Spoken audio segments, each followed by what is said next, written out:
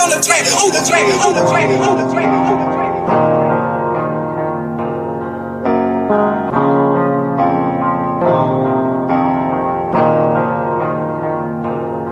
For the stats, I be beating the odds. In the blood, it be making me calm. Ride the turbines just like I'm Saddam. I'ma blow it just like I'm a bomb. I'ma leave it. And Cash Patel made a way bigger mistake than that with that post that we talked about. And when it comes to this, once this gets proven, assuming that it is what it looks like, every part of the government's theory is not true. It can't be. It can't be. Unless Tyler Rogers was behind him and you have some body double over on the building that they pretended that he shot him from, which means you've got decoys. You have a guy who's screaming in the crowd, I did it, I did it. You got another guy who's cheering. You've got Tyler Rogers over on the other roof, and then you have the real shooter over here. Okay. That now you're talking real conspiracy. And you guys have been watching my content. I have not even entertained a large scale government or bigger conspiracy. What's bigger than the government, Jesse on Fire? Well, we're going to get to that, because if this is what it looks like, I am now going to propose a way bigger conspiracy than people think that this is. And I mean, I'm pretty sure that the prevailing theory of who would have done this, if you're talking state government actors, is Israel, because Charlie Kirk refused to sell the company or refused to take in their money so that they could control his opinions and what he would share relating to Israel, right? That's like, no one's like directly saying it, really no big, but that's what I'm seeing online. I never entertained that. I never entertained that theory. And I'm not saying that it's not true. It's just I haven't entertained it because I didn't see anything that was definitive on that.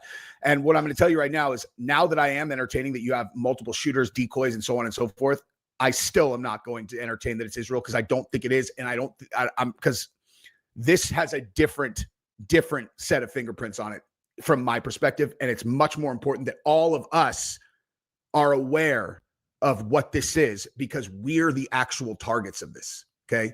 Like the people who watch my content, me personally, heavy duty country, guys like us, okay? We are the targets of what this actually is, and I will explain that in detail after we look at the evidence. And so I'm being clear. When I say we're the targets, I'm talking about the targets of the PSYOP. We got a lot to get into, as you've seen, man. We're going to get into this thing live in the action, man. It's your brother, Aboriginal Power, the Hood journalist, right here on the scene, man. Make sure y'all smack that like button. Don't want the video, support the channel with me. I'm also in a new studio space right now. I'm not in my normal office area. So y'all letting me know. I came outside to my balcony, man. I'm actually enjoying the space right here. On my back patio area, actually. So let me not say balcony. On my back patio area. But how y'all feeling? How y'all feeling? Is my audio up to par? We got a lot to get into. Tyler James did not kill Charlie Kirk. The FBI doesn't have a clue of what's going on. I'm going to get into some facts about deep hypnosis, MK Ultra, brainwashing on Tyler James. Hey, man, this stuff get crazy. I got a lot to cover, so I hope you guys are ready to buckle up for this one. Drop those fire emojis in the chat if you can hear me loud and clear. We started off a clip with the guy who we're going to be breaking down, Jesse on Fire, because Jesse definitely came with some heat with this one. But we've been breaking it down from the beginning that we don't believe that they even have a shooter. We believe that Tyler James doesn't fit the criteria. This had to be an elaborate plan, orchestrated, obviously from a team of people. Cash Patel, FBI director, recently released that he is now currently under investigation, and they're investigating all leads to possible accomplices within this whole thing. People that were assisting Tyler James, but I don't believe Tyler James is actually the shooter. We're going to get into that. So if y'all ready to get into this next set of heat, drop that fire emoji, thumb up the video, and let's go.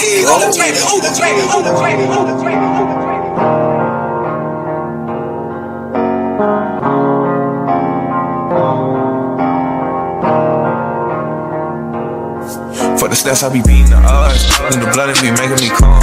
Ride the turbines just like I'm Saddam.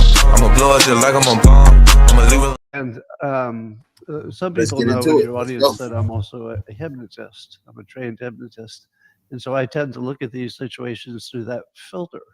And through that filter, you can see a really clear cause and effect. Starting around, let's say 2016, there was wall-to-wall Hitler, Nazis, 24 hours. Before that, there had been other Republicans who had been accused of being Hitler. But I think that everybody treated it like hyperbole. It's just, it's a political insult, and it's the most common one, so you don't take it too seriously. Yes. But imagine being a young kid and growing up when the news, the people in nice clothing would go on TV, and they would say, in all seriousness, he's basically Hitler. The Nazis are coming, and you would create a mass hysteria. Now, a mass hysteria would be worse than TDS or Trump derangement syndrome, because that would be sort of what happens to an individual, that could have TDS. But if you have a lot of people who have TDS and they start talking to each other, pretty soon you've got a mass hysteria. And the mass hysteria created this, what I call a Hitlerian bubble, meaning that a lot of people are living in what they think is a reality that is just completely Hitlerized. They see Hitler everywhere, and they see it in Trump, they see it in his lieutenants. And this is different. So this is not like what we've seen before. All it takes to completely brainwash somebody to believe ridiculous things, even things that their observations should tell them are not true. All you need is people in good suits whose job makes them seem credible to say day after day, it's the repetition that matters, Hitler, Hitler, Hitler. And you convince people that they're living in a hellscape and they better do something about it. So the main thing I saw was that. And once the bubble is formed, it's hard to get out. You can't talk people out of it. I want to skip it up a little bit. Listen to this. I just want to skip it up a little bit. That might be playing into this a little bit as well.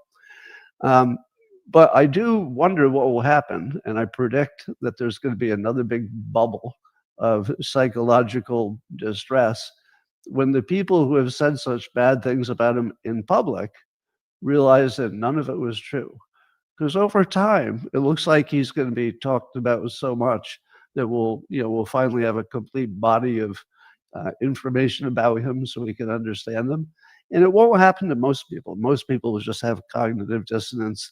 They'll still believe he was, Hitler Jr. But there will be some people, not a big percentage, who are going to realize that they did something so shameful that it will haunt them for the rest of their life. Because I didn't expect it, which was the Democrats have always had what I'd call a machine, which is when it was released, his mortal coil was no more. I feel like that energy just right here. I want went you to pay attention right here. And suddenly tens of millions of people simultaneously said, what can I do?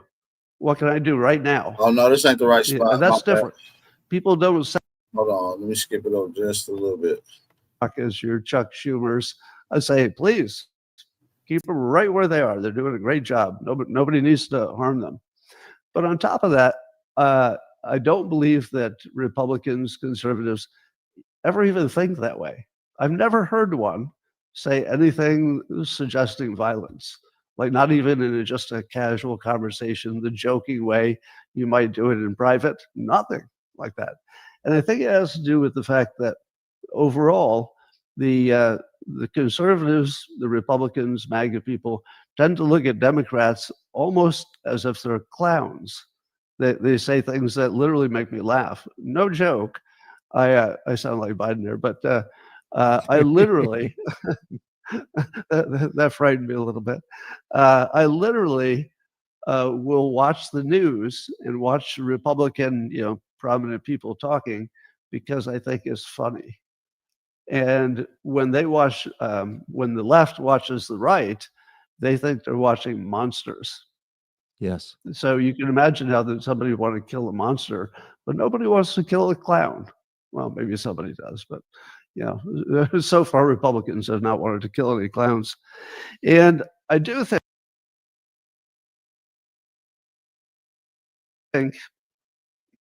well, first of all, Look, this guy is already inciting war, and somebody on the other side should be the killed. cancellations we're seeing, I have a little bit of mixed feelings about it, because my point of view is that the people involved who are getting canceled are themselves brainwashed.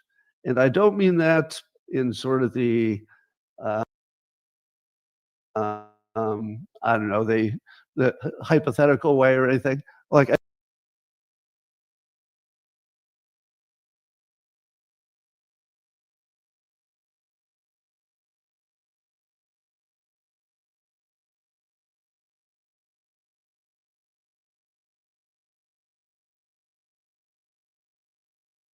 are themselves brainwashed. I don't know what's And I going don't on. mean that in sort of the, I don't know, the hypothetical way or anything. Like, I mean, actually, literally, they've been exposed to the strongest brainwashing you could have, which is about 8 years of wall-to-wall Hitler, Hitler, Hitler, Hitler.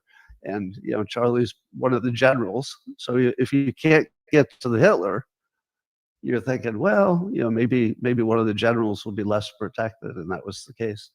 But I feel a little bit bad for them, because they're victims too.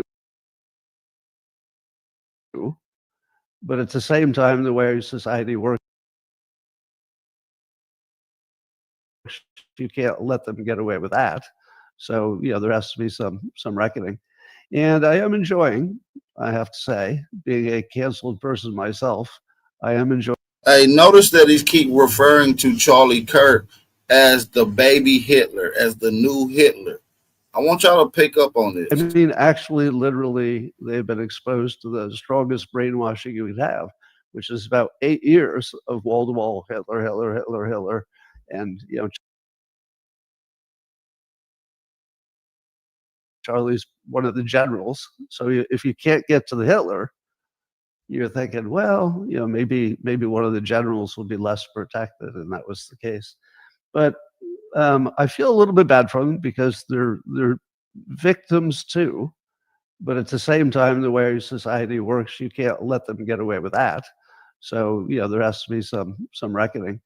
And I am enjoying, I have to say, being a canceled person myself, I am enjoying the Schadenfreude, or the you know, the catharsis of seeing that it can go both ways, at least for now. And by the way, I do think the violence goes in both directions, but I don't think that there's an equivalent to a massive machine that's been creating a situation that guaranteed there would be violence. If you just keep saying Hitler and you're selling it not as hyperbole, but you're selling it as absolute fact, the people who don't have access to alternative theories are going to believe that, and they're going to act on it. So, and I like the fact that there's a little mutually assured destruction. The left is getting to see a little bit of payback, reminding that the Republicans aren't going to take infinite abuse. You know, there's going to be a point where it's going to come back. I kind of like that. But I just, you know, overall, I wouldn't be proud of it. You know, the cancellations. I do believe that they're brainwashed victims. So, I do wonder. Yeah, go ahead. Well, I thought your description of brainwashing seems accurate. It's very distressing to think that could happen in our free republic, you know, the free and brave United States. I thought the people were more independent minded than that. So that's sad. It's probably just human, though, a weakness that we all share, the susceptibility to propaganda. But why would you want to hypnotize a population or a portion of it? Like, usually there's a goal in mind. What's the goal here? Well, power. They're doing public political hypnosis on the people. And people like me is aware to what's going on, and we're calling it out, and we're spotting it out. Now, we're going to get into more proof that Tyler did not kill Charlie Kirk. We got to get into this. This is going to be absolutely phenomenal. I need y'all to buckle up for this one. We're going to run it back to where we was at at the beginning of the show, the way we started the show off, we're gonna pick up right where we was right there. So if y'all ready to get into some of this heat right now, I need y'all to drop those fire emojis, thumb up the video, and support the channel. Y'all already know the vibe. It's your brother Big Original Power. Let's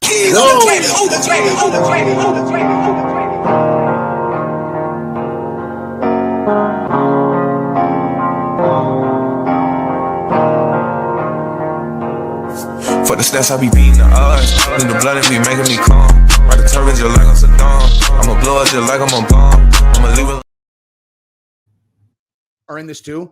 So I have no reason to think that this is doctored, which means it's definitive. So once we establish that he was shot from behind, and we see later in the video the shooter very likely caught on video, which is also included here, now we have to start having a much bigger conversation. Two bigger conversations, in fact. Okay. The first one is related to Kash Patel's handling of this. And I'm trying not to hammer Kash Patel, but he's blundered this, but he's blundered it for all the right reasons. But the way he's blundered it now is exactly what I was talking about earlier today. If you guys have seen the video that I put out this morning, I was talking about how oversharing as the FBI director is the very first one who's telling us as these things are unfolding. And I said, I'm learning why they don't do that, where they seem like they're being really cagey, is because as soon as you put information out, now you're being held to that. And if it ends up not being correct, then what's going to happen? You look incompetent, right? And Kash Patel made a way bigger mistake than that with that post that we talked about. And when it comes to this, once this gets proven, assuming that it is what it looks like, every part of the government's theory is not true. It can't be. It can't be. Unless Tyler Rogers was behind him and you have some body double over on the building that they pretend. His name is not Tyler Rogers. His name is Tyler Robinson. And he is the decoy. There was actually four decoys. The old man, George Zinn, the other guy that had the rifle on his dashboard, and also Tyler James Robinson. All these people were decoys. As a matter of fact, this is going to get into even a more deeper conspiracy than what you guys even think. This is not an FBI, CIA hit. This is an even deeper hit from the IDF. I'm talking about a direct call from Israel, connected through Trump, invoked by the IDF, Mossad. I'm telling you, dude, this is a tactical assassination. Get in without being seen, untraced, no nothing. Everything that they told you that they had leading up to the suspect being arrested is all malarkey. We're going to break that thing down at the end of all this. So stick around. We're going to show you all the inconsistencies of where the FBI blatantly lied. Theory is not true. It can't be. It can't be. Unless Tyler Rogers was behind him and you have some body double over on the building that they pretended that he shot him from, which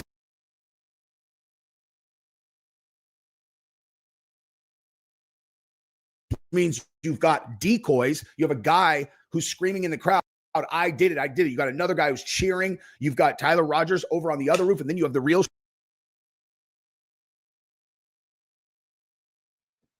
I don't know what this is about. shooter over here. Okay. That now you're talking real conspiracy. And you guys have been watching my content. I have not even entertained a large scale government or bigger conspiracy. What's bigger than the government, Jesse on Fire? Well, we're going to get to that, because if this is what it looks like, I am now going to propose a way bigger conspiracy than people think that this is. And I mean, I'm pretty sure that the prevailing theory of who would have done this, if you're talking state government actors, is Israel, because Charlie Kirk refused to sell the company or refused to take in their money so that they could control his opinions and what he would share relating to Israel, right? That's like, no one's like directly saying it, really no big, but that's what I'm seeing online. I never entertained that. I never entertained that theory. And I'm not saying that it's not true. It's just I haven't entertained it because I didn't see anything that was definitive on that. And what I'm going to tell you right now is, now that I am entertaining that you have multiple shooters, decoys, and so on and so forth, I still am not going to entertain that it's Israel, because I don't think it is. And I'm because this has a different set of fingerprints on it from my perspective. And it's much more important that all of us are aware of what this is, because we're the actual targets of this. Okay. Like the people who watch my content, me personally, heavy duty country, guys like us, okay, we are the targets of what this actually is. And I will explain that in detail after we look at the evidence. And so I'm being clear. When I say we're the targets, I'm talking about the targets of the PSYOP, because the actual target is the United States itself. Okay. I know. I just, I laid the groundwork for some really serious conspiracy theorying today. And that is what you're going to get. This about to get heavy, y'all. So this is about to get heavy. I need y'all to buckle up. Drop a fire emoji in the chat if my audio is cool. If you can hear me and hear the video, drop a fire emoji in the chat. That lets me know that everything is perfect when you guys are in. Also, hit the like button to help you get in the algorithm. Share the live stream on all your social media outlets. And if you want to support the channel, Cash App information is in the chat. I've got some good stuff coming on him today too. This is gonna, dude, I have so much content to do. I love this. I love my job. I just want to tell that to you guys, okay? And I feel guilty enjoying my job so much because it comes at the expense of the death, you know, at the expense of a death of someone who I think was a better man than me, who was doing more good than I was, and I have nothing but love and admiration for. But when you put this kind of stuff in front of someone like me that loves to look into this stuff and then talk to my audience about it, I love my job, man. I really do. And I hope that I am, you know, living up to what Charlie would have expected from all of us, because if it was me, I would certainly want everybody to pull on every single thread and figure out who did this, especially if they are targeting the United States. So let's jump into this thing right now. And I want to show you kind of the intro. Now, I don't think I can show the portion that does actually show the bullet coming in and then coming out the neck. I have a feeling this has to have gotten demonetized for him, but I'm going to show you the screenshots. Okay. Showing where Charlie was sitting and the angle of the shot, which will correspond with this video here, which unfortunately we will blur out Charlie's face, but we will show what is necessary to prove that this was an entry and exit wound.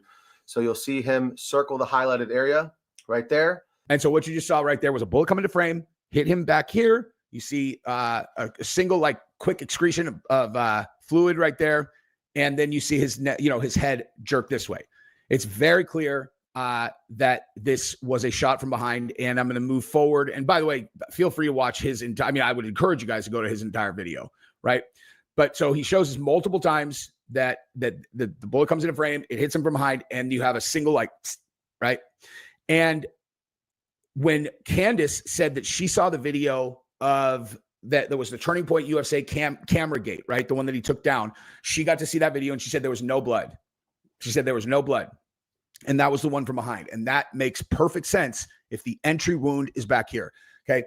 And I'll tell you exactly why. He gets hit on a downward angle in where his hair is, right? He's got brown hair, gets hit where his hair is, and the exit wound is his neck, which makes way more sense. We all saw that wound. I saw that wound. Okay.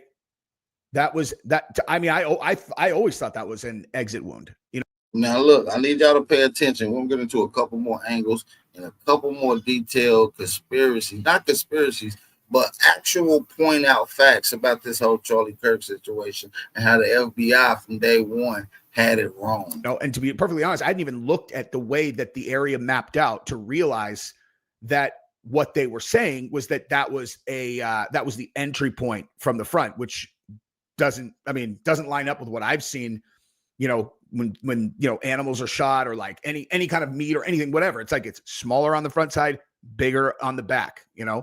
And a 30-06 round, just to put in perspective how big it is. Okay. I brought visual aids. Okay. This is a 223. Okay. This is what it would be in any traditional AR. You hear the AR-15, right? So this is a traditional 223 round, 5.56 is the same size. This right here is a 6.5 Creedmoor. Okay. So just so we're setting up what a 6.5 Creedmoor is in comparison to a 223.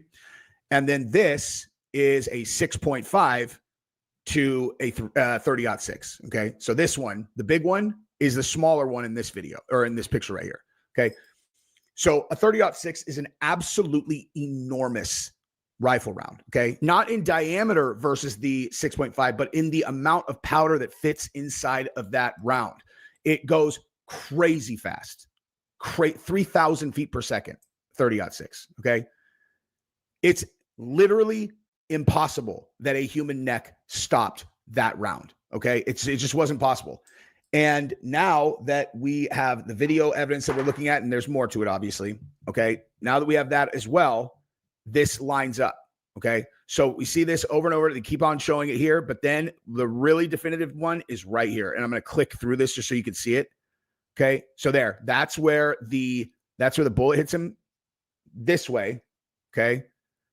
And then afterwards, as we kind of go through this, you see the exit wound appear. Look at bullets will not expand in that short distance. There.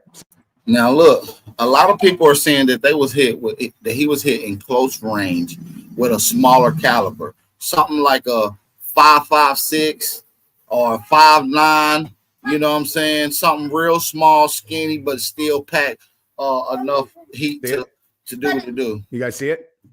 Most of them require 12 to 14 to 16 inches, even sometimes, of tissue to expand properly. Also, Charlie tensing up correlates and proves that he was hit in.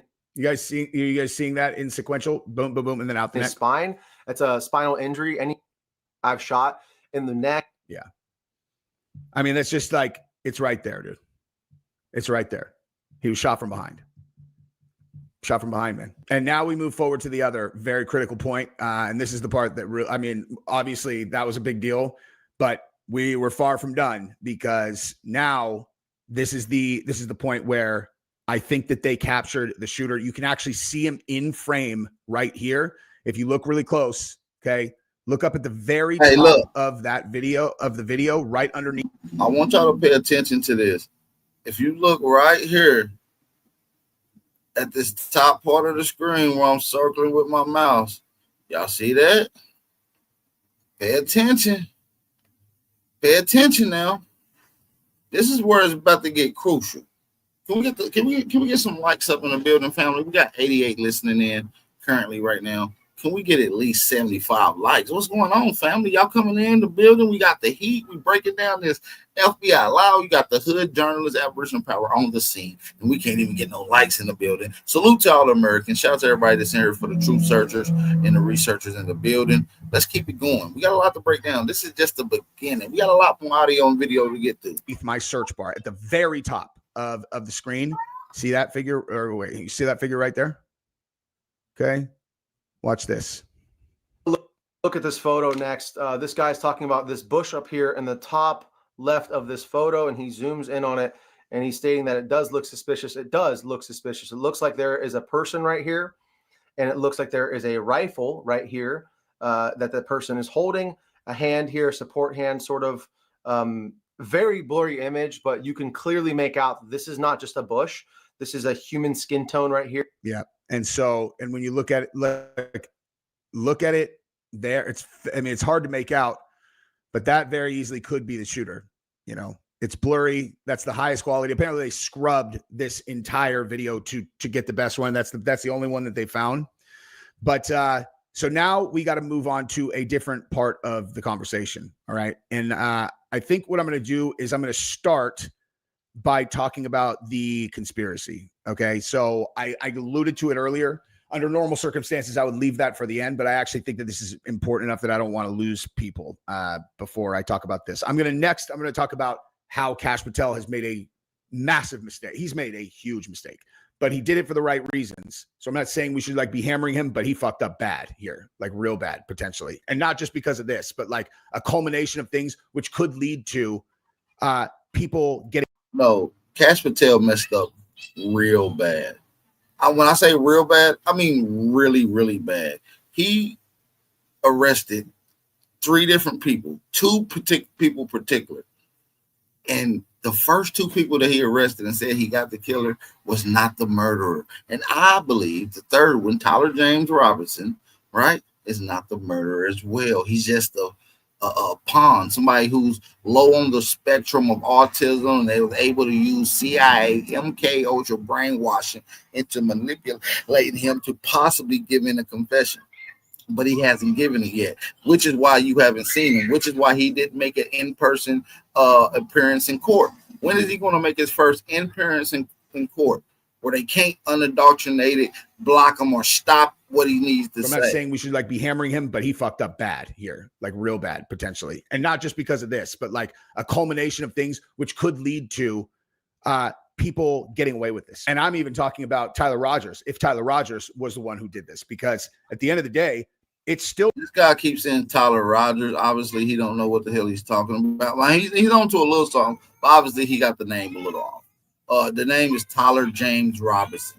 It could be Tyler Rogers that shot him, you know. But what we know now is you have multiple decoys. It appears that we have multiple decoys. You have the person on the roof on the other side. You have the guy who's screaming about, I shot him, shoot me. And he turns out to have Kitty Diddler, you know, stuff on his computer, which means he would have been very easy to blackmail into doing whatever you want. Now, that's the last that I'm going to talk about evidence of a conspiracy, because the remainder of this portion where we're talking about the conspiracy, we're just going to operate under the assumption that that is what's going on, because now there's nothing more that we can do than play a thought exercise. And that's what we're going to do. So it is a conspiracy in our hypothetical thought experiment here. Okay. You have one option over here, which is Israel killed Charlie Kirk because he was having Tucker Carlson at his events. I call him Tyler Kirk all morning. That's crazy. Why you didn't help me out and recorrect me then, Kato? You ain't shit. Tyler Kirk is diabolical. If I did say that, you know I was. Hey, it's the waking bait. What can I say? He was starting to share opinions that seemed to be conflicting with the public, narrative that Israel wanted out there, and they had already given him money, and so they had made threats, and they did it. Right? Not impossible, right? But here's the thing, right? Here's the other side of people who benefit from this. So when Donald Trump had not won yet, right, when he was still running for office, we knew that there was a large conspiracy among the most powerful people in the world, the string pullers, Soros, right? So Soros and company. Hey, shout out to everybody that's in the building. Salute to everyone that is coming up in the building. I do appreciate everybody. We got a lot to break down. I hope you ain't got nowhere to go, because we got a lot to break down. Salute to y'all for coming into the channel. This is your brother Albert, the Hood Journalist. Salute to yourself, man. Big yourself up. Big yourself up, man. I see we got some people over there in Africa. Shout out to Nami. Shout out to the Nami from Africa. Shout out to my African sister. When are you coming to America, my sister, or did you make your way already over here? Shout out to my African sister. We all knew they were going to take a shot at Trump. No one was surprised at that, because Trump represented an existential threat to their control over the levers of power in the United States. Okay. And we've talked about this ad nauseum on my channel. If you're new to my channel, I would just very quickly go over this again. Okay. The reason why you have seen a concerted effort on the global stage to weaken the United States among the global elites that are trying to build a more globalized way of managing the humans on this planet is because prior to 2016, the United States was the power base globally. The United States dictated what basically every country on earth did to a certain extent, and could influence what these other countries did. And no one was going to go directly at the United States because of our military and our economic strength, which was not even comparable to anyone else. Okay. Now, the global elites that I'm talking about consider themselves more powerful than the government. And the reason for that is because they are the ones who have always put the people in office who are the government. They control those people, and thus they control the government. And they have always, at least in the many recent decades, controlled the world by controlling the United States government. And in 2016, what happened is they found out the hard way that if they lost one election, the entirety of their power is put at risk if one person sneaks through and wins the president of the United States. Because Donald Trump came in, he was an anomaly that they did not control. He was like the first candidate on either side of the aisle who was in the general election, like where you got a Republican and a Democrat at the very end, since, hey, it's democracy, but we always just have two options, right? It's democracy, but you have two options. You're like, it doesn't really seem like democracy, right? I mean, it's like, I guess it's democratic to choose between those two, but how hard is it to make sure that you control both candidates if you're these people, because that's what they've always done. That's why nothing ever changes. Okay, nothing ever changes with big. Now look, there's a lot more I want to get into. Now, before we get into the next video, because now we're going to get into some more of this brainwashing MK Ultra conversation. I believe that this was a deeper hit than what y'all think. So we're going to go into this next set of videos. These are a few signed clips that I found on the internet. I thought this would be quite interesting nonetheless. You see what I'm saying? Let's get into some of these documents that I put together. It's only a couple exit wound. So let's get into that it. means that Candace Owen was telling the truth when she said she got footage from the back camera from their lead tech guy. But that means they're claiming a 30-06 to the neck with no exit wound, that it couldn't make it through. You know that's physically impossible, right? But we'll get to that because we know they're telling us the truth. There's obviously no funny business. Case closed. Be right back. There's nothing gory about this footage from the back. The thing that really stood out to me, and I just kept asking to be played over and over and over again, is that there's no blood. There's no blood from the back. There is no blood. So I think a lot of people were wondering whether or not that bullet pierced and went out the back. I think I vaguely even remember, and Skylar, you can maybe live look this up, like I thought the feds were saying they were looking for a bullet at some point. And of course, that's the camera she's talking about. Now, this whole situation is really weird because all she has done was trying to get to the bottom and just doing her own investigation. And from her doing that, she started getting smeared by thousands of accounts at the same time saying the same exact things on Twitter. And 1,000,000% unrelated, the same exact accounts that are smearing her are the ones that are warning us of these terror things that are on the way. That'll happen within 6 months. Oh yeah, by the muzzle entry, it's impossible that the bullet would not go through the spine. So I guess like the lead surgeon said, it was just a miracle. But surely to end these crazy theories that are going on, they could have just taken a picture of the bullet or showed us actual footage, not filmed on a potato. I mean, of course, there's no literal way that what we saw was the exit wound, right? I mean, it's up on top of the building and there's only one shot heard, right? 2 bangs, 0.07 seconds off? Relevant. When you see thousands of accounts start a coordinated smear attack on one person, you should really just look into what they're saying just in case. I mean, you don't want to be ignorant, do you? They've been trying to play her off as crazy, but she's on the Turning Point website after they made Erica the CEO. She showed messages, and now it was proven that the lead tech guy at Turning Point did send her the video as she requested that nobody else could get. And now we have Erica who's going to come out and talk about all these theories going on. You have heard the theories, haven't you? But it's about what I'm not saying in this video. Look into what I'm not saying. Pay attention to this next clip. Viewer discussion of lies. Read that shit.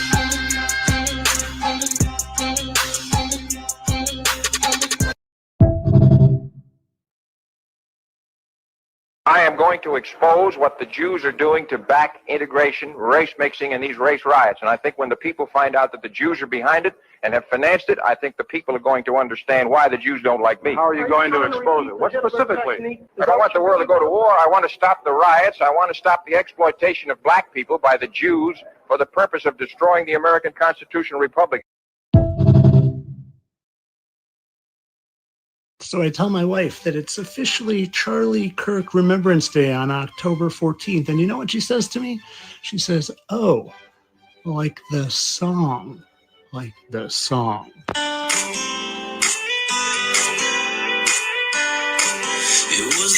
Y'all hear this? Listen to this. It was the 14th of October. And you took my hand and we pretended like I was your guy. I love you. I know. I love you. Oh, and I tried to guess your middle name. Do you know just a few short days ago, I heard that his middle name was James and his middle name was James. So I decided that I would guess what the middle name was of the Utah governor. And did you guess it like I did? That's right. Middle name. I tried to guess your middle name. And you know what the next line is? For 30 minutes, we played that game. J, the 10th letter of the alphabet. 10 plus 10 plus 10 is 30. For 30 minutes, we played that game.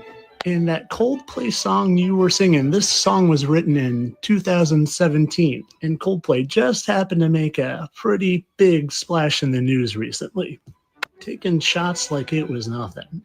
Do I even need to go there? Oh, and all the shots from there and shots from there, that's just muddying the waters so you don't know it was fake. Did the Running Man, you loved it, kind of made me think of something.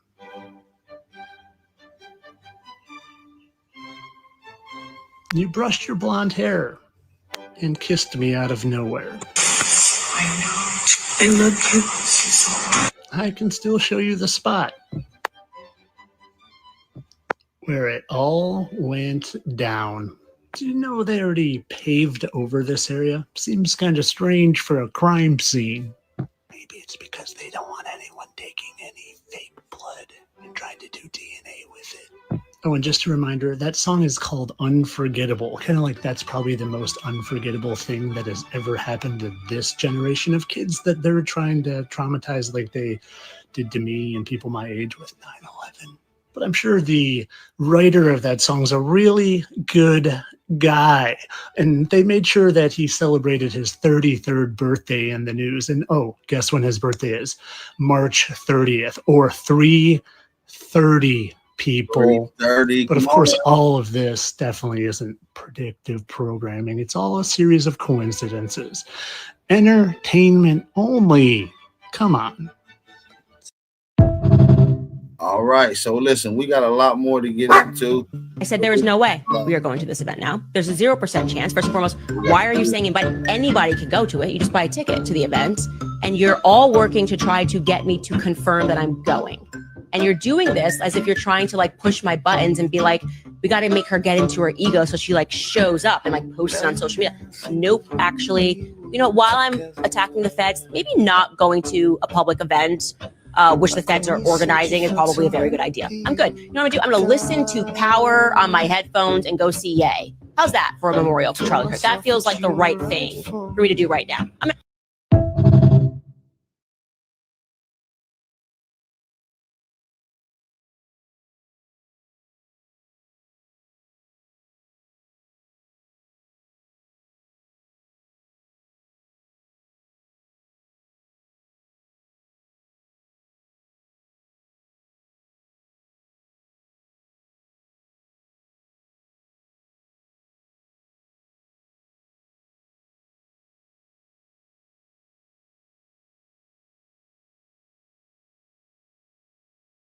Is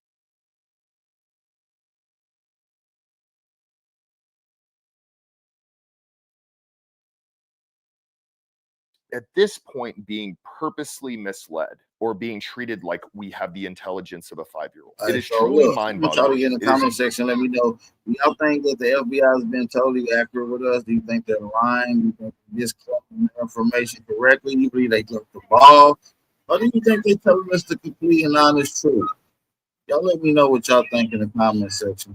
It's your brother Big Number. Let's get into it. This is crazy right here. Let's get into this actual information. This is some bombshell information right here, y'all. I found this on the internet. I didn't get too many views, but I think this is worth the watch. He breaks this thing down pretty carefully. Let's go.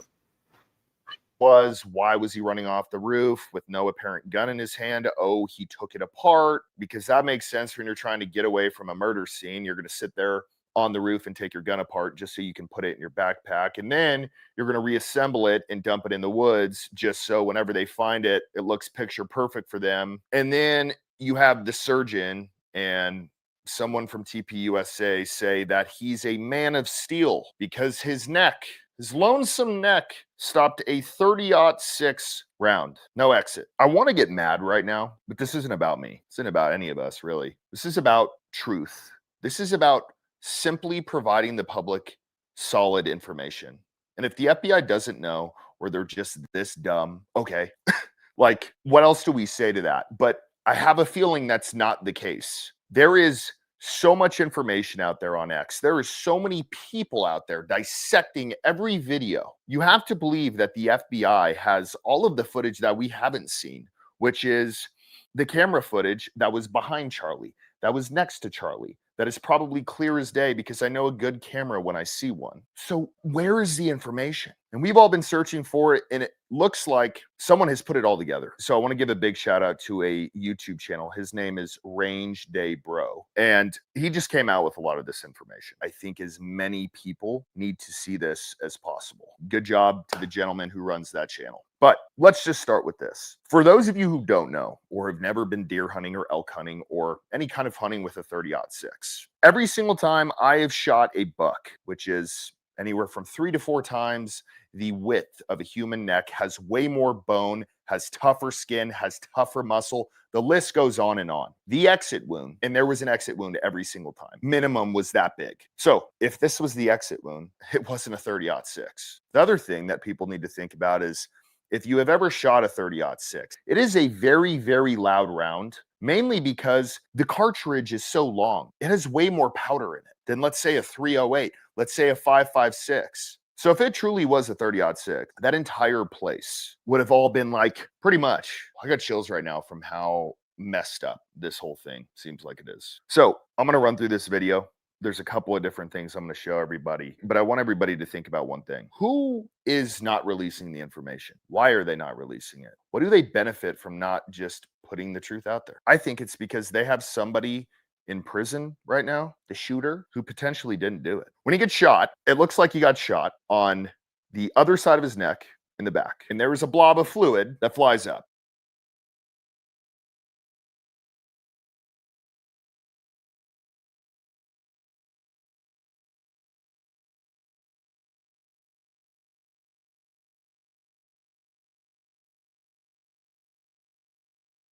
Now, this can be common with an entry wound. At other times, it may not be because there's so much force going through there. Potentially, there's nothing that comes out the side it went on until a while after. I've shot deer. No, he's not from Memphis. Nah, I mean, he's from Nashville. It's a difference. And people from Memphis and people from Nashville don't sound the same.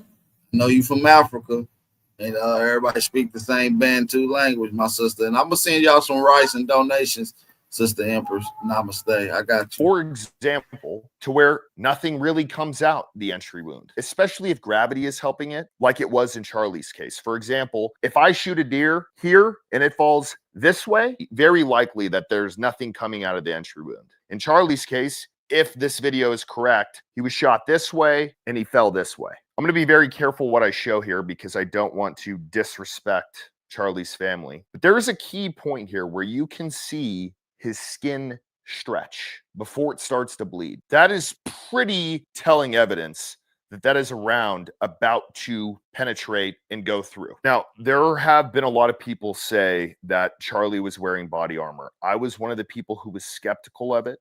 I was one of the people who didn't really buy into the story of it hit his plate and went up and ricocheted type of situation. And I still don't really know what to think on that because there are videos where it clearly looks like he may be wearing some. And then in other videos, you can see his nipples through his shirt. You don't see nipples when you're wearing body armor. Even if he was wearing body armor, a 30-06 round can penetrate most body armor. A 30-06 round can penetrate a half-inch piece of steel at 100 yards. That's how strong the round is. So when we hear from the surgeon, oh man, Charlie's neck vertebrae, which is not even a straight solid piece of bone like your femur is. It's got a whole bunch of gaps in it and cartilage everywhere, discs. It's just so unbelievable. I'm not saying it's not possible, but they haven't released the autopsy and they put out some statement like we're all 5 years old and we're reading some comic book. He's the Man of Steel, and it was just barely underneath his skin, so it didn't come out. What happened here was a miracle, and I want you to fucking acknowledge it. All right, it was a miracle. Can we go now? Okay, all right. Now, a couple of videos ago, we went over a shot, which seemed like potentially somebody shot from the window, which would make sense for this angle. We also went over the fact that it could be a reflection. Me, I first seen this and thought straight away, holy shit, that is the bullet. It matches the exit wound. It also matches the shirt puffing up and the angle of the entry and exit. I needed another angle just to gang violence. Now I am pointing more towards a reflection because there is new video or new pictures of what seems like a guy standing up on a ridge. A lot of people are potentially calling it a plant.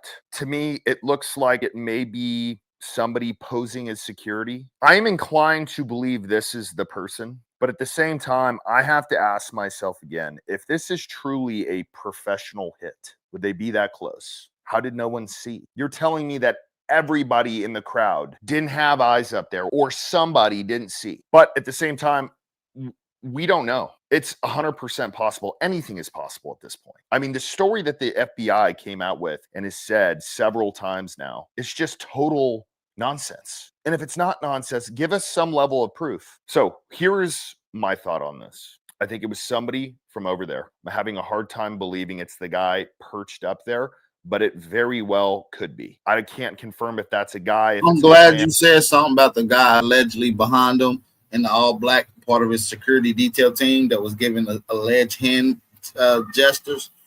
Well, I actually got an exclusive interview with him explaining why he gave those hand gestures at those particular times. We're going to get into that. If it's a damn garden gnome, if somebody was hiding behind it, who knows? But at this point, this does not seem like just some random trans kid pulled this whole thing off. This had to have been some level of operation, whether it's an operation in that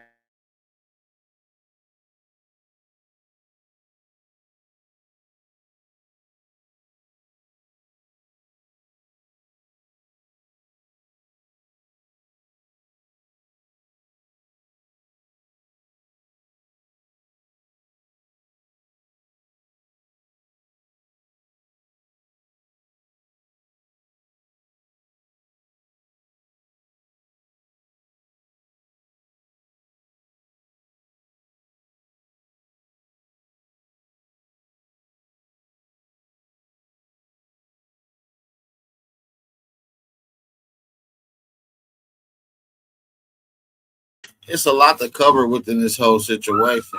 But we're gonna do my best to break all this stuff down, man. Like I said, it's a lot to get into. I do need everybody to hit that like button, thumb up the video, and support the channel. Let's get into it. Let's get into it. We got a lot to get into. So let's run this thing back. Candace Owen dropped another bombshell today, even though I'm not really a fan of her. But she is on the case just like I'm on the case, breaking down every inconsistency, every contradiction, and point out every single lie. You see what I'm saying? This is what I do. So let's get right into it, though. Let's go.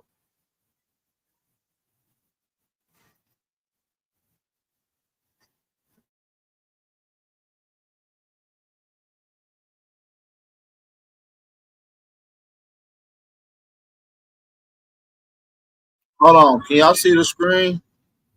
Can y'all see the screen? Let me know if y'all can see the screen. Family, let me know if y'all can see the screen. I need to know if everything is cool, copacetic, and ready to go. I need to know. Let me know if y'all can see the screen clear. I want to make sure audio is good too, family. For all in the audience yesterday afternoon, thank you for joining us this morning. I know it's been a difficult day for all of you right now. And Tiffany, let me begin with you. Just tell us what you remember about the scene yesterday. It was horrific. There was one shot that rang out, and everybody instantly looked around and then fell to the ground. People saw Charlie instantly get shot in the neck, and everybody fell to the ground, and then people started running and got run over. And I was with my family. We had 16 of us there, so 5 adults and like 11 children. And we instantly got separated. We're trying to find everybody, and we had amazing good Samaritans that grabbed kids. One took my niece and took her to her apartment. Somebody grabbed these 2 and my daughter and took them over to the tennis courts and stayed with them till I came. It was a super awful tragedy, and there were really good people that stood up and supported each other, and it was actually really powerful to see that. Al and me, I can't imagine how scared you must have been yesterday. What can you tell us about what you all remember? Al, you go first. So I remember hearing this thing.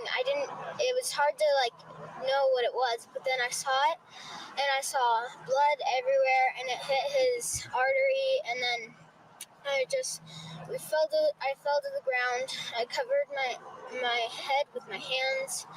And then I just started saying a prayer, and then we all ran. We sprinted away, and we ran away and then we met at the tennis courts, and then we couldn't find anyone. It was just me, Mia, and then my other cousin Bella, and then we were calling everyone. We didn't know what to do, and then we finally met up with them, and it was just so scary. I'm sure. Mia? I remember that we were like 15 feet away, and I thought like the shot was like a firecracker or something. It just didn't seem real. After that, we went like behind where Charlie Kirk was, and then we were meeting up at the tennis courts and trying to find everyone. She said it sounded like a firecracker and it didn't seem real. First of all, this is a high-powered rifle, a 30-06. These things take out buffaloes and mooses and elk and deer. In a stadium enclosed area, it would have echoed off of every building around there. It wouldn't sound like a little firecracker. The shot was like a firecracker or something. It just didn't seem real. After that, we went like behind where Charlie Kirk was, and then we were meeting up at the tennis courts and trying to find everyone and get everyone together. And Charlie Kirk was such a good guy. I'm gonna miss him so much. I've always watched all of his videos, and I can't imagine what you all America's went gonna miss Charlie Kirk. Can't imagine what you went through yesterday. Thanks for sharing your stories this morning. Okay, so to update you and to remind you, I had mentioned that first and foremost, Tiffany Barker is a part of a very political family, a very connected family in the region. The internet sleuths just were on it. Apparently, there's a whole Reddit feed, and they were able to determine that not only is she connected to a big political family that is high up in the LDS church, but she also forgot to mention, and maybe there wasn't time to mention, to be fair, that they knew Charlie, that the daughter had sung at Charlie Kirk's events. So it would have been something that I think I would have said, but again, sort of in the chaos, maybe in the next morning while the manhunt is going on, and in this sort of short stint of speaking to Good Morning America, you didn't have time to give those details. Now, many people were curious mainly as to why the children were so descriptive regarding the artery. And Tiffany herself made a response video and addressed that question. And here is what she had to say. When we get in the car, we're stuck in the parking lot for like an hour and a half. My niece that was sitting right behind me in this car filmed Charlie getting shot.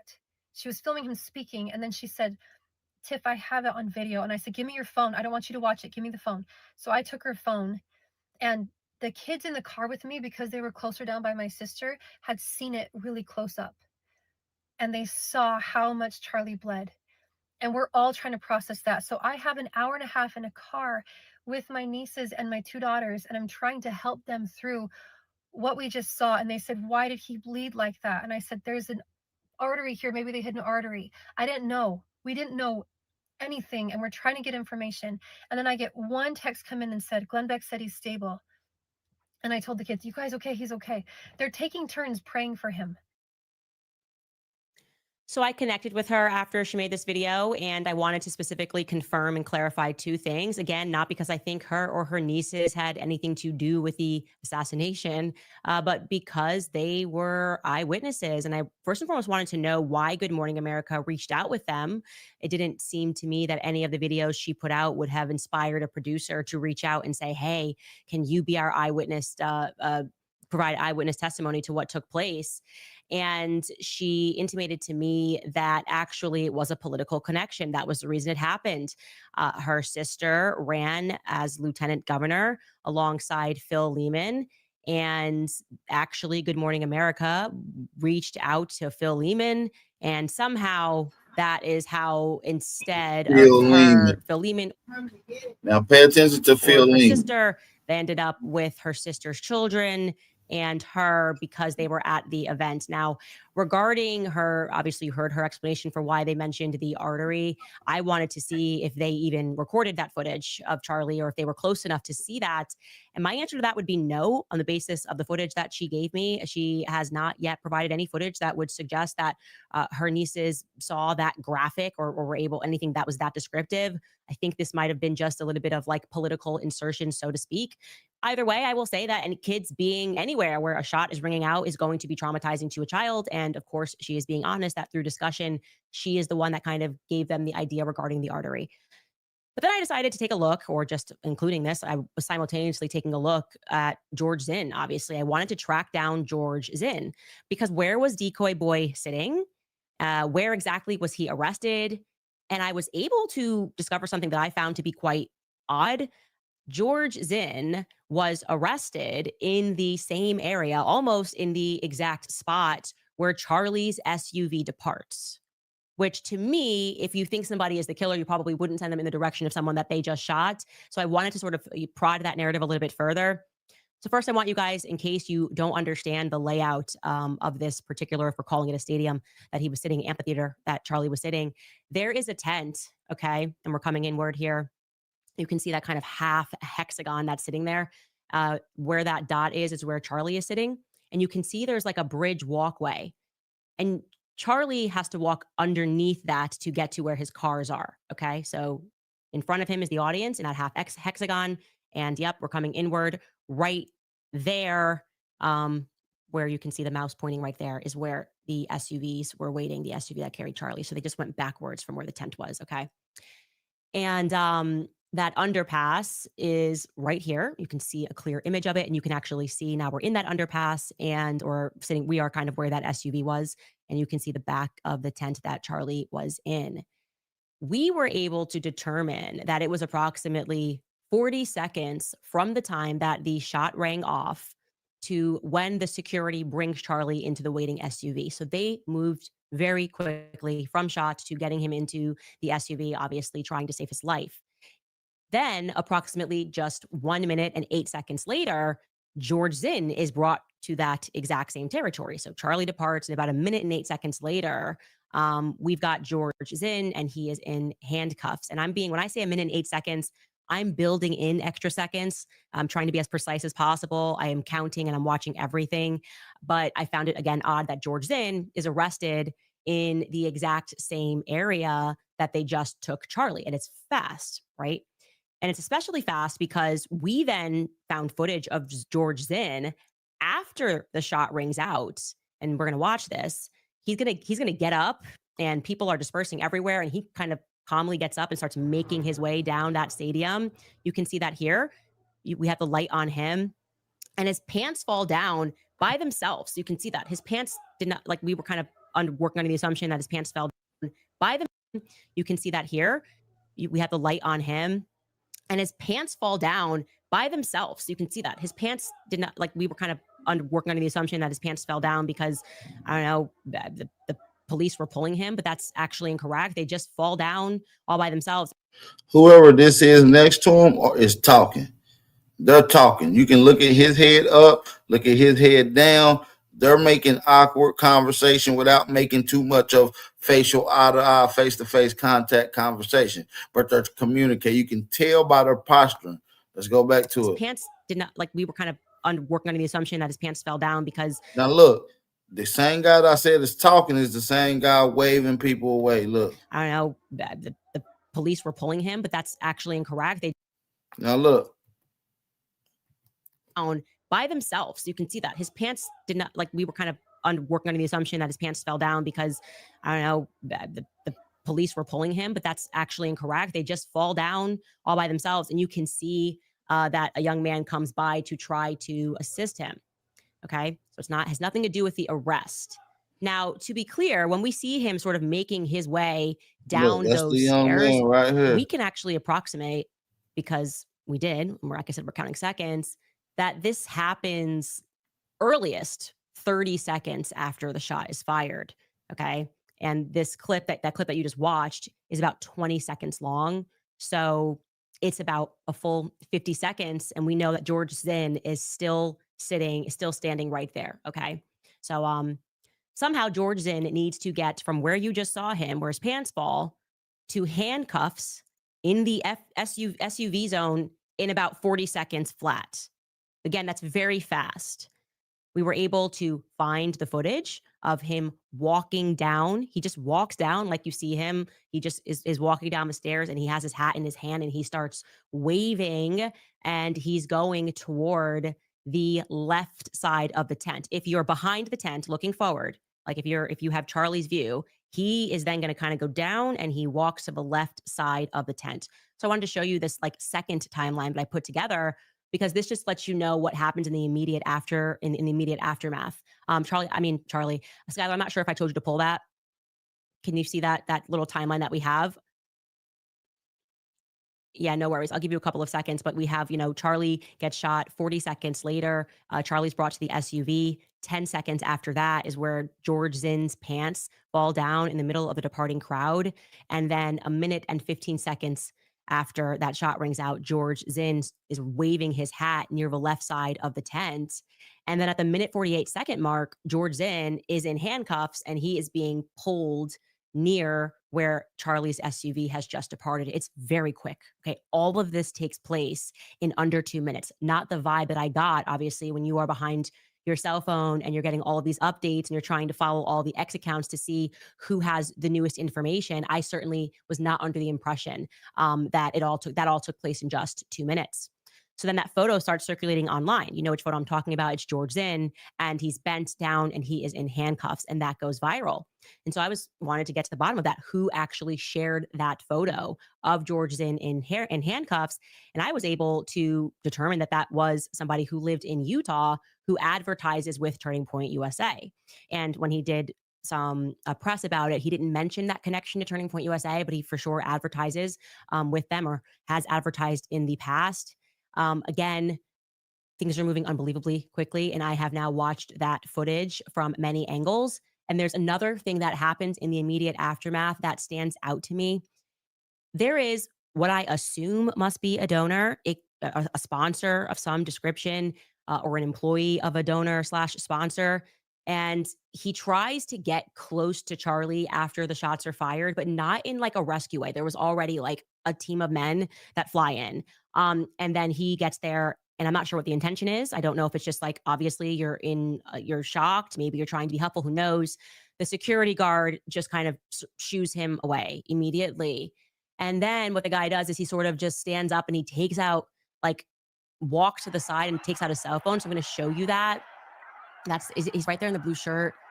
And he sends a text as I'm watching the footage. It goes on a little bit longer, sends a text, takes a photo. Not entirely clear what's being done there, but it just sort of stood out to me in the middle of the chaos, seeing that. And I would really like to know who that is, because we had received a ton of messages from current employees at Turning Point that had mentioned that company.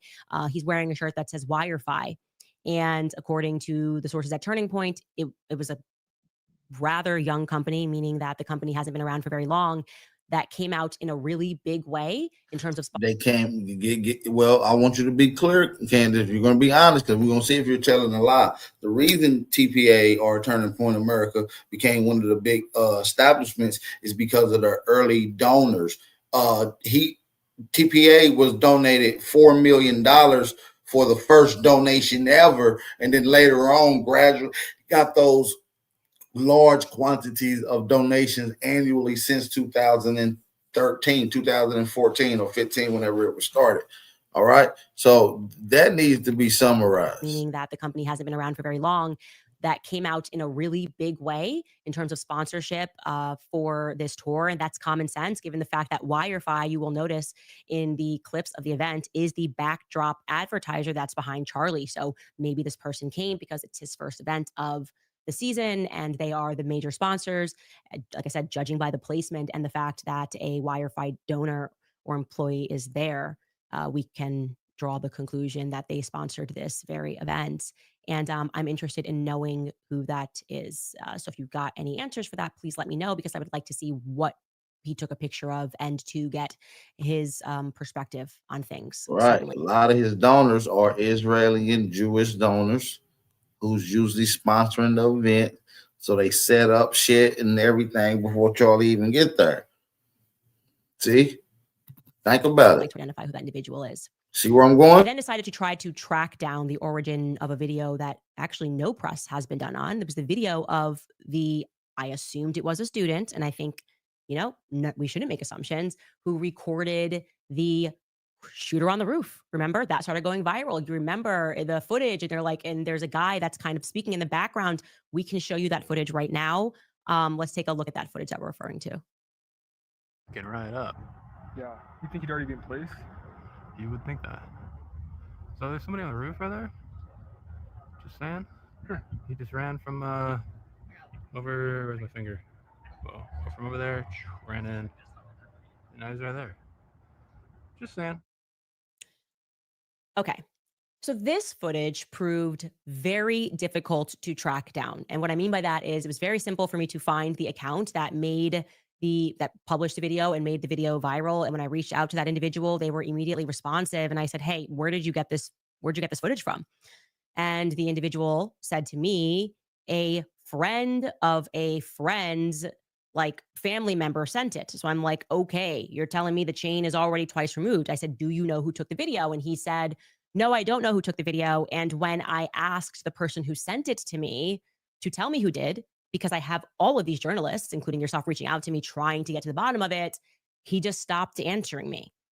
I said, so your friend who sent you this video just stops answering you? And he then sends me a screenshot of a conversation that they're having on an app that I don't recognize, right? So we are prodding that, and he has been responsive, so I'm sure he'll tell me what app this is. And sure enough, the person says, well, there were 2 people actually who took that footage, which obviously isn't possible, but there are 2 people that were involved in taking that footage, and he sends him 2 numbers.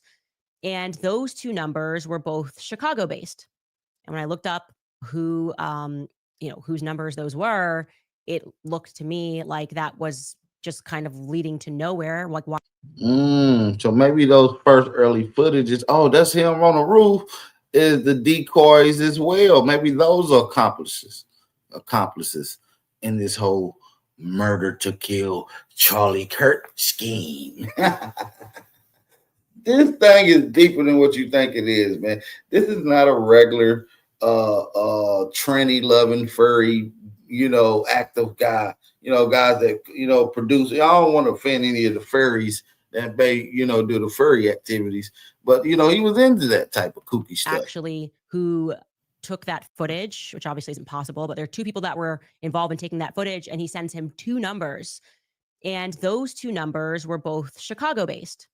And when I looked up who, whose numbers those were, it looked to me like that was just kind of leading to nowhere. Like, why are these 2 Chicago-based numbers? It was very weird and very sketchy. So then I have a guy who's on the ground in Utah, and I asked him, a student, to start looking around, fishing around, and seeing if he could figure out who took that photo. Again, operating under the assumption that this must have been a student that was walking by Pelosi Center. And he comes back and he says, I have a number of an individual. This is allegedly the person who took the footage. And I said, do you know that person? Is this a UVU student? He said, no. And I said, well, where'd you get this number from? And he says, well, on the day, there was a guy named Aaron who was walking around and was checking on people. And Aaron is the one that gave me this number. I don't know Aaron even, but he's the person that gave it to me. So then I said, can I have Aaron's number? He gives me Aaron's number. And Aaron also has a Chicago number. So I'm getting from somebody on the ground, and I'm getting from this person on Twitter that all of these Chicago numbers are involved, and that's not making sense to me.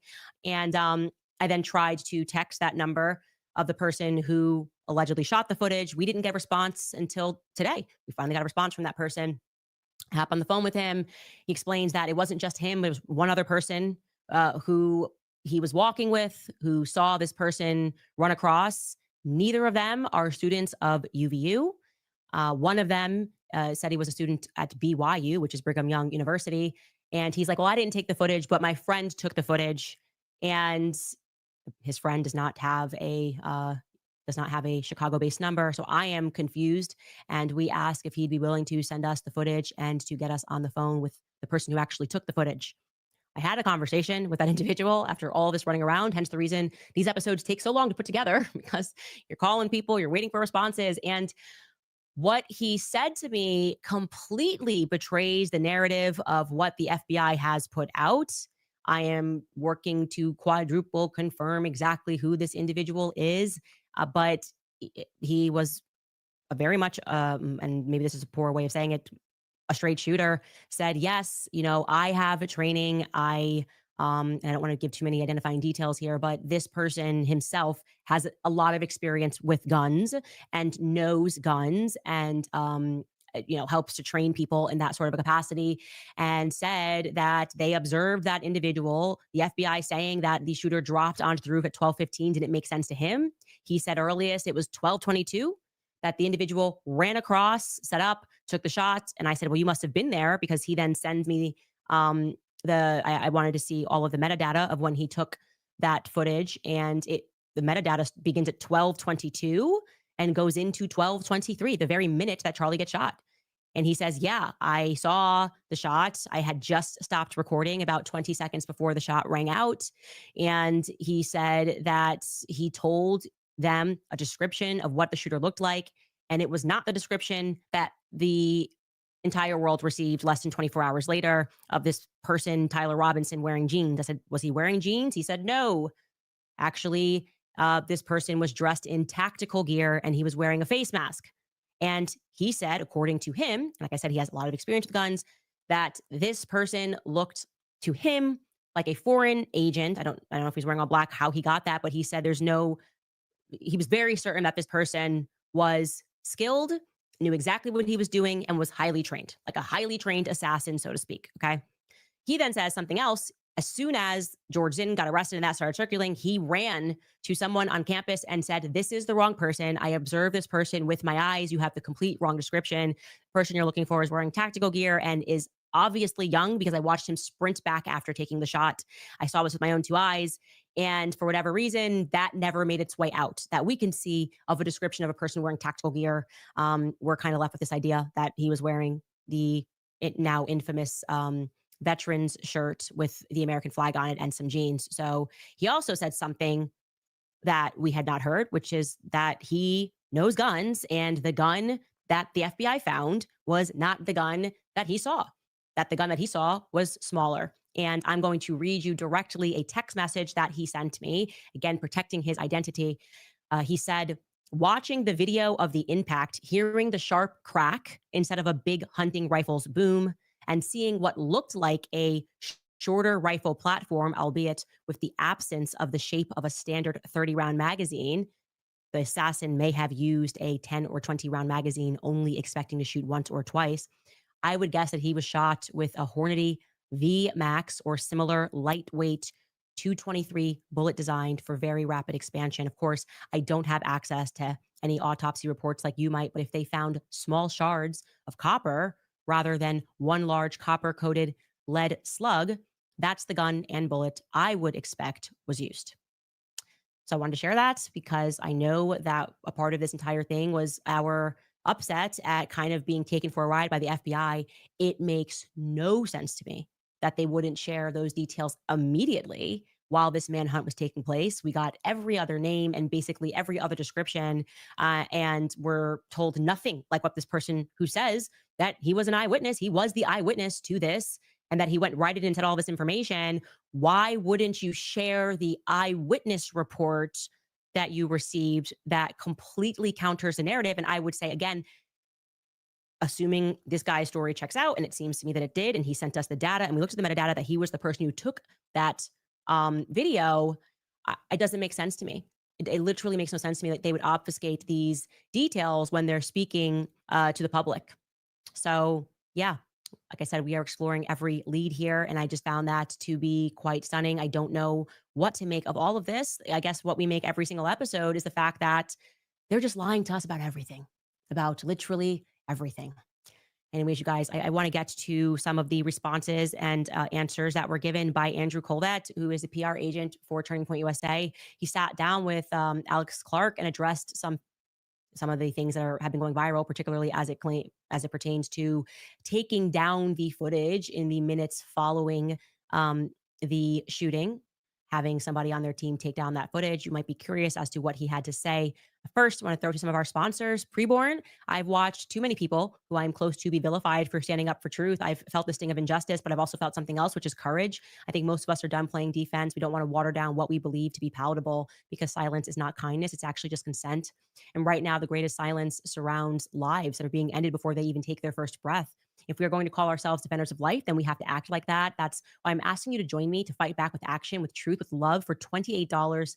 That is what it costs to give an ultrasound, a free ultrasound, to a woman that is in crisis and considering an abortion. Just $28 will help her see the life that is growing inside of her and give her truth that the culture won't. So you shouldn't sit this one out. You shouldn't wait for permission. You can be just as bold and as clear and as unapologetically pro-life by heading to preborn.org/Candace right now. You give $28. You can also give 10 times that if you want to. This is the line that we should defend and stand on, standing for truth, standing for what is right, and saving lives from abortion, standing firm in the gospel. Again, it is preborn.org/Candace to provide an ultrasound for just $28. Also want to tell you guys about Cozy Earth, because you work hard, you fight for your family, your values, and your future. So when the workday ends, your 5 to 9 should be about one thing, which is comfort. That's why I love Cozy Earth. Cozy Earth is on a mission to make your evenings and every moment that you spend at home the most comfortable part of your day. Their pajamas and loungewear are made from premium, responsibly sourced viscose bamboo. They're soft, breathable, and temperature regulating, which is why I can't go a night without using them. Cozy Earth offers more than just clothing. They have perfected their bubble cuddle blanket. Their blanket offers a combination of comfort and style with its distinctively textured bubble design, intricately woven from ultra soft fibers. These blankets are an absolute must. You should have them in your home. And just so you know, Cozy Earth stands by their quality. Their blankets come with a 100-night sleep trial and a 10-year warranty. Plus, their apparel is backed by a lifetime guarantee. So yeah, they mean it when they say that it is made to last. You can head to CozyEarth.com and use code Candace at checkout for up to 40% off your new favorite pajama set and blanket. So if you get a post-purchase survey, you can let them know that you heard about Cozy Earth right here. CozyEarth.com. Use code Candace and you will elevate your downtime with Cozy Earth. All right. So Andrew Colvett, obviously, he's been a topic of discussion. He did the Charlie show with him. And so he sat next to Charlie throughout all of that. They were very close. He's also the PR agent for Turning Point USA. And he's also the one that issued the statement, therefore, about what is now being termed the other magic bullet. And magic bullet being the first one, JFK. It kind of seems like when the government might be involved, you know, bullets tend to have magical properties.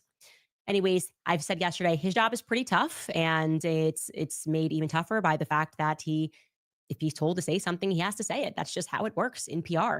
And I'm sure there are lawyers involved as well. He went on to the Alex Clark podcast. Now, it was kind of billed. I think people were expecting, but actually Alex Clark never did say that Erica KIRK was going to be the one to answer questions pertaining to Charlie and to clear up some rumors about his personal life. She teased that, that you were going to get unfiltered answers to burning questions like, quote, was Charlie converting to Catholicism? Again, I have no idea who said he was converting to Catholicism. I feel like it's like intentionally misrepresenting what was said. Also, she was going to answer, did he take $150 million from Israel? Again, not something that we said on this show. And again, like I told you, they're going to address the SD cards. Now, I was very clear. And I am still kind of shocked by the reaction from the evangelical community. It was totally it didn't make any sense to me. A, because Erica's a cradle Catholic. I said Charlie was attending the mass because he was. I said Charlie was praying the rosary because he was. And I said that as a Catholic, of course, I was egging him to take the next step. Who wouldn't? Of course you want, whatever your faith is, if you're evangelical and someone's thinking about converting, you're going to want to egg them on. We're going to come back to Candace Owens, but I want to get into this critical breakdown of Kash Patel lying to the people about this whole situation. So we're about to get into it right now. Shout out to everybody that's in the building. Drop those fire emojis. This is about to be some heat right here. Let's get into it. Let's go.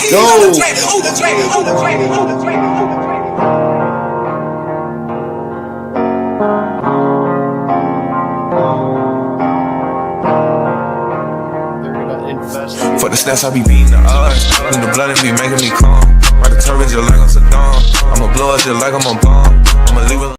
Because there's two options. One is this guy is so chronically online, he wants to ensure that the internet doesn't turn against him. So he's going to list out every single thing and try to take it seriously, and I guess slowly try to dispel it in the future. But the counter is like, okay, if these are so legitimate that the FBI is actually investigating it, that really makes my eyebrows raise, especially because look, Robinson, as of right now, is not cooperating with authorities, right? So presumably he may plead not guilty. Well, couldn't you use that tweet at trial and being like, hey, look at all of these legitimate questions raised here about from the defense from the FBI director. And now all of that, by the way, the FBI will have to make sure that they meticulously go through, like he claims, and actually provide an explanation for each one of those. Yeah, absolutely. And also the fact that they've changed their narrative on the gun assembly and disassembly to some extent. Originally, it was that the gun was disassembled, then assembled, then disassembled again before it was discarded in the forest. They dropped that narrative, now saying only like he had separated the stock from the barrel, brought it up to the roof, shot Charlie Kirk, and then just discarded it in an assembled form in the forest nearby. That replaced their original narrative that they had publicly said at that press conference, and talking about how he was casing the area in different clothing. They didn't mention that in the indictment information. So some of this stuff might disrupt their case regardless of whatever you think about the text. And the fact that they're talking about this is at least interesting because, they could just shoot all this down as, kooky conspiracy theories. They could say that, or they could just not touch it at all.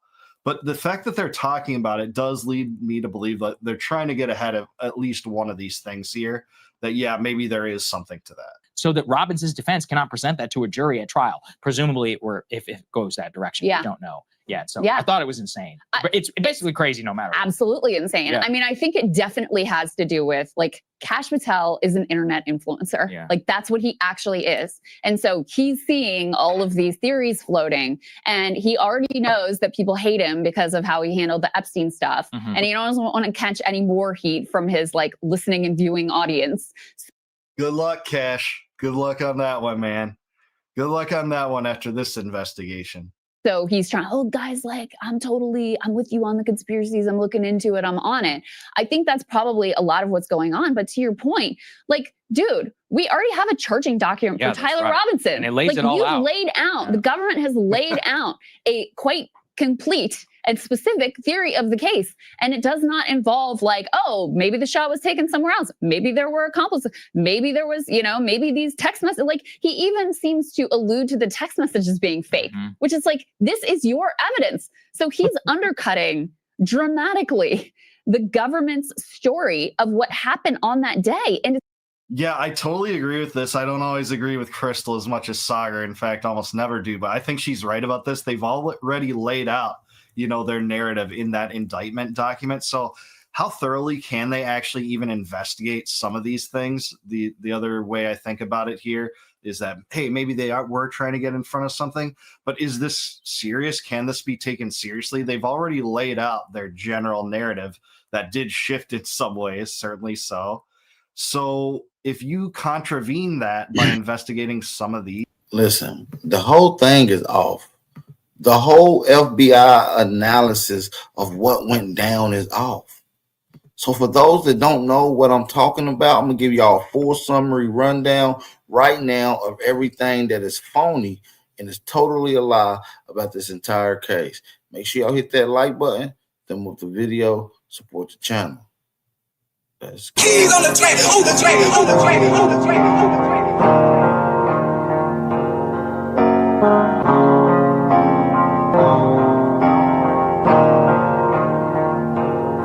For the stats, I be beating the odds. In the blood, it be making me calm. Ride the turbines just like I'm Saddam. I'ma blow it just like I'm a bomb. I'ma leave it. Treated like we have the intelligence of a 5-year-old. It is truly mind-boggling. It is mind-boggling for me. 1, for Charlie's family, 2, for the honor of Charlie, and 3, for the fact that we are a nation who understands guns very well. Now, like I said before, I'm going to do an entire breakdown of everything involved with it, but we've all been looking for the answers as far as, was this an exit wound? If it was, where is the entry? Who actually shot him? Was the guy on the roof actually the guy? If he was, why was he running off the roof with no apparent gun in his hand? Oh, he took it apart, because that makes sense when you're trying to get away from a murder scene. You're going to sit there on the roof and take your gun apart just so you can put it in your backpack. And then you're going to reassemble it and dump it in the woods just so whenever they find it, it looks picture perfect for them. And What then, if everything we've been told about Charlie Kirk's shooting is wrong? What if the details we've accepted as fact are completely misleading? For months, investigators, the media, and even those closest to the case told us one simple story: that Charlie Kirk's injury was the result of an exit wound. But now, new evidence is casting serious doubt on that conclusion, and it's pointing us in a direction that no one saw coming.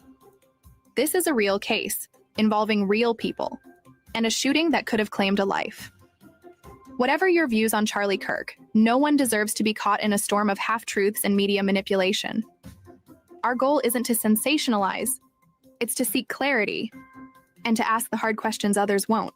Keep in mind, some of the claims discussed in this video are based on newly surfaced evidence that has not yet been officially confirmed by law enforcement. Nothing here is meant to accuse, but rather to question. And as always, we encourage you to do your own research and form your own conclusions. Because in a world of spin, half-truths, and political agendas, the truth may still be hiding in plain sight. What if Charlie Kirk was shot from the back? What if the wound, which we've been told is an exit wound, is actually an entry wound? That's right, shot from behind. That small detail could change everything we thought we knew about this case. And if this is true, we have to ask ourselves, why were we never told about this before? Are we being purposefully misled by those in charge of this investigation? Or is there something much bigger at play here that we've all missed?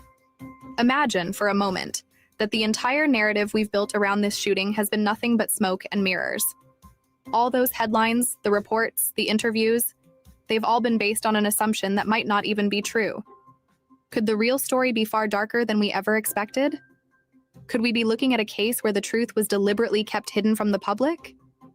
The evidence that's just come to light isn't just new, it's explosive. It's forcing us to reconsider everything. But what does it mean for the investigation, for those involved, and for the millions of people who've been following this case? If you're shocked by this new development, don't forget to hit like, because this could change everything we know about the case. This is where the story takes a hard turn, and not the kind you're going to hear on the evening news. New forensic evidence has emerged, and it's raising a question that cuts right through the heart of this case. What if Charlie Kirk was actually shot from behind? The wound we were told was an exit wound, may not be an exit wound at all. According to multiple independent analysts and leaked medical documentation, the characteristics of the injury are far more consistent with an entry wound. Cleaner edges, a more concentrated impact zone, and no apparent fragmentation on the surface that would suggest an exit. This theory changes everything. Let's talk about trajectory. Based on the original reports, the bullet supposedly entered from the front and exited through the back. Classic frontal assault narrative. But recent reconstructions done by private forensic experts suggest the opposite. The entry point was on the lower right side of Charlie's back, with a slight upward trajectory, consistent with someone firing from behind, possibly at a lower angle. No soot, no stippling on the supposed entry, which now looks more like an exit given the tearing and tissue displacement.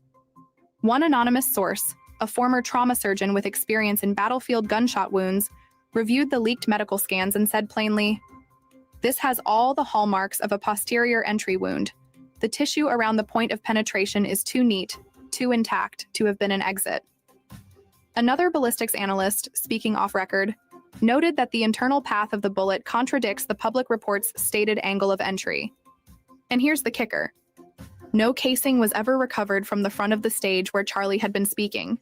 No impact marks on the podium. No visible bullet fragments lodged in the area it allegedly came from. Yet behind him, less monitored, less photographed, there was restricted access, poor visibility, and a suspicious lack of surveillance footage. Why has no one addressed this? Could the reason we've been told it was an exit wound be because admitting it was an entry wound, from behind, would raise questions about who was really standing back there, and why? This isn't just a minor correction. This is a seismic shift in the case. It opens the door to entirely new suspects, new motives, and a cover-up that may have begun the moment the gun was fired. This is a major shift in the case that you won't hear in mainstream media. If you want to see more explosive revelations, like and share this video so more people learn the truth. Because this story is far from over, and the evidence is starting to talk. When the shooting first happened, law enforcement moved swiftly, but maybe too swiftly. Within hours, officials gave their initial assessment. Charlie Kirk had been shot from the front, the bullet exiting through his back.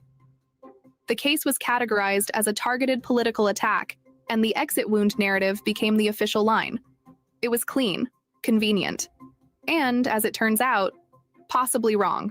There was no public discussion of alternative possibilities, no mention of an entry wound from behind, no consideration of trajectory inconsistencies. In fact, it seems like the idea that Charlie was shot from the back was never seriously entertained in the official investigation. Why?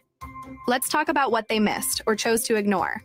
First, there were witnesses who said they heard the shot come from behind the stage, not in front. Those testimonies were quietly dismissed as confused due to the chaos of the moment. Surveillance footage from that area?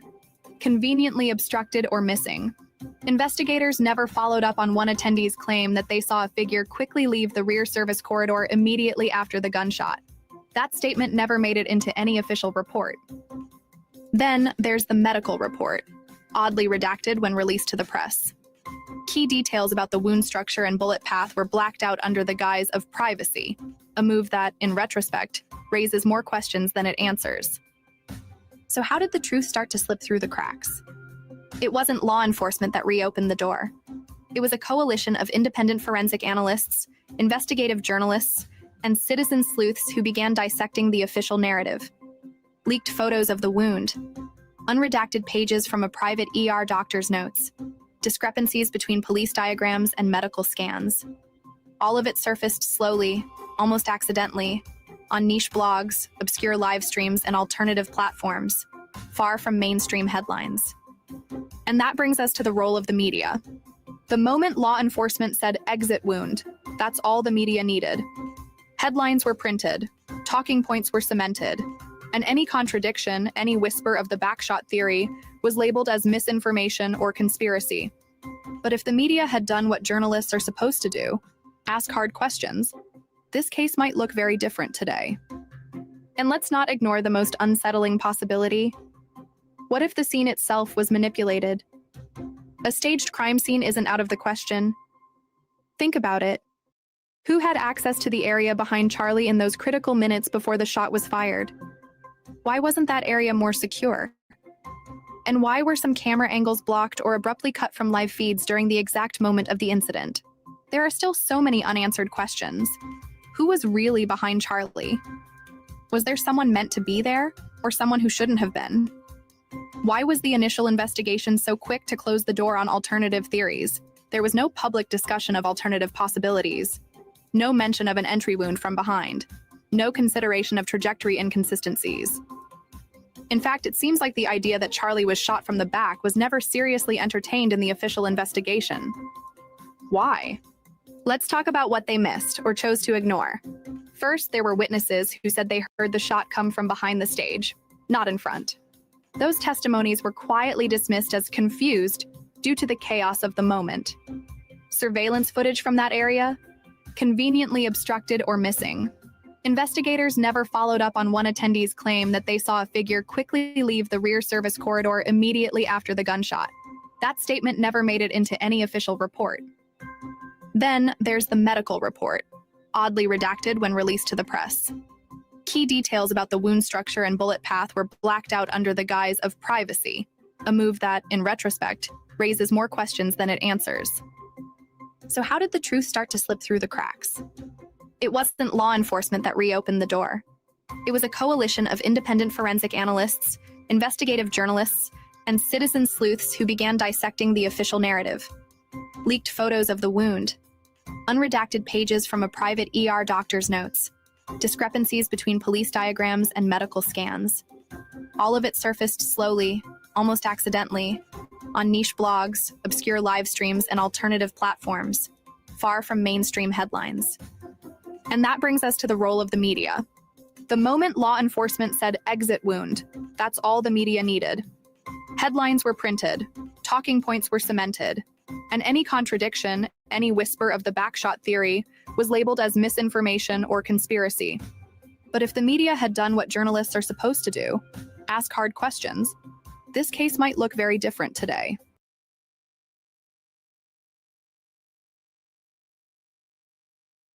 Now, here goes a plot twist. I heard that the father is possibly in on this as well. Like, the father is a known police officer, and allegedly they turned Tyler Robinson in. They made this huge confession leading up to the murder being, claimed. Let's go. Tyler Robinson's father told investigators 5 simple words, but they carried the weight of a truth no parent ever wants to face. In that moment, a father wasn't protecting his son. He was exposing him. He was holding out the one thread that could unravel everything Tyler had tried to hide. What kind of father does that, and why? Think about it. Most parents will fight to shield their children from the harshest consequences, but here, faced with the images of a rooftop sniper and the name of a national figure lying in a hospital, Matt Robinson made a choice. He chose to point the finger at his own blood. He chose justice over loyalty, accountability over silence. But what led to that moment? What warnings did the family see in the days and weeks before the shooting? Could they have spoken up earlier? And most haunting of all, if they had, would Charlie Kirk still be alive today? This is not just the story of a public figure killed at a campus event. It is the story of a family living under the same roof as a young man unraveling before their eyes, a father forced into an impossible position, and a nation that must ask, how many times do we look away until the cost is too great? Because this case isn't only about a bullet fired in Utah. It's about the silence of those closest to the shooter, the weight of a father's conscience, and the line between protecting the ones you love and protecting everyone else from them. And as we break this case open piece by piece, I want you here with us. So if you haven't already, hit subscribe and turn on notifications, because every new update matters. And together, we're going to uncover the full story. Charlie Kirk was more than a headline. He was more than a political label, more than the stage lights and the microphone. To his wife, he was a husband. To his parents, he was still their son, T. Oh, his community, he was a voice that carried conviction, whether you agreed with him or not.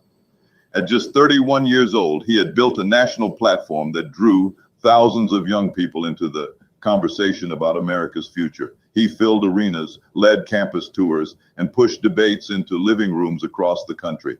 But away from the spotlight, those close to him described a man who laughed easily, who leaned on his faith, and who believed he was doing his part to shape a better world. That's what makes what happened in Utah so devastating. On that September evening, Charlie stood on stage at Utah Valley University addressing a crowd of students who came to challenge, to listen, or simply to witness a national figure in person. For them, it was supposed to be an ordinary night on campus, a night of speeches, questions, maybe even heating arguments, but nothing more than words. Then a single shot from a rooftop turned that night into a national tragedy. The news spread instantly, not just across the state, but across the country. Phones lit up with breaking headlines. Video clips circulated within minutes, and disbelief turned into a wave of shock. For his supporters, it was the silencing of a voice they believed in. For others, it was the chilling proof that even the fiercest debates should never end in violence. And for the students who were there, many of them barely old enough to vote, the memory of that moment will be carved into their lives forever. They went to hear ideas. They left carrying trauma. Utah Valley had never seen anything like it. Parents pulled their children out of campus events. Communities questioned security at every gathering, and the national conversation shifted yet again toward one haunting theme. If words can get you killed, what does that mean for all of us? In the weeks before Charlie Kirk's death, subtle cracks began to show in Tyler Robinson's life. To his family, he seemed more distant. Meals grew quieter, conversations shorter. He withdrew to his room, keeping the door closed for longer stretches, his focus turning inward. What little he did share was often marked by frustration, long arguments about politics, tense exchanges over values, and an intensity that left his parents unsettled. Those close to him noticed the change. He was no longer just disagreeing with his family. He was pushing them away. His mother later said he had become more political in his daily life, more outspoken and more divided from the household he grew up in. His father, Matt Robinson, was especially uneasy. For him, these weren't just disagreements around the dinner table. They felt like warning signs that something was breaking down in his son. Then there was the rifle. It wasn't just any weapon. It had been passed down through the family, tied to his grandfather, a relic of tradition and heritage. But that rifle became more than an heirloom. It became the object of his father's concern. Reports suggest Matt Robinson asked Tyler to send a photo of it to prove it was still where it belonged, to reassure him it hadn't been taken for something reckless. That message would later haunt him because the answer never came. At the same time, Tyler was confiding in someone else, his roommate. Court filings and text records reveal a relationship that was not only close, but romantic. In those private messages, Tyler expressed his anger toward Charlie Kirk, his feelings that he had had enough of Kirk's words. He even left a note under his keyboard, Now, I think this is all staged, by the way, the letters, the text messages. I believe that's deep psyops. As a matter of fact, I think that it goes into a lot deeper, and Alex Jones goes into details about some of this shit. Let's get into what Alex Jones had to say. And then I will react to Shout out it. to everybody. I got a call last night from Jack Posobiec, and he says, yeah, we see your viral post from an hour ago where you're quoting the TPUSA spokesperson, who, by the way, is a big fan of yours. You know, you've met him, you've hung out with him, had dinner with him, Andrew Colvin, where he's quoting the surgeon that attended to Charlie when he was brought in, and he didn't want to give the details out, so I understand how it looks a little weird that the bullet didn't go through. You need to call him. So I call him, and he goes, listen, I don't want to give the details out. I said, well, I can't help it if I'm explaining. He goes, okay, fine, but it's really gruesome. And he said that... By the way, keep in mind, I'm going to share what Alex Jones had to say, what Turning Point USA has to say. He's now going to explain what the surgeon who worked on Charlie Kirk and his destroyed body and neck had to say. I'm also going to tell you what Erica Kirk had to say after seeing her husband's body. Again, he's being shot from down an angle. It hits the spine and then bounces down, which is what it's going down, and then it hits, it deflects with its velocity, goes back into the spine, blows out 6 vertebrae. The bullet then shatters. That's what they do. I've shot wild hog straight on. This has happened, and deer, and then exploded into the heart, and fragments shot up. So he oversimplified when he said, oh, then they found the bullet up in the shoulder by the neck. No, it was fragments. And I'm sitting there listening to this in the car, and I'm like, yeah, usually I shoot a deer or hog, you know, in the shoulder. If you get a clear shot, but in the woods, you only get a front shot. I do it. You hit him in the front. I mean, it'll go in, back out the side, out the front. I mean, it does wild stuff. So I'm not, you know, saying this is absolutely the perfect answer to all of this, but I talked to FBI ballistics experts. They said yes, and I've seen it myself. So that made a lot more sense. So it didn't go through because, oh, yeah, think about it. It's coming down at a major angle, then hits the bone and ricochets down. And I've seen that happen many times where you go into the front of a mammal. That's what he was, a great man, and then it bounces around. And when I first saw the report, because he was explaining what the surgeon said without giving me all the details, I said, that makes no sense. But I've actually shot hogs on one case. God, I've shot a lot of them. So they're feral. They want you to get rid of them. And they eat the baby deer and just destroy everything. Okay, let me just make sure that people are understanding this. So we all see the bullet hole, and we're expecting what happens. The backside is, 6 times bigger than the front, right? But because it was an upward angle and Charlie Kirk is still in the process of leaning backwards, it hits and it goes into his spinal cord, and it literally takes out 6 layers of his spine. Boom, boom, boom, boom, boom. And then it hit his heart, and the heart explodes, pushing the now exploded bullet up into his shoulder. But it's fragmented. It's not just like the magic JFK bullet that has a little tiny dent in it. This bullet is shredded into his shoulder, right? So it takes out 6 layers of vertebrae, the heart. This is also why you didn't see blood squirting to the beat of his heart. You saw a massive gush come out onto his shirt and his shoulder. I told you guys this was graphic, so I hope this isn't too much for anybody. So that's what's going on. So there is no exit wound.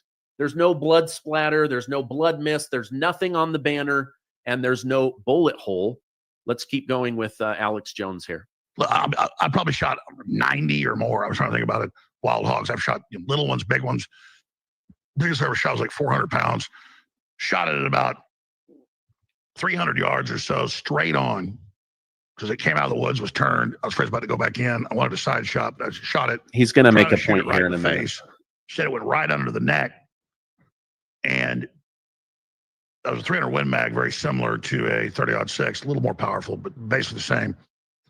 And it went in, so we butchered it later, about 2 feet. So the lower intestine, well, it hit some ribs, broke into pieces, but a bunch of it bounced back up into the shoulder. So people are like, what do you mean magic bullet? Well, magic bullet is because they shot Kenny with more than one bullet. They're saying magic bullet here because people are saying it went in the throat and didn't go out the back. Of course, a 30-06 would do that. But if it's coming down like this and then it glances on a bone, then it ricochets down. That's exactly what to do. That's why you can also, because hogs have thicker skulls, it doesn't really happen with deer. You can shoot a hog in the head. That's why you want to shoot the shoulder instead. And if it hits at a little bit of an angle, the skull will deflect it up, and you'll see a bunch of skin blow off the hog's head. But it lives because you didn't get it straight on. So I'm not endorsing that. I'm not saying we shouldn't investigate it, any of that. I'm saying a lot of ballistic experts are explaining that. And when I got the full download of what the surgeon said, and his spokesman was saying, a good friend of his saying, please don't give all the details, but he gave them to me, and it was. I said, how? I said, I'm not going to be able to do this. I said, I didn't record this. I didn't write it all down. I was driving, but I said, there's no way. I can't explain it. So he was explaining, the different key levels. He'd written it down. What the surgeon told him.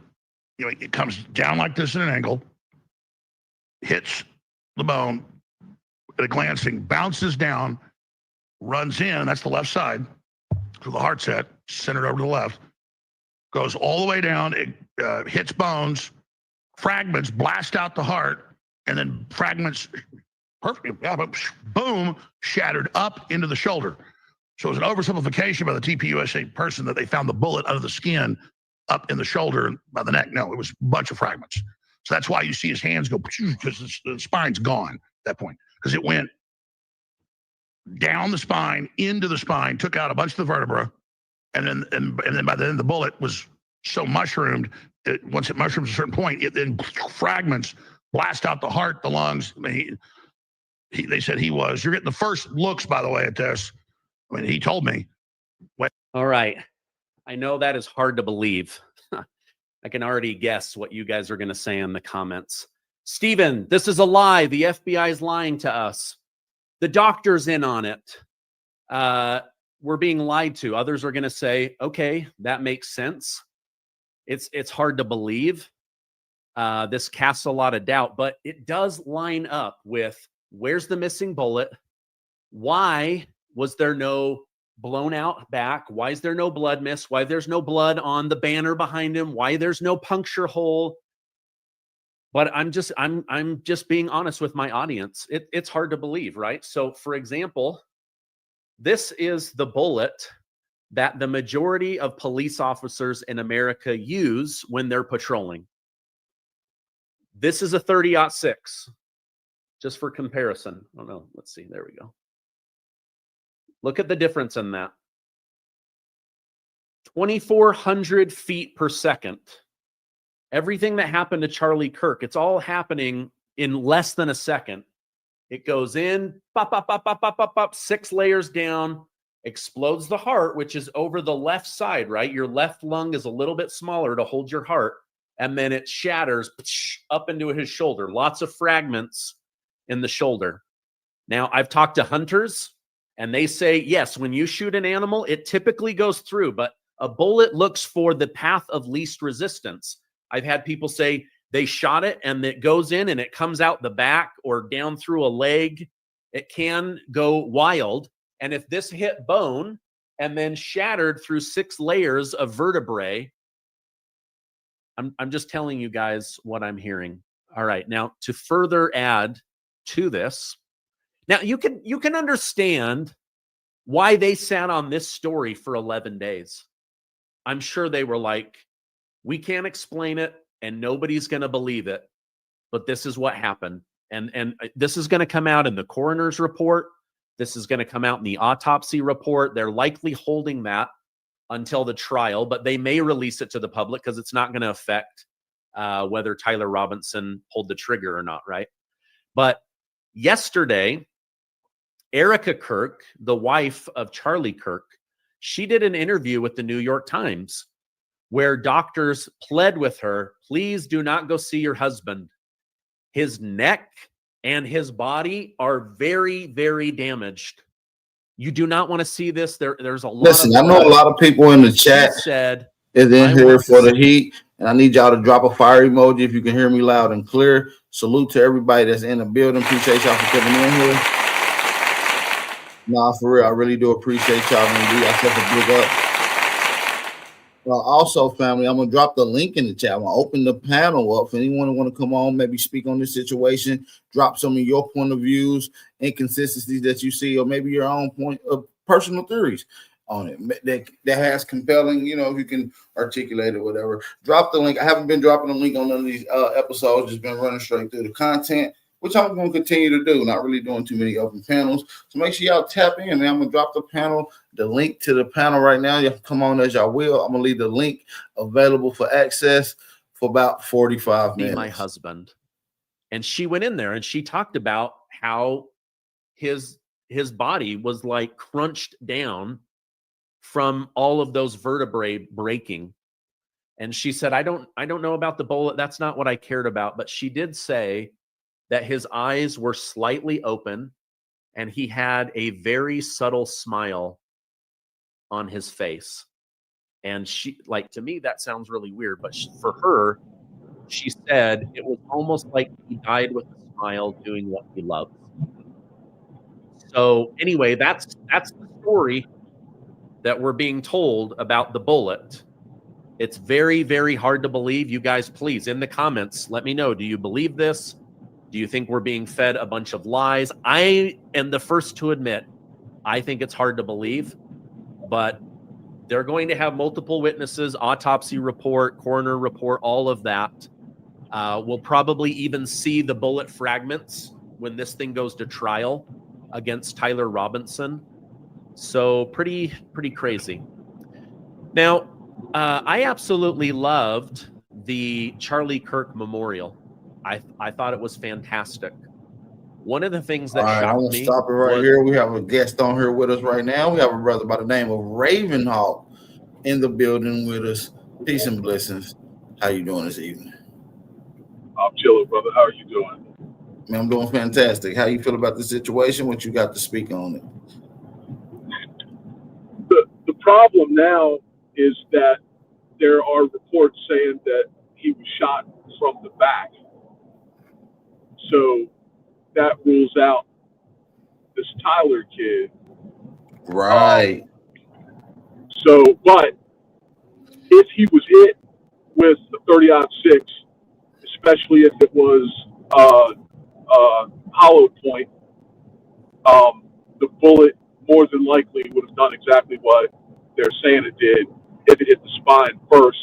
And the reason I think it hit the spine first is because when you watch him get hit, he's dead right away, which is an indication that it severed his spinal cord.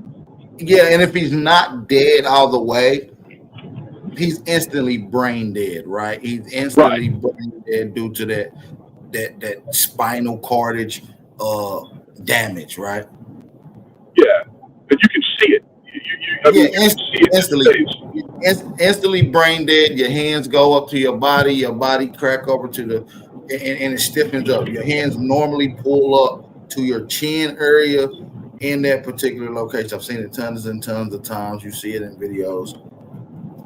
Somebody gets fatally injured or dramatically injured to the point where they're brain dead almost instantaneously, you always see that connection of hand motion and lockness of the elbows and the arms to chest ratio. But go ahead, brother Ravenhawk. Go ahead. You dropping it. Go ahead. Yeah, that's all. It's as an avid shooter and a hunter. I've got a lot of experience deer hunting and elk hunting, and yeah, an OT-6 will bounce off of bone. That is not unlikely. So the way they're describing the damage absolutely makes sense to me. That's not hard to believe at all. Like I said, especially if it was a hollow point. A full metal jacket would have traveled differently, but if it was a hollow point, that makes sense, and I'm gonna land on that. Man, we appreciate that. Shout out to Ravenhawk. Appreciate you, brother. But yeah, man, it's a lot to untangle with this whole situation, family that's listening in. It's a lot. We got another brother on here by the name of Absolutely. Peace and blessings, Absolutely. How you feeling? Bang, bang. Power to you, man. Balance to you as well. Bap, you already know. You already know. Man, absolutely. Good build up on investigative work there, my guy. Appreciate it. Hey, everybody subscribe, share, man, for sure. That's a lot of hard work behind that, man. Yeah, so what you leaning at right now, Bap? Where you at with this strange events here? Man, I've been pretty open about it, man. Believe it's straightforward. The FBI doesn't have a clue of what's going on, and I believe that what happens when we want information as the people, and they're trying to give it to us as things is unraveling, they haven't able to accurately put together the continuous situation. They don't know if it was a lone shooter. They don't know if it was an active plan. They don't know if it was a whole team operation. They don't know exactly what is going on. And the more and more new details come out, whether or not, because earlier they said that they found the bullet inside of Charlie's Kirk. But earlier they said they was looking for the bullet in the northwest wing area in one of the earlier videos. You see what I'm saying? But there's no exit wound. So according to Candace Owens, you don't see no gore from the back. There's no gore. According from that video that was sitting in that camera, the high resolution camera that was sitting directly behind Charlie Kirk moments before his fatal situation. You see what I'm saying? So I believe that the FBI don't know exactly what's going on. I believe that we don't know if Tyler James Robinson allegedly confessed because we have no audio. We have no written statement from him. There's no video interrogation of him confessing. We only have an alleged confession from his alleged father, who's also a retired police officer. And after this was said, there was going to be $1 million reward. You know what I mean? Paid out by Bill Ack himself. Bill Ack is the guy who invited Charlie Kirk to a meeting and offered him $150 million as being one of the regular donors to keep pushing Israel, conversation and publicizing it and speaking down on Palestine, and he turned it down. And according to intel, there was a huge argument between Charlie Kirk, Bill Ack, and a few of those guys where things got loud, it got kind of rough, and Charlie stormed up out of there. He turned down $150 million in the Hamptons recently. So now, mind you, the guy who he had an argument with, the guy who he turned down the $150 million with, is the same guy who put out $1 million reward for the capture of the killer. Crazy, right? So, but what do you think about it, though? I mean, I can go into more. I can go in a lot more about it. No. You hitting a few points. We're actually, a lot of game is being dropped when you put the videos together like that. To be honest with you, just putting together the entire circle of friends going on here, and then you trying to figure out which group is against what group toward the end of it. But you see that sometimes these people do fight against each other. we just got to figure out, just like they were using us fighting against each other, so to speak, in their history, and then they came in and was the major liaison and took over power. So I'm Well, just trying to figure out how well, we fit in. well, we don't fit in at all. I'm just here exploiting it as a journalist, and I love to get to the bottom of shit. That just is what it is, right? But what I am going to tell you that it is an infight, and it being a shadow war between two different sides, and Charlie Kirk being the one in the middle, and possibly could go either way based off of who's funding, based off of who perspective he's leaning more towards, based off of who can pull on his heartstrings. And at first, Kirk was leaning more towards Israel. Last 6 to 7 months, he has started pushing against Israel. But who was his buddies that was pushing against it at first, though, in mainstream media? Candace and Kanye, right? Candace Owens, and Tucker. Megan Kelly, Yeah, Tucker,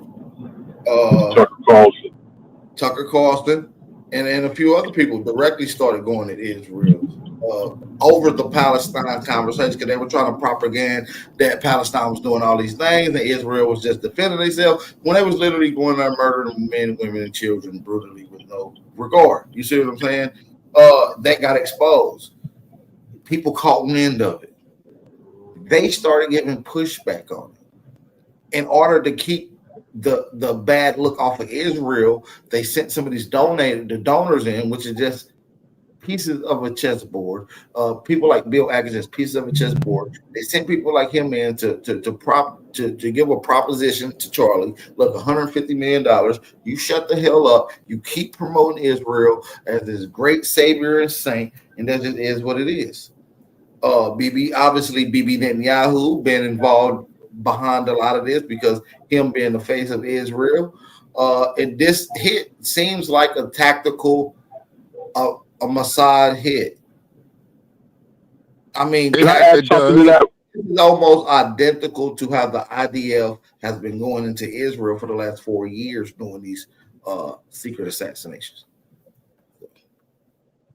Yeah, you right about that. And my thing is, why is there a fight between the Christian faction and the Israel faction? So that's the big fight that's taking place here. It's a Christian and Israel fight. Or are they really fighting? Is the next question.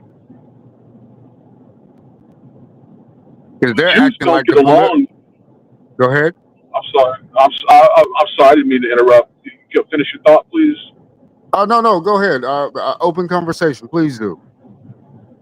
I was just going to add that the whole concept of Judeo-Christian is that's a political construct. That's not what the heart of what do you call it? Orthodox Christians don't believe in that connection between the two religions.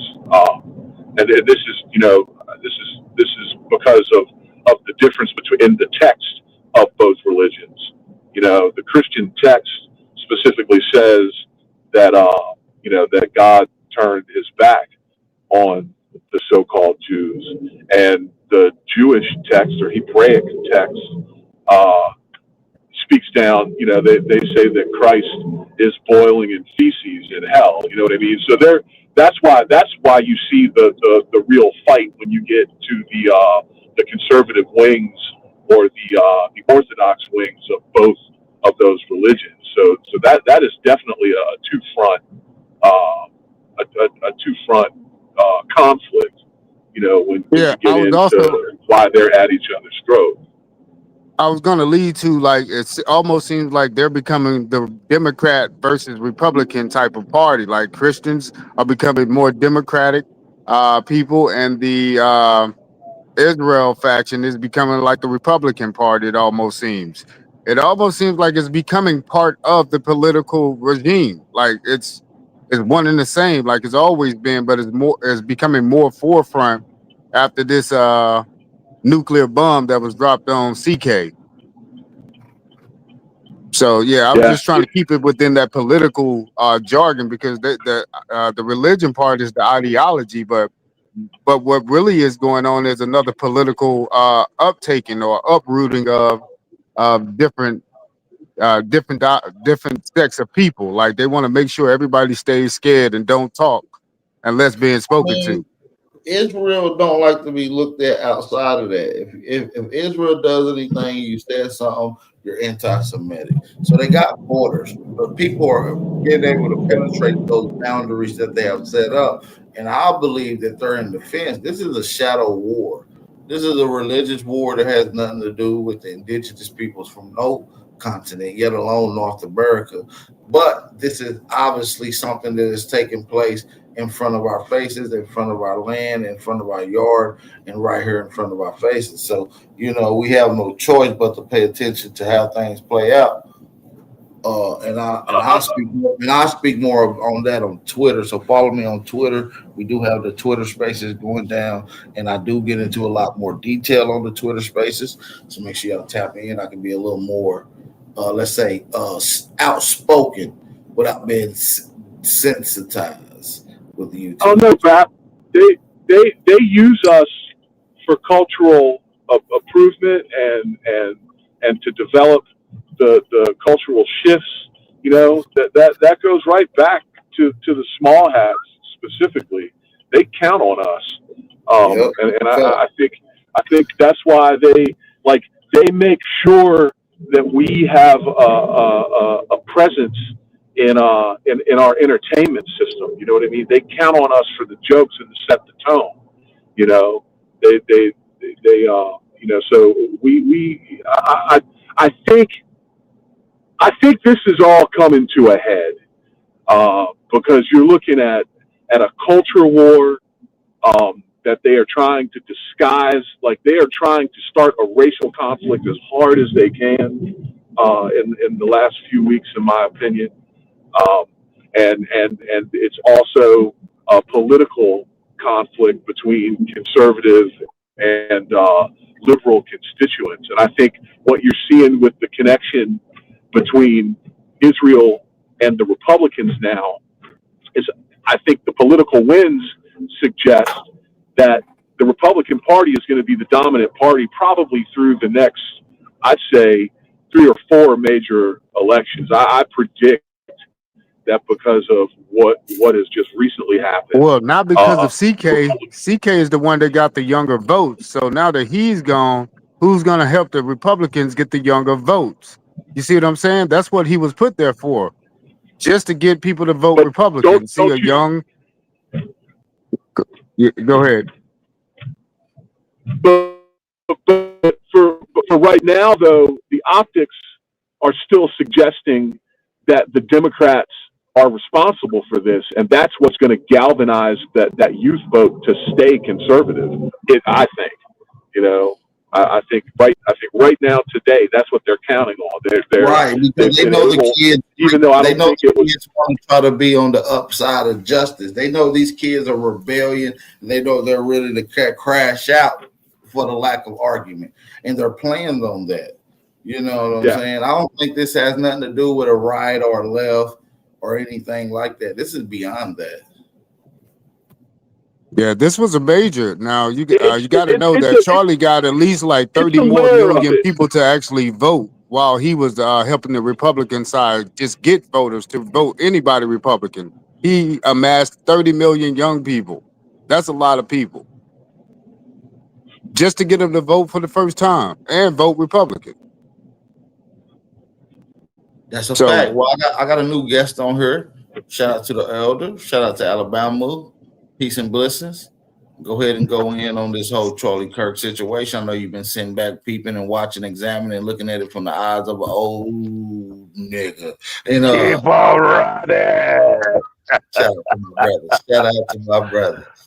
Oh man, Ravenhawk, what's happening, Captain? I got to mute up and let you go in. You got the flow. I've been waiting on you. Yeah, I like the tactic the conversation has taken so far and take it to the next level of understanding the diabolical nature of this. But let's crank it up, because we can't talk about the small hat. We got this argument that's being raised, and anti-Semitism is weaponized, right, brothers? So whoever the brother was that was speaking is saying that they're lining up the Republican Party is the white male party. Let's put it on the table, Now, these same white supremacists, white male predominant oppressors, all of a sudden got the Star of David. And did you hear that diabolical shit? Joseph Goebbels Jr., aka Stephen Miller. Did y'all? I'm sure you brothers heard that, but I did not want to watch any of that crap. That was a so-called WWE Trump rally, faking as a so-called memorial service. But you did hear the constant reference to spiritual warfare, right? And the storm is coming, as in stormtroopers, right? So the Democrat Party, faking and shaking, is the party of color, right? Color, degenerates, the inferior races. You feel me, young bloods? So this spectacle is being played out while we need to vacate the premises. You feel me?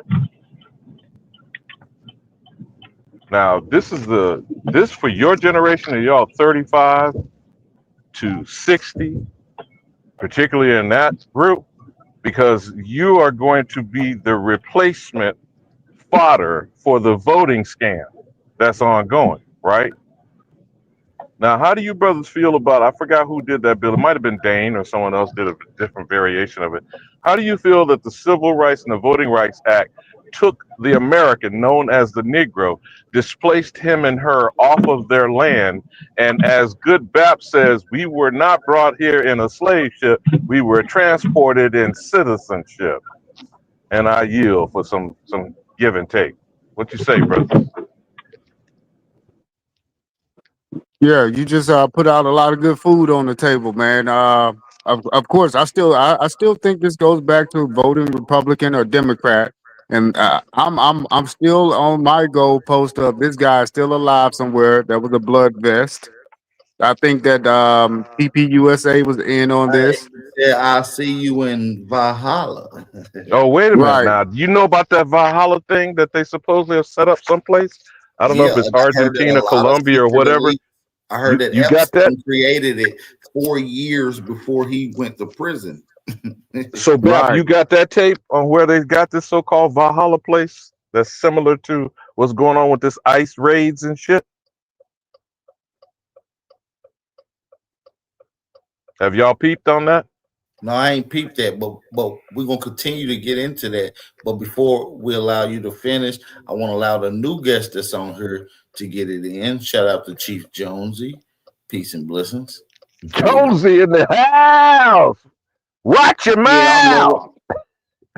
yeah, that entire way right there. But what's interesting to me is just what I've been sitting back and just noticing and putting together that is behind this little caricature of this Charlie Kirk little persona, bro.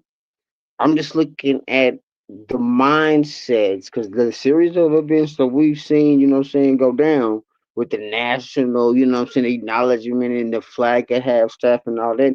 This son of a bitch, you know what I'm saying, and his ideology and the powers behind him, which I think are also involved in his taking out. That's the thing about getting involved with that wicked one, you know what I'm saying? See, they don't understand like the funders of his first initial little movement, you know what I'm saying, top donors was of that ilk. Nigga, so then when you get in too deep and you've got the influence that they're looking for, and then you want to just show the signs. Let's just show the signs, and even just like I said, their biggest weapon is that thing, that word called doubt. You see what I'm saying? 'Cause what they think their ideology is set in stone, and there is no quote unquote proverbial doubt, bro. So when you're dealing with these, you know what I'm saying, level entities, which I don't think he knew you know what I'm saying, whatever that he was dealing with when he first got involved, it was all clickbait and, you know what I'm saying, that type of, you know what I'm saying, psychology when he initially went in. But at the same time, the words and the that you were speaking and against the particular people that you were speaking, that falls in line with what I know is your, you know what I'm saying, initial funders. What the, you know, saying, the masquerade that they're trying to continue on with these, you know, certain WARs, the wars and conflicts around the world. You know what I'm saying? So, like I said, I'll come to the conclusion that, and that's the thing that's going to hold Trump back, is Trump is not, you know what I'm saying, he's used to paying his way, nigga. But this is, I break it down. This is the Israeli mafia, okay? And then that's just based on, I can just take you back. This is, and so like that, they all of them. So Trump is at you know, he gonna do what he do, but at the same time, when you're dealing with this one, that's the part. And nigga, he had too much influence.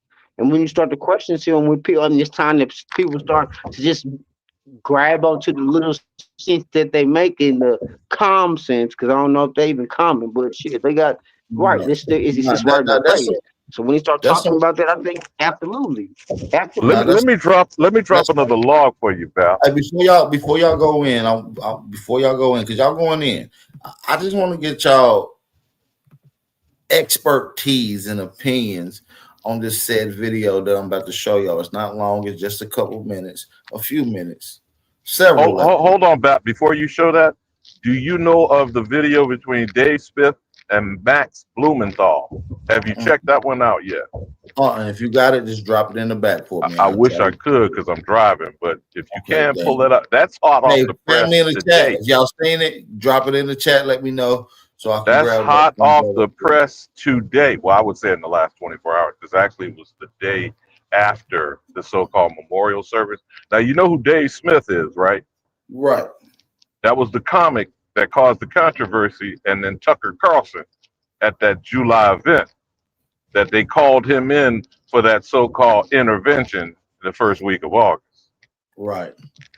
But on that tape, if you can get it, there's an interesting commentary from Max Blumenthal talking about how they roping in young black males of military age and trying to keep them on board through these influences that they're paying, because they intend for these young white, black, and Hispanic males to fight a ground war in Iran. And I'm gonna yield on that while you work on that video.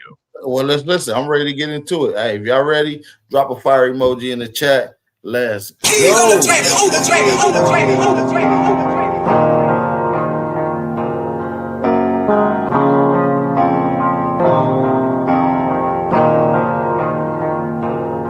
For the stats, I be beating the odds. Then the blood, it be making me calm.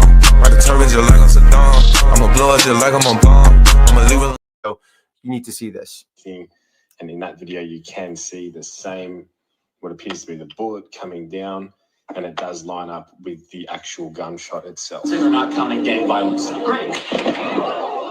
So this video was created by a friend of mine who is a Marine. You'll see him here at the end. This is the angle he is showing the shot coming from, showing where Charlie was sitting, and the angle of the shot, which will correspond with this video here, which unfortunately we will blur out Charlie's face, but we will show what is necessary to prove that this was an entry and exit wound. So you'll see him circle the highlighted area right there, and you'll see the exit wound corresponding after, split second after, as it would from an entry and exit wound. So in this footage, you can clearly see that Charlie is shot from his back right, and there's blood splatter coming out of the entry wound. Facts. Immediately after a shot. The first arc is kind of down, as if it's just gushing out from the entry wound. And then the second shot corresponds with when his head kind of snaps forward. Bro, pause that it. fluid then Bab, flips up because you can see the in relation hair, to that bro. motion. You can see his so you hair can see follicle. there's that second splatter flipping I up want y'all into to the air. hold and reserve all comments. This is something that I hadn't seen to this date. I saw this for the first time late in the evening yesterday, and I decided that this needed to be put out immediately because no one that I know of is talking about this. So big shout out to my friend who actually found this and created this video. You'll see him here in just a moment, but let's just one more time look at this shot. You see bullet comes in that circled area. You have the blood splatter go down, then up, and then immediately after, you see the exit right here with the skin being pierced, and then the exit wound emerges. And again, that is not a far distance for a bullet to travel, whatever the caliber is, whether it be 5.56, 308, 30-06. It's not even a debate at this point. It doesn't matter what caliber killed him. What matters is that the official narrative is not true. Again, whether the FBI knows or not that they're lying, but this is 100% conclusive evidence that Charlie Kirk was shot in the back of the head, and it exited through the front of his throat. All of the evidence points to Charlie being shot from his back right. Now, including this little blood splatter that we can see here against the white backdrop, the extreme hemorrhaging from the front of his neck, which again corresponds with an exit wound, the extreme loss of blood. No matter what the caliber is, that distance, that amount of meat is not enough for most bullets to expand. I mean, 99.9% of bullets will not expand in that short distance. Most of them require 12 to 14 to 16 inches even sometimes of tissue to expand properly. Also, Charlie tensing up correlates and proves that he was hit in his spine. It's a spinal injury. Any of the game that I've shot in the neck or in the high vitals where you impact the spine, the game usually drops right in its tracks because you sever the spinal cord. This is again exactly what we see with Charlie. He tenses up. His head movement also correlates with being shot in the back of the head. His head snaps forward, and then he tenses up, and you see him fade away, drop the mic, and was absolutely traumatizing video footage. And I'm sorry to have to show you guys this again, but this needs to be seen and talked about because this is going to be suppressed in the algorithm. So make sure you share this with any of your friends, your family members. Save this video, whatever you need to do. So this video was actually provided to the channel. What y'all think about that?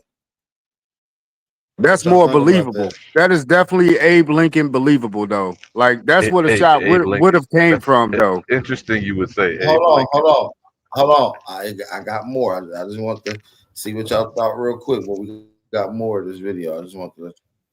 Definitely not a front shot, though. That's what makes it seem really fake when you say somebody shot from the top of a building with a 30-06. Not believable with the way the shot came in.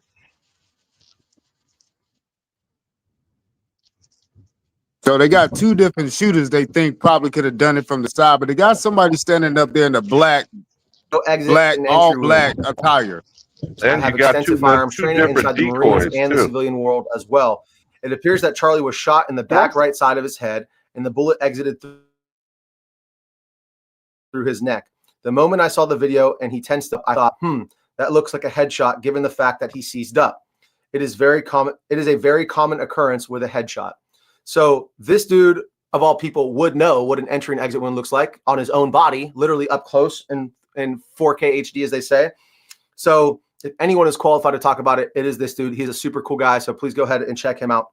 And I really appreciate him sending me this over because until he sent this to me, I just hadn't seen anything like it. Now, I wanted to be sure, and I wanted to make sure that wasn't like doctored footage. So I went to one of the original videos that I saw posted the day of Charlie's assassination. And right here, I have it paused where you can see that splash that I'm talking about from the entry wound.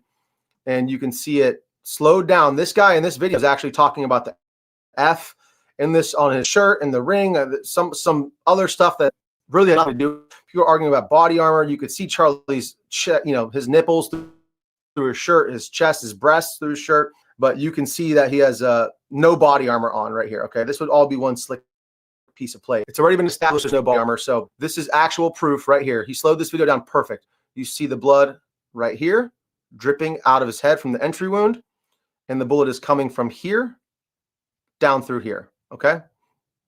Hit play. And there it goes.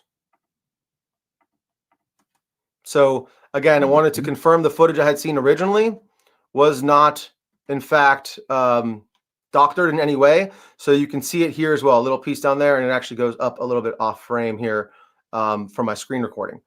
So you can see clearly entry, exit, then, of course, the part we can't show here on YouTube. So irrefutable evidence that he was shot in the back of the head. Clear as day to me. Now that may be a hard pill for a lot of you to swallow, and without doubt, the bush up here in the top, I'm going to ask for you guys to share this video so that this word gets out, so that more people can see the truth of what happened to Charlie Kirk. I want to take a look at this photo next. This guy's talking about this bush up here in the top left of this photo, and he zooms in on it. And I don't think the FBI understand if the shooter came from the back and the entry bullet came from behind Charlie Kirk, that means that Tyler James Robinson couldn't have been the shooter. I just need the chat to understand. He's stating that it does look suspicious. It does look suspicious. It looks like there is a person right here. There is a rifle right here that the person is holding. A hand here, support hand, sort of very blurry image, but you can clearly make out this is not just a bush.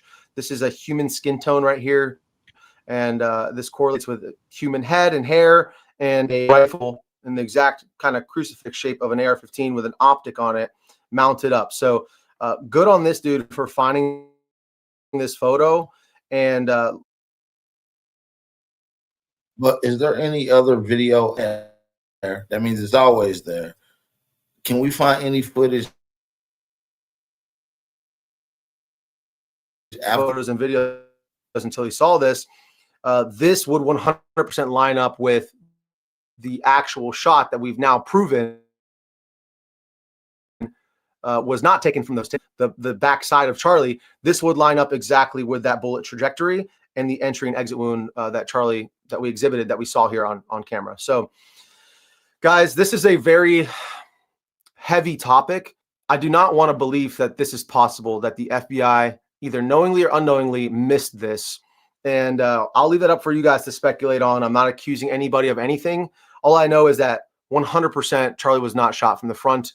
It is very clear that he was shot from the side, most likely by this bush up here, this man in the bush, whatever you want to call him. It has been very clear to me that there has been a lot of NPCs, a lot of people going after me and others who are trying to seek out the truth.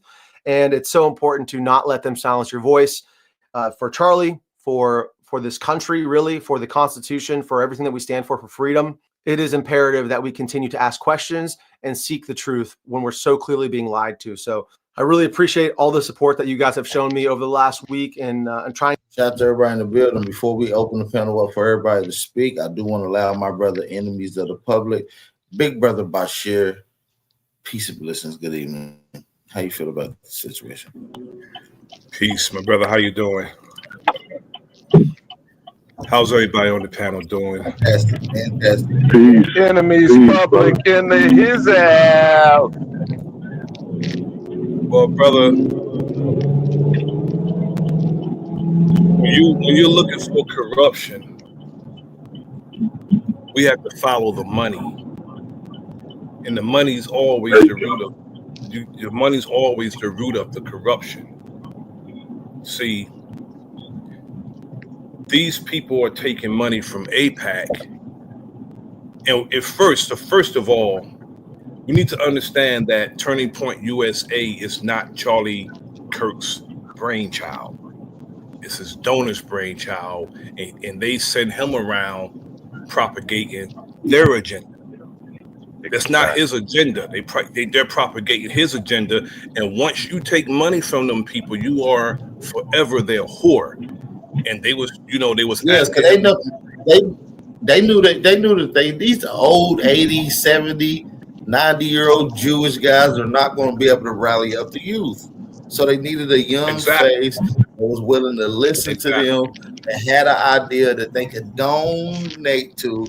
And usually like how alumni do universities. You know what I mean? They donate here, donate there. They kind of move the school around to how they want it. That's what I was saying. Gentlemen know Leslie Wexner. And who they were sending him to. You know about Leslie. You know about Les Wexner and the Mega Fund. Les Wexner and the Mega Fund. I got you, Alabama. Go ahead, brother. My bad, brother. I think everybody. They were sending him to his own, not necessarily his constituents. He was supposed to captivate the young people, not of his peers, but young college age students. So that was their focal point to galvanize them. But they make it seem like, oh, all young people was gravitating towards this dude. But it was no. He was going to white colleges. He was among his own people. He was shot. And every time he encountered one of our people in a debate, he lost. He lost. I have a video where this young sister ripped him. She had him on the ropes from the time. I got a video. I got a video where one of the young sisters, when I say ripped him, she gave it to him. And as a matter of fact, I might play a clip of that here in a second, because I actually feel like it's worth the watch. The young sister went in. I'm not even gonna lie to you. And he was on the ropes all the time. She was talking to him. She had him on the ropes. He kept deflecting. He went into that I'm white and I'm say so bullshit. But she didn't back up. She didn't back up from him. She clearly beat him in that debate. Clearly and easily. She beat him as a with matter of fact, she did. She knew what she was talking about and knew certain definitions that he tried to bullshit around on. So, matter of fact, let's play the clip right quick. He don't even know the difference between DEI and affirmative action. Rights Act, which yes, that's the young sister right there. Based on color, race, creed, or origin of nationality. Yes. And DEI definitionally does these things. How does it definitionally do those things? So, for example, if you say you are going to hire a certain amount of people or have scholarships only for a certain people, you are then prejudicing against another group. Which group are you prejudicing? So white people, Asians as well. I mean, white people are an easy one off the top of your head. So, for example, in the Harvard admissions case, I said this earlier, the average test score for a black individual was around 1,300 SAT, about 3.2 GPA. For a white or Asian, it would be about a 3.9 to 4 GPA and about nearly a perfect SAT. So you are disenfranchising and stereotyping and prejudicing against whites or Asians in favor of blacks. You're not prejudicing against whites or Asians, though, because DEI is not on a race basis. DEI stands for diversity, equity, and inclusion of all people. Affirmative action is what is intended to address racial inequality, but DEI isn't on the basis of race. Well, so DEI is a project of the affirmative action movement. So one comes before the other. He signed an executive order against both, for the record. So I wasn't sure which one you were talking about. I'm talking about DEI. So DEI, it depends what we mean in practice. So Well, I now can he give don't you know one what she's example. talking about. There are black-only graduation ceremonies at certain schools or black-only dormitories. But those are kind of student-led. I Hold mean, I'm I'm part of a black let's play this out. and So it's run by students. It's not fair through enough. the school. Let's play it out. So if there is a black-only, let's pretend, which it's not, that building is black-only. If I said that, if that building was I'm white, like, the campus no, center? I said No, let's okay. pretend it's Yes, not. hypothetically, yes. Hypothetically, if that building was white only, you would agree that's a violation of the Civil Rights Act. Yes, but there Hold are on, no buildings on campus that are black only and white only. Well, and by the way, but there are on other campuses. no, though. but in those dormitories that are like culturally specific, you don't have to be that culture to live there. They're not going to not allow you to be black to live in a black dormitory. You would no, be Ujima at surprised. Stanford. White people do live at Ujima. That's not. I don't know about that specific example, but if it says black only dormitory, But it doesn't say black only. but okay, how about this? How about if we had? Well, it does. It But doesn't. Where does it say that? Just to be clear, well, in the title, but let's No, pretend but it says where? black. Like what school? Where does it say black only building? Eastern Washington University, Portland State University, just off the top of my head, San Jose State University. They say black only dormitory. It- And if a white it's person were to apply to it's live a there, black- it's a black affinity They would cultural not. space of which only black individuals are accepted and governed for black individuals. But can we have white affinity cultural spaces? you can have a white affinity cultural space. The activity is the issue is See, that I you're think saying that's against black the Civil Rights only. Act. It's not black only. It's a black affinity cultural space. But anyone is invited if they would like to participate. I would first of all You cannot legislatively not I agree. allow someone of any race to So- participate in no, something that doesn't exist. We agree. That's the spirit of the diversity, equity, inclusion order. Is that DEI in practice? Again, we have to go through example after example. Is discrimination, prejudice, Well, and let's talk segregation. about DEI in practice. Let's Okay. talk about DEI programs in the workforce, because DEI programs in the workforce happen to benefit veterans. They benefit people with disabilities. They benefit people at an economic desperate. They benefit lots of people that is not just on the basis of race. And to me, it feels like you're conflating DEI with pro-blackness or black only, So which is let's- not the definition of DEI. So let's take a high-profile DEI example. Is that cool? Just maybe one we can play around with. Okay. Which got me in a lot of viral trouble, which I don't care. Which is pilots. I got in a lot of viral trouble too. I Hey. was debating this guy, I you know. know. And you kept interrupting you. You did. I know, right? Which is that let's say DEI. A project of DEI at United Airlines was that we want to get 40% of our pilots to be black or women of color, or women or people of color. 40%. 50. I'm sorry, to get up to 50. It was at like 6%. So therefore, they wanted to make a push towards that, and it was currently at 6%. We look at that and we say, "Wow, you're going to have to lower standards to get to that goal." Why would you have to lower standards? Well, because are you saying that black people are inherently inferior? That's what he assumed, that they will have to lower standards. No, what if they was already lowering standards by only hiring a particular group of people, limited their expertise from other people with the extremely qualified background? 6%. But We look at there's that and already say, a wow, false, you're there's gonna a have to lower false standards premise to get to that goal. because many Why of would you these have to pilots lower have military standards? Are background. you saying that black people are No, inherently I'm inferior? saying the opposite. I'm saying that black people are only 13% of the population. So you want 13% of the population. Women are not 13% of the population. Women are 50% of the Yeah, population. but women do not make up a majority of people that want to become pilots. In fact, vast majority of women don't want to be pilots. Maybe they would want to become pilots if the barriers for entry Well, weren't. see that now we're going down a different but equally fun direction, which is male-female differences. Men much more likely want to be involved in heavy machinery mechanics. They want to be pilots. They want to be tank operators. They want to be police officers. Whereas women much more likely want to be, I'll get to you, Mason. Don't worry. And I remember your name. Yes, can Mason go? They won't let him go because he's I'll not let Mason USC. go. I'll There let we Mason go. Let me interrupt here for a minute. You see how just basic questions trip Charlie Kirk up, but this is the man. This is the guy. That's the hero that just asks him simple questions like, "Who said that? Where did you see that at? How are they doing that? When did they do that? Where did they do that?" Right? Just asking simple questions, and he can't even answer them. Then he gets into, well, I'm white and I say so, right? He don't understand really what DEI is. He's trying to say it's a race-based thing. It was not a race-based thing, but they want to say, oh, DEI, black people and DEI, whatever, right? When we have done the research and white women benefited off of DEI way more than black people. This is why he did not want to debate any seasoned vet out here. If Charlie Kirk would have called me when he was alive and say, hey, he'd like to have a debate, I would gladly debate Charlie Kirk.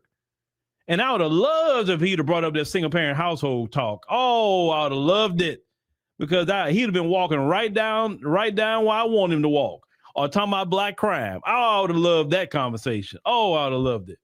But he's spewing all this stuff, and when he's challenged by somebody that actually got a little knowledge, right? Some knowledge, he gets tripped up on his words because he's not used to really being challenged by somebody black that can really articulate themselves and get him to just say, prove what you're saying. Oh, they got black only spaces. You say, yeah, that's student led. That's not by the institution, which that would be illegal by the Civil Rights Act. You understand? So this is why he never wanted to debate nobody who's a seasoned vet in this. Now, let's continue, because this young sister just easily cooking Charlie Kirk. But this they man, this they hero. This the guy that say he wants to debate. Oh, he was just debating ideas. He can't debate crap when he don't even know simple facts. But let's go ahead and continue. Just, Mason, have some patience. We did this last time, okay? But do you understand, at least from our perspective, because it's no good for us to go back and forth again, maybe from our perspective, that we worry that the pursuit of diversity can mean the compromising of excellence. Charlie Kirk, this country is diverse. You can't just say the pursuit of diversity is compromising excellence. Diversity literally just means difference. This country is 13% black. It's 14% immigrant. It's 1/5 of every person in this country is Hispanic. It's 7% homosexual, and 50% of the country disagrees with you. Okay, Diversity is America. You cannot say all of that is true. You Hold on. are America first if you do not care about half of America. I care about them so much, in fact. You care about them so much that you don't want to give them I didn't interrupt you. access I care to about equal rights. Well, hold on. No one said rights. Hold on a second. No. I care about them. It's equal rights. It's Naima, equal let me access. Let me finish. Now, who's interrupting who? I care about them so much. I want the only thing that they're ever judged on is to be their character or their competency, not their skin color. Okay, so you want it to be a meritocracy. You want it to be so let's talk about a meritocracy. Okay. What experience does Kash Patel have to run the FBI? He has amazing experience. No, In he fact, doesn't. He wanted to start a UFC fighting He has program amazing at the FBI. experience. I got 5 words in. He was the most important thing. He was a public defender. That's not what that's not the job of the FBI. He has no experience in the FBI. He was a public defender and he was a special prosecutor. Was he ever a member of the FBI? No, but He doesn't have the merit to have hold that. on a All second. right, let's do another example. But What I'm experience not does done. Linda McMahon? I'm not What done. experience does Linda McMahon have to run? She ran the Department of Small Education. Business Administration in the first term, which is a big, big organization. She was the head of the SBA. When she was the CEO of No, hold on. WWE, I'm not even talking about that. She ran the SBA. one of her employees was engaging in pedophilic behavior with their ring boys under her watch. I'm not going to defend and now that. she but is somehow qualified she to be ran- responsible she for was all a- of one America's second. children. Hold on a second. She was previously a cabinet secretary and then became a different cabinet cooking secretary. right That's now, like a though. one Yeah, and then before that, she was enabling a pedophile. So what you're first of all, I don't know about that instance. If that's true, that's wrong. That's very much However, true. How do you not know about that, Charlie? I don't it's know like about very much Okay. Again, public information. It's really important to know Great. that the head of the Department of Education Okay, is but- currently in a lawsuit. But let me finish the point, which is that the WWE can be easily made fun of. That's a serious business, though. It's a multi-billion-dollar business. Now, this is a good clip. I'm not going to play all of it. I will leave a link to it in the description box. It's tons of more to listen to. But I'm going to let you brothers finish chopping it up, man. Let's get to it. How y'all feel about this whole thing? Let's get back But see, into it. Bap, just in those 2 points right there, a person who's never been a teacher, a professor, or in the educational structure, his argument is she ran the Small Business Administration, which is the so-called bogus shit that I'm white and I say so come out of the mouths of white males. The whole argument of if you run a business, you can run government when they are two entirely different things. Businesses are operated for profit and shareholders benefit. Government is to service the public. That's not the same thing. In addition, Kash Patel has never been a member of law enforcement. That is what the Federal Bureau of Investigation is law enforcement. It is investigation. It is not public defender. You see the bullshit? Now, this just those two simple points. For real. Secondly, the next thing is about the money. That guy asked you, I think it was Enemies Public. He said earlier, did you know, I don't know where I heard it from, and I'm going to try when I pull over, Bap, to drop you that video I talked about with David Smith and Max Blumenthal. Leslie Wexner and the Mega Group. Have you heard of that, Enemies Public? I've heard of that. Yes, sir, brother. Now, those billionaires were brought together for what purpose? Now, we should know Leslie Wexner, shouldn't we? Not just for the Epstein thing, but you're familiar with Victoria's Secret, Abercrombie and Fitch, and the fact that he was allowed in 90% of the mall spaces in this country. So when these small hat, Star of David billionaires, did you know in the last 2 years, what can a 30-something person be saying to raise $92 million? Did you know that, Enemies Public? $92 million. What could he possibly be saying to raise that kind of money, Bapperton? What they want him to say. What they want him to say. It's the answer to that question. But again, going back to what we talked about earlier, we have to follow the money. And again, Turning Point USA was not his brainchild. He's pushing, he's going out, and he's youthful, so they want him to get the youth. So Bill Montgomery is the brainchild, and who was funneling money into it was the Republican Party. So, well, that's one lane. It's one now, when I point out the example with Leslie Wexner, look into that mega group and those billionaires, and their purpose was to erect and fund the nation of Israel. Okay, that's so what again, I'm saying. Charlie say, Kirk couldn't have been going against Israel. I got you, bro. And I'm gonna try when I pull over. I want to drop that. If anyone in the chat can pull up that video with David Smith and Max Blumenthal, where he points out in this latest report, this is the guy at Gray Zone that broke this intervention thing with Bill Ackman.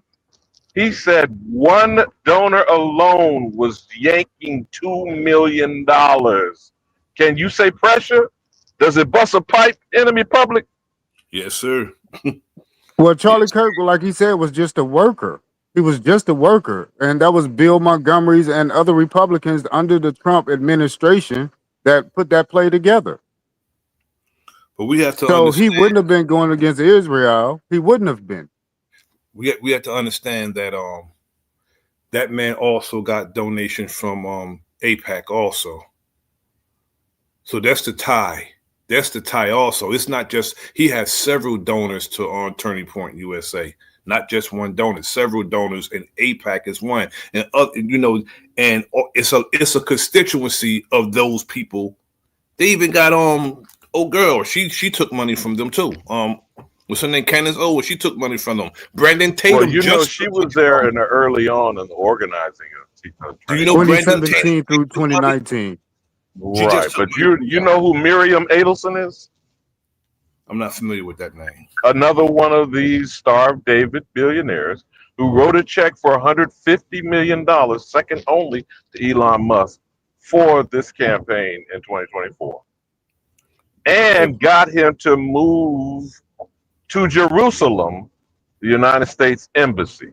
Are you getting? By the way, did you know he converted to Judaism in the first term in 2017? Orange Julius Caesar. Y'all know? And is there any reporting that we have a converted small hat president of the United States of America? Wow. All I'm saying is this is a bigger play. Israel is going to win. Christianity cannot defeat Israel because Christians have to go to Israel for their holy land substance. They get high off the holy land out there. So Christians still, Israel's run the Christians. So Christians can't fight against their parents. They're going to lose. So anybody who's getting in this fight and don't know what's going on at the top, they are going to be the losers. That means the people. Now, my good brother, and I'm not questioning or quarreling with your point. The difference between an Israeli and an Israelite. You want to cook on that, bro? Break it down to me. Break it down to me. Well, an Israeli is an Ashkenazim Khazarian that calls themselves Jew. Go ahead, Enemy Public, work on it. Yeah, I mean, you're right. The Ashkenazi Jews are, basically the Zionists. They're the Zionists. It's totally different from it's really the state. No, there's still argument of they want to say lineage, but where's the bloodline? There's no Who are the bloodline. 12 tribes? Who are the There's 12 no tribes? bloodline when it comes to them. There's no bloodline when it comes to them. Those people are they're Russians, they're Germans, they're anything but a real Jew. So it's an ideology. It's not really a people, which I know. So break down Israelite now. Now, what's the Israelite? That's beyond my. First of all, Israel is the name of a person who is people. Israel is not a place. It's really just that simple. You feel me, brother? Yeah. No, you said but in the what's the difference process of between stealing Israel? identity and go ahead, bro. Go ahead. No, I think I'll be having a delay. My bad, Alabama. Go ahead. My bad. No, I was just trying to make it simple for those in the short bus or in the back of the room, who always hide in class. Israel is a people, not a place. And I forgot where I saw this. Someone, you've checked out the brother on We Woke TV, Pastor Kelly Richardson. He brought but what's the difference between the Israelite and the Israeli? You said you was breaking those two differences down first. So what's the you gave me what's the Israeli? That's what I'm answering, my good brother. When Harry S. Truman, in the document that was shared by Pastor Kelly Richardson of We Woke TV, in I think May 14th, 1948, there was an effort to create what they wanted to call a Jewish state. He, in his handwriting, scratched that out and said it is the new state of Israel.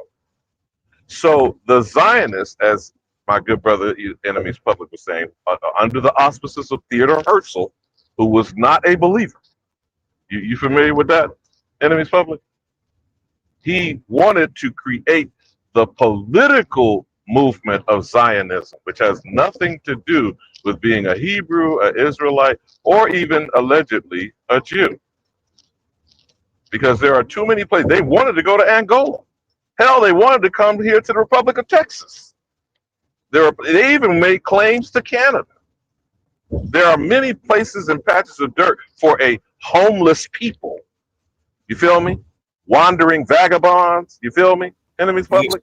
Yes, sir. Programs are about the fact that they were run out of every nation state across Europe and the Caucasus Mountains. Because they were troublemakers everywhere they went. So they have gone and stolen they have stolen the idea, the identity, and the name of a people. It's just that simple. We try to make things elaborate and complex, but it's just that simple. And that crime is going to have to be addressed, just like the American, known as the Negro, is suffering under the ultimate identity theft.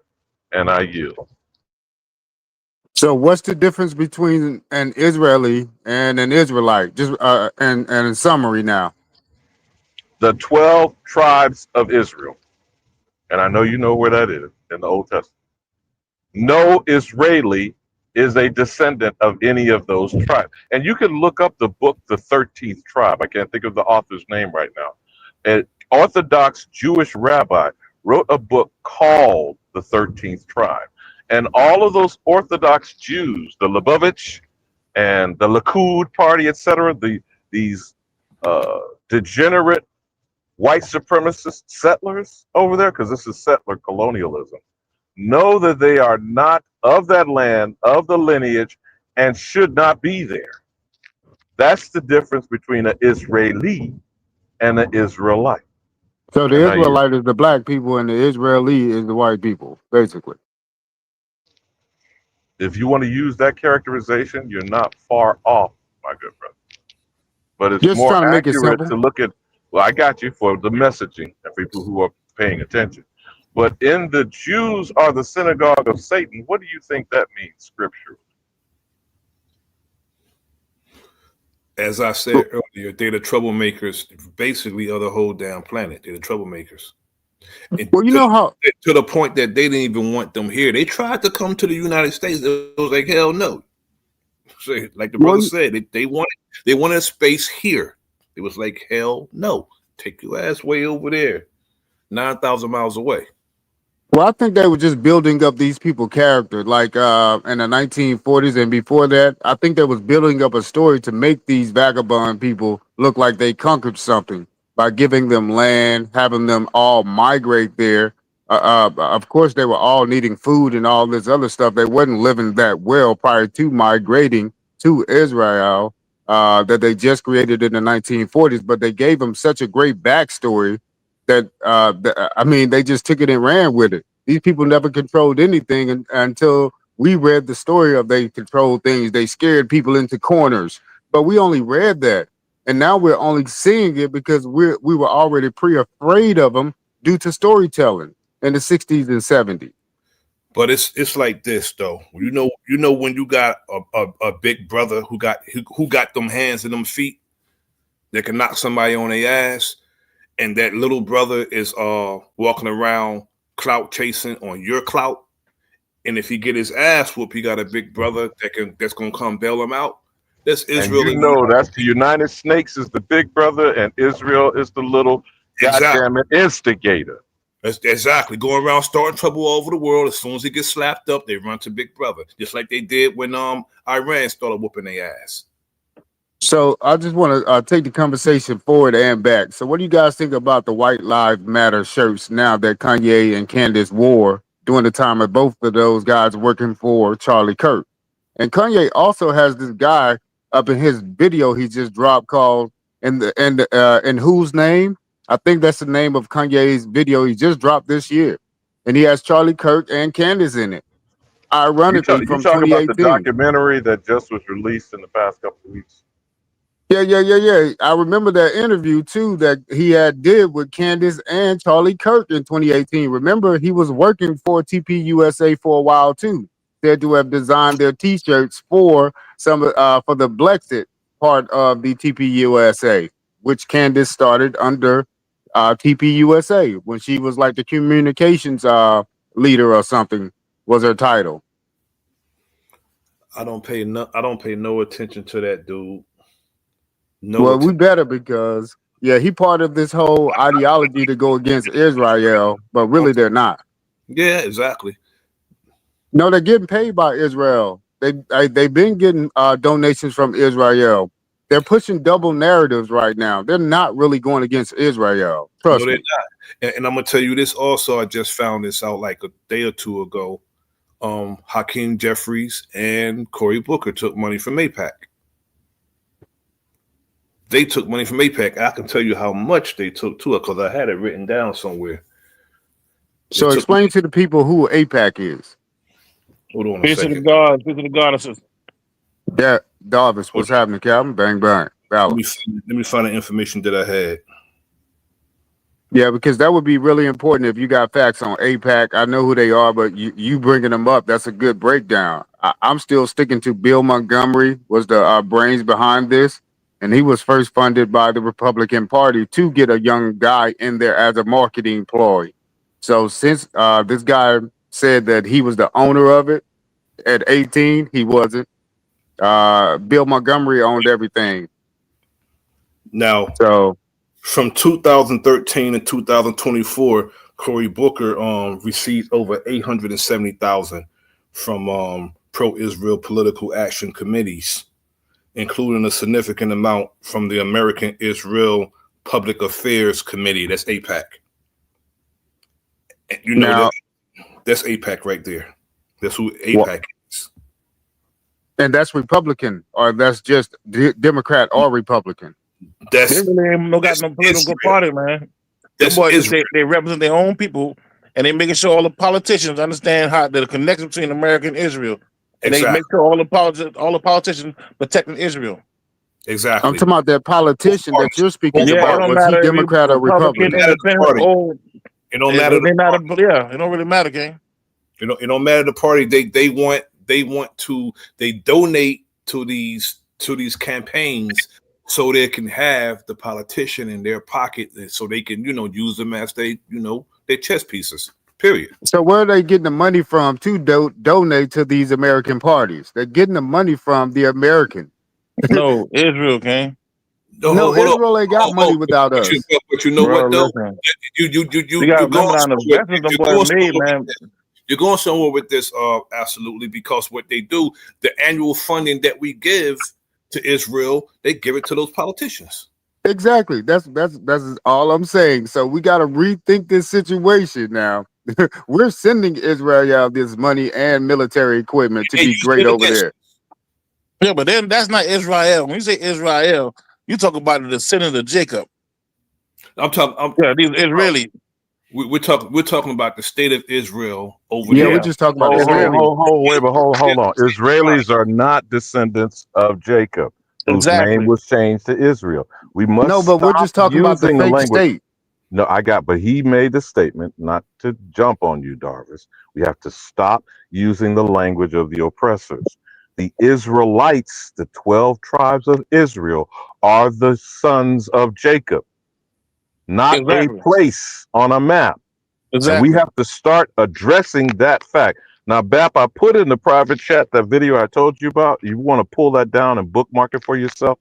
Unfortunately, it's over an hour, but there is a part in that video. Now, remember, Max Blumenthal of the Gray Zone broke the story about the Star of David billionaire, Bill Ackman, who brought an intervention and then lied about it, because now he's being called on it, of pressuring Charlie Kirk because he was starting to question, what someone with sense would do, the types of behavior, genocidal acts, and starvation that is ongoing, while we're letting Trump make flagrant statements about he personally wants to own Gaza and turn it into a Riviera, or that they're bombing them back to the Stone Age, or every building over one story. Have you seen some of those photos of how much fucking bombing, which is stuff we've paid for?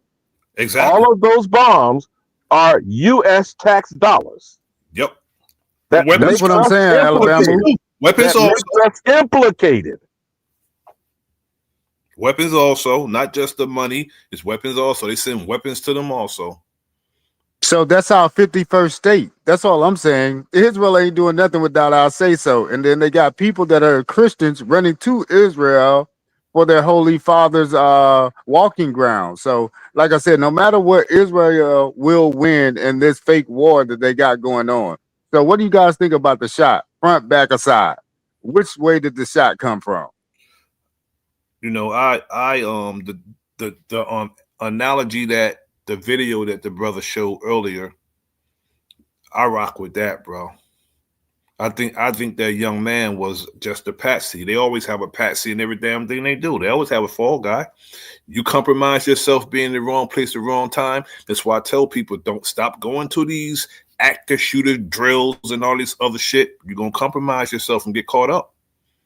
Stay away from them people, man. They're wicked. I stay away from them. One thing I would say, man, if they showing that the way they publicizing that shit, man, they doing something else with the other hand. You know what I'm saying? They always Remember do. the putting that out there. showing of Yeah, him they being putting that out there bloody. for a reason. Okay, they doing Not something. that They trying to get I everybody have not attention on it. watched any of that video from the time that he was shot in real time, supposedly. But the fact that it's being carved up, pun intended, and further analysis is to elevate him to some messianic status of crucifixion. Do you know, just another FYI, besides the fact that this criminal bastard Bibi Netanyahu more than half a dozen times run across all these media platforms, primarily the conservative ones, claiming we didn't shoot him, we didn't kill him, Israel had nothing to do with it. But within 24 to 48 hours, do you know they already had a mural in Israel with him with angel wings? Explain that to me, brothers. Because they sent him to eternity. They didn't want to send him there. Yeah, but he wasn't really going against Israel. These people are donating to him. He didn't get on that stage and say what he wanted to say. I don't know why y'all thinking that he just got to say what he wanted to say. No. And plus, he wouldn't make the moves. They wanted him to come to Israel, and somebody wanted him to come to Long Island. He refused to. Those interventions are something different. Those interventions. When they say they want an intervention with you, and they want to talk to you, they want you to come to Israel, they want you to come to where they're at. That's some different things right there. It's different. Man, if we look at the goddamn pattern, King, anybody that had publicity, anybody who had a movement or following King, them boy been backing. They control all media, bro. If you hear about them, because they allow it. Exactly. And you gotta find out why they allow it. And I really think that guy was part of, I'm going to just say it, Pizzagate. They grabbed him so early. This little innocent little kid, little frail kid. If you go back and see videos of this CK guy when he was younger, he's a little frail kid. I think that he had a sugar daddy. That's really my thoughts. This Bill Montgomery guy was his sugar daddy. That's why he wanted him to come to Long Island. I said it's different. Yeah, so it is what it is, man. You gotta understand, man. That whole shit is based on information that's hidden, and it's the information age. So the same thing that keep them boy in power, the same blackmailing, the same all that shit to keep them in power, is all gonna be revealed soon, King. Them boy got their time to goddamn do their thing. Let them do their thing.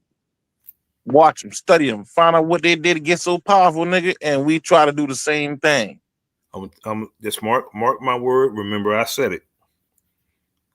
Brandon Tatum is next. He took money from those people too.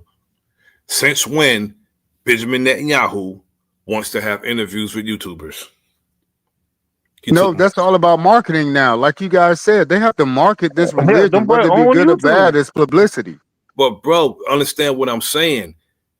If this dude got almost 4 million subscribers, you think he made himself? Just like Charlie Kirk didn't make himself. That dude didn't make himself either. Neither did Candace Owens. These people literally made them.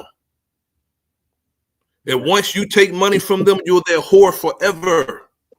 Well, let's just say Candace Owens already took money from Israel. Remember, she worked for TP USA. But that's still business.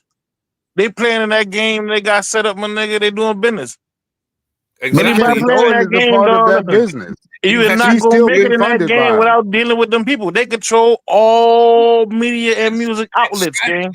And they're part of you propaganda. got to fuck with them or you won't be able to be nothing. That's propaganda. What they're It doing ain't is propaganda, it's a propagating monopoly, and they playing the game. If you decide not to play, then they can't do nothing to you. But if you decide to play, then it is what propaganda. it Is is. a part of monopoly. Hey man, then I'm not knocking that. And I agree with you. It's part of the game. Yeah, it's all in the game though. All right, let me just say this to you guys. Netanyahu was born in Tel Aviv in 1949, but then his family moved to the Americas. He lived in Philadelphia, so he learned the American way before he went back to Israel to become such great leader. CIA intel. I'm just letting you guys know these people come from Nigga, America that run so anybody much. we do business with is the head is by a puppet. That's somebody that we sitting there or put in there. That's why we do business with them. It's either they are a sock puppet or they are a hand puppet or they're both. That's why you in power, King. That's If what not, I'm you saying. wouldn't be there. Netanyahu ain't calling no shots. This guy's a puppet for us. Exactly. So if CK got, if he's really unalive, then that wasn't like some fictitious. I'm definitely saying it's fictitious now. They got 9 different stories. Even the FBI got some different stories. So I'm definitely saying this guy might be running on the beach right now, watching himself blow up. That's all I'm saying. But again, Netanyahu ain't running shit over there in Israel. Whatever you guys want to call it, the state was just created in the 1940s. He's not running anything. This guy was But he's the raised in face. America. Yeah, but he's the face of it though. Which is that's it. That's all he is. He is not shot calling. Hey, he's part of a committee though. That Now, you know control that what, region. brothers, even though both of your positions can be accurate, it was all speculative discussion. The video that I sent you, BAP, again, I know it's over an hour. Inside an interesting statement made by Max Blumenthal, who is the author of that story broken about Bill Ackman and them bringing the hammer down on Charlie Kirk. The fact that he is mentioning that the purpose of all of this is constant chaos, perpetual unending wars, and you must throw Palantir in the mix. If y'all not familiar with what Palantir is, go back to Enemy of the State, the movie with Will Smith. This is on turbocharge. Palantir is the other shoe that came and dropped after they turned this Africana bastard loose with that Doge scandalous crap. They are the 2 bookends of the majority of the federal contracts. And in the case of Palantir, it's a cutout for the CIA. That was its first client for its first 6 years of existence. So there's a lot in the mix here, my young brothers. But y'all go ahead, chop it up. I'm not knocking that neither, man. All them boys do business together. And you'll Well, find that's that. because the business started But here it in is what it America. is. Yeah, but it is what it is. They ain't necessarily, you can't just say it all started here. It's some people behind the scene, King, that sits on these boards that really make these goddamn a lot of things work. I ain't saying that. I ain't control saying whole everything came economies. from here, but everything started here. The government, the political political setup that they have in each country now, that's our setup. So if you're using that setup, if you have a central bank, that came from America. That don't even matter. It Yeah, don't nigga, I even thought matter y'all niggas didn't if fuck those with the people don't Moors speak though. our language. I thought y'all didn't fuck with the Moors.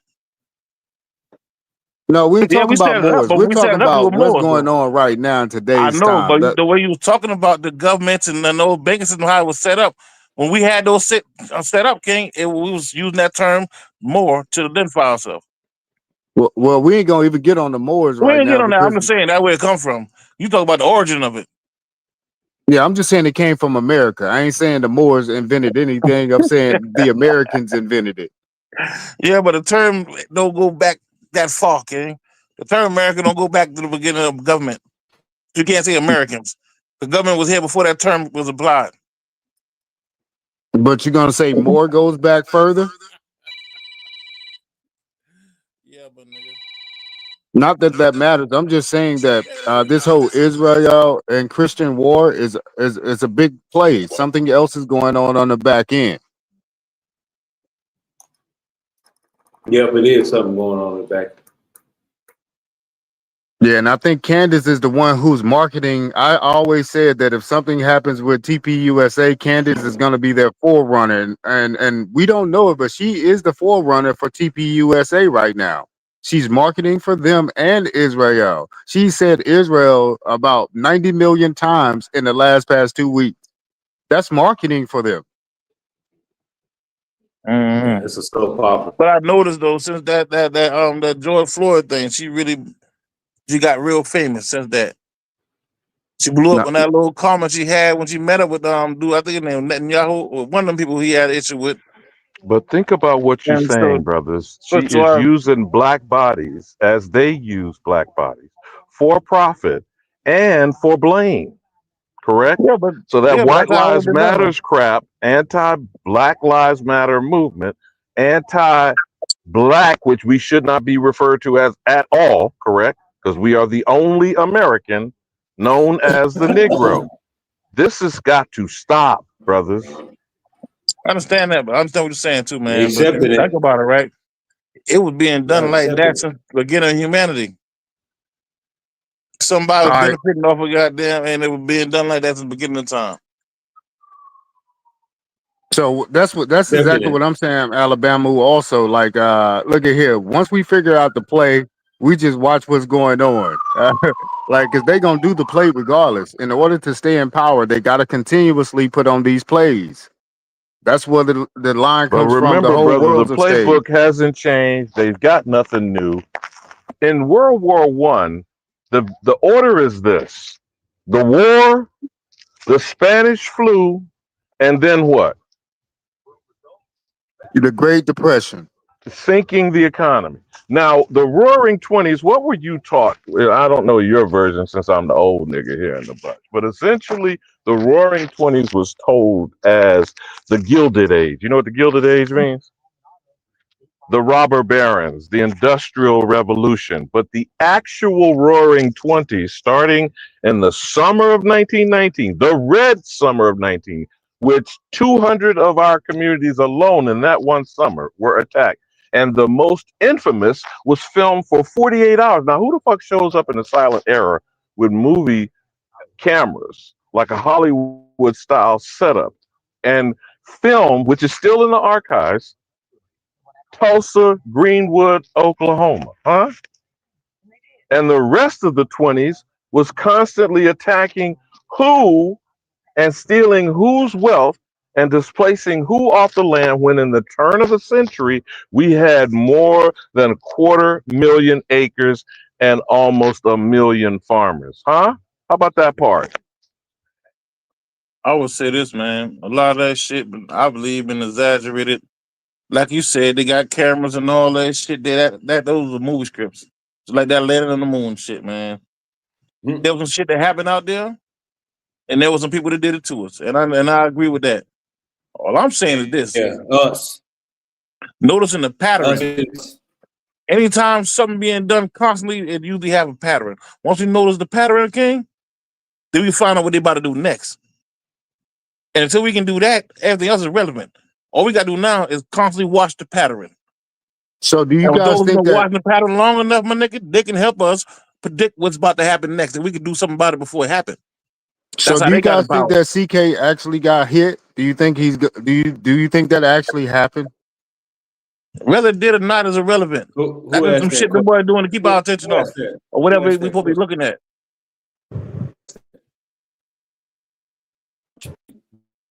All them outlets Yeah. putting that shit out there to keep us distracted from I'm something. trying to track who's talking. I still think that Candace Owen is now the leader of this new pack. She's just doing it from the side. She's gonna get more dark skinned people to become Republicans. She's the next leader because their whole backstory is to make sure people switch from Democrat to Republican. And she was supposed to bring in the dark skinned people, the Aboriginal. That was her duty, her and You talking about Kanye's that duty. Blexic bullshit, which means black exit from the Democrat Party? That what you keep going Well, back to? she's still getting paid to do this. So even though Okay, she's do not with you TP, who is this? This isn't enemies public, but who is this speaking? This is absolutely. She's still getting Oh, paid to what's up? bring Absolutely. Okay, to so switch maybe you people didn't hear from me Democrat to earlier. Republican. Well, maybe you didn't hear me earlier bring up why I asked Bap to at least draw down that interview. Are you familiar with the situation with Dave Smith, who was interviewing Max Blumenthal, the reporter who broke the story about the intervention in the Hamptons with the Star of David billionaire Bill Ackman?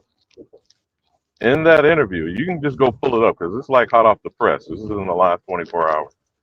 In that interview, he's referring to quote unquote black influencers being paid by them to draw us in. Same thing that you're saying, absolutely, but from a different, actually the Generation Z folks, the military age young men, because they want to keep engaging them to fight a ground war in Iran.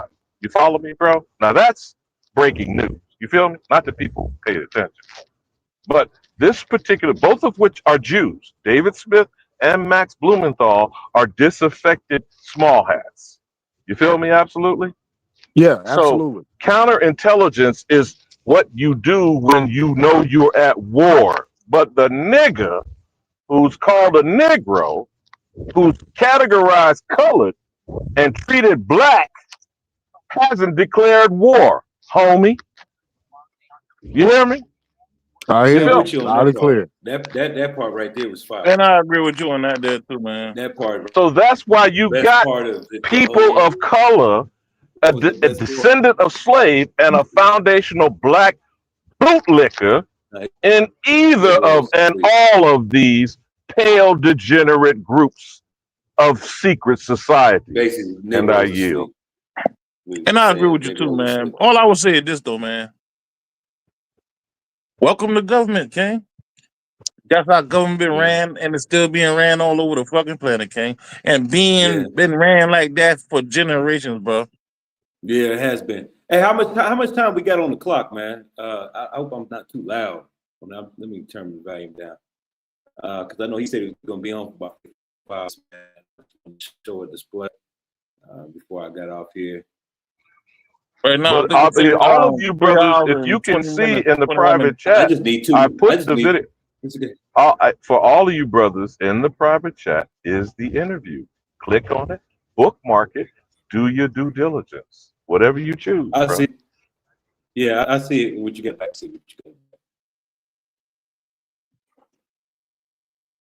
Yeah, but I'm definitely thinking this is just a new run. They're switching it up. They still need the black vote. I don't care if you guys say the vote don't matter. It does matter to them. So Candace is here to make sure that you continue to vote Republican. And listen, though, and she doing her job. She going in right now. She ain't playing right now. She is playing her cards. She's even trying to say, is Charlie actually unalive? Because there's no blood from back there. So she's drawing the people in as well too. But again, remember, Make sure she's you being catch funded that on the back. back end. Yeah, but she also getting a lot of views and people constantly checking in to see what she's gonna say next about it. Man, she had Some of that shit may be 125,000 people watching today. 125,000 at one time watching on a live. Hey man, like Man, I them said, major man, numbers, bro. That's yeah, she major doing numbers, numbers. man. Piece of the goddess, she doing numbers. And she says she's already seen all the real footage of everything. And I don't know why TPUSA ain't turned nothing in, but they giving it to Candace like she's the president. Like, what is going on? I'm gonna tell you, man, that George Floyd shit, man, she did made me look at her different. I heard all the speculation around her. They talk a lot of shit to her about her when she did it. But when you actually watch that motherfucker, dog, man, piece of the goddess. She got a lot of people who don't mean supporting her. And I ain't gonna lie, dog, I do too. So what the fuck? What? No, I'm just saying, All all I'm know that saying they is all got in the same game. That we watching. no, it's definitely a game because Benjamin Netanyahu worked at Boston consulting firm. This fool, he worked with who was that? Mitt Romney. His name wasn't even Benjamin Netanyahu. It was Benjamin Nate or something like that. No, This it's guy is Smilkowski. Just Check out We Yeah, but Woke he's correcting the TV status. He sometime, got the bro. right to correct the status. They show you all the name stealers, every goddamn it prime.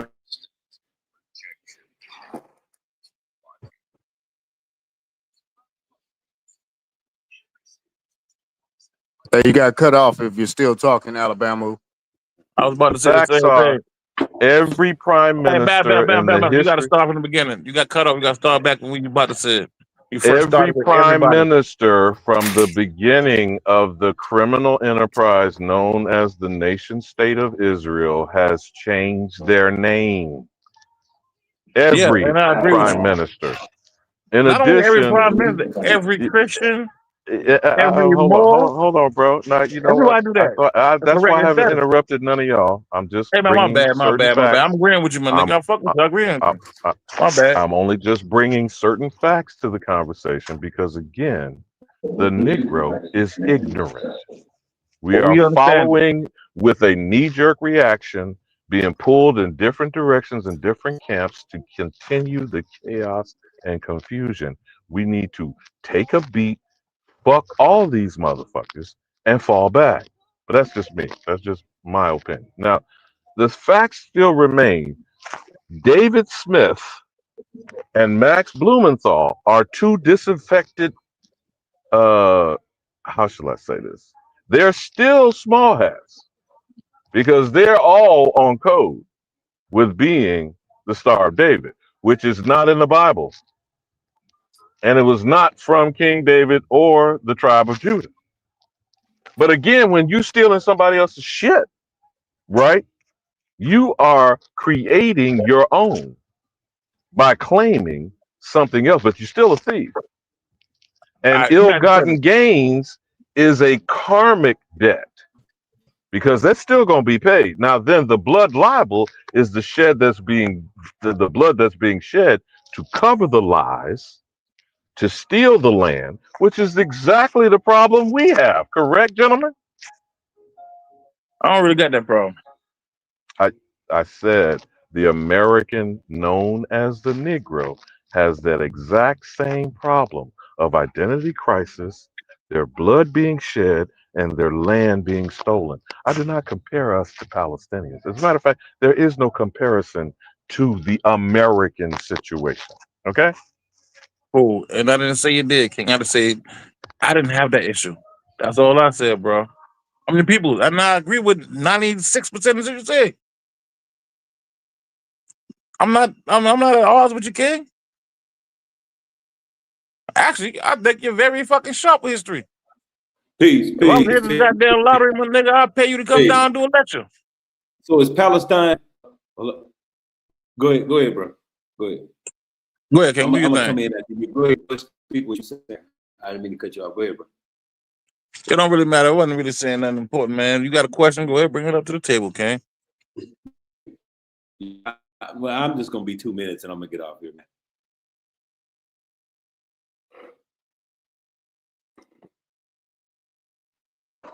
Yeah, man. So again, I think we just need to watch out. I really think we need to start our own party to get in the political run of things, though.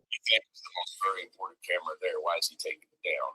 Well, And if we don't, King, we will still be in the same position we're in now. And I agree with you. We need to. We have to. It's our motherfucking obligation, our responsibility at that, King. We do need our own party. If not, we will still walk around being missing or not even represented. Right there. Can you figure that out? It's called hologram. Yeah, you asking why he took down the camera again? That was a TPUSA member. Why do they have all the actual evidence? $60,000, $70,000, $80,000 for these things.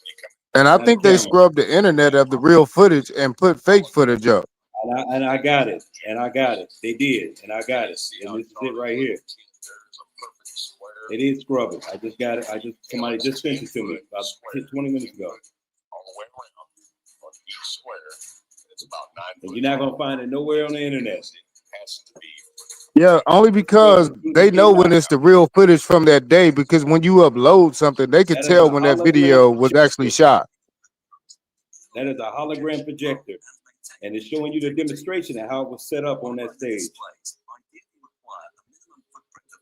That's why you had a glitch. When you watched it on TV, you seen a glitch where the ad from the shirt disappeared and reappeared.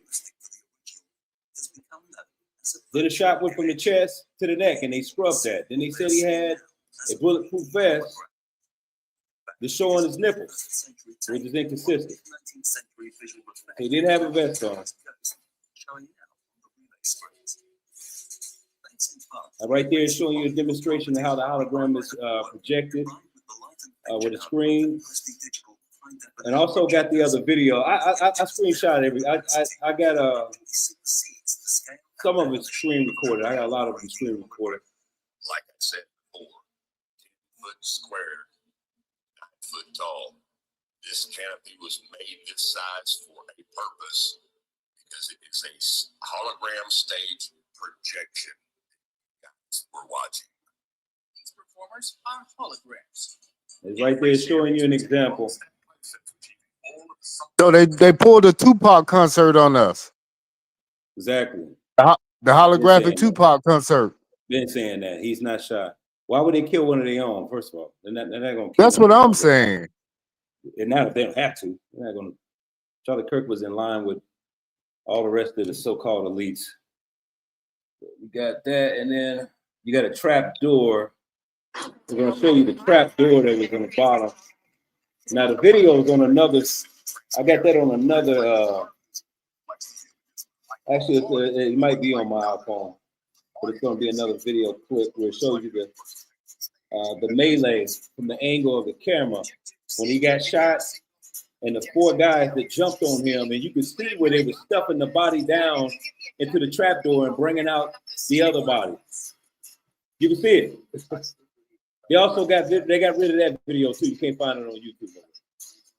And they just put concrete over that whole entire area, so you ain't gonna find evidence. Here's the trap door right here.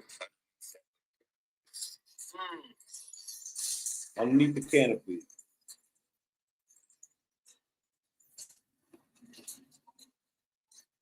That's the trap door. This is the place he got shot. That was underneath the canopy. When you go back and see the video, you'll see where 4 or 5 men jumped on top of him in front of the camera. Then they blotched it out where you couldn't see to take the body out.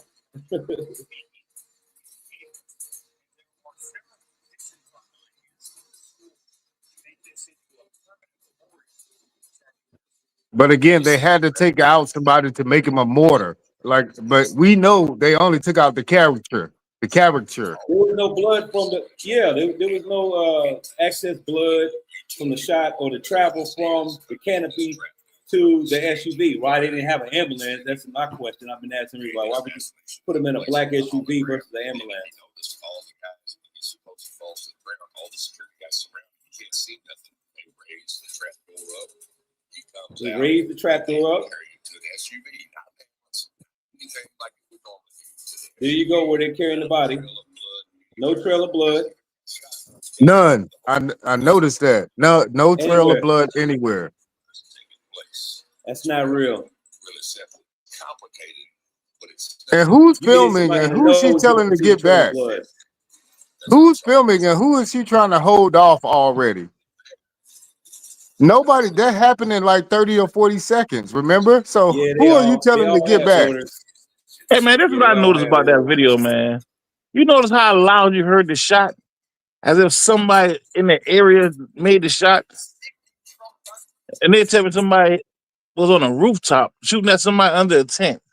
A lot of that shit didn't make sense to me either, man. But I will say this. If we keep on focusing on this Charlie Kirk shit, we're going to miss the magic that's going on in the other hand.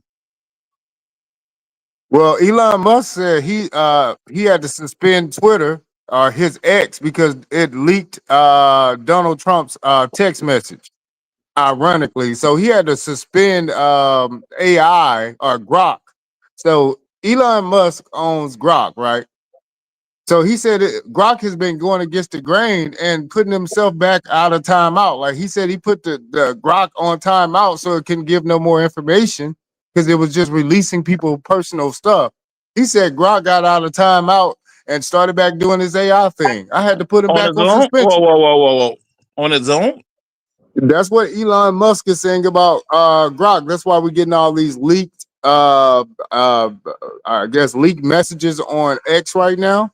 This Yeah. is something that he said he can't even time out AI anymore. So this is where this is about to go also. And see, man, we gotta be careful with that. That's what I'm saying about this AI shit, man. No, listen, man. Every motherfucking, I think it was like 6,000 years, King, the Earth get flooded or some kind of natural catastrophe happen, where this whole shit gotta get wiped out. I think this AI is gonna be the new Nephilims. It's gonna take over the world, and the only way we can stop that shit is destroy everything.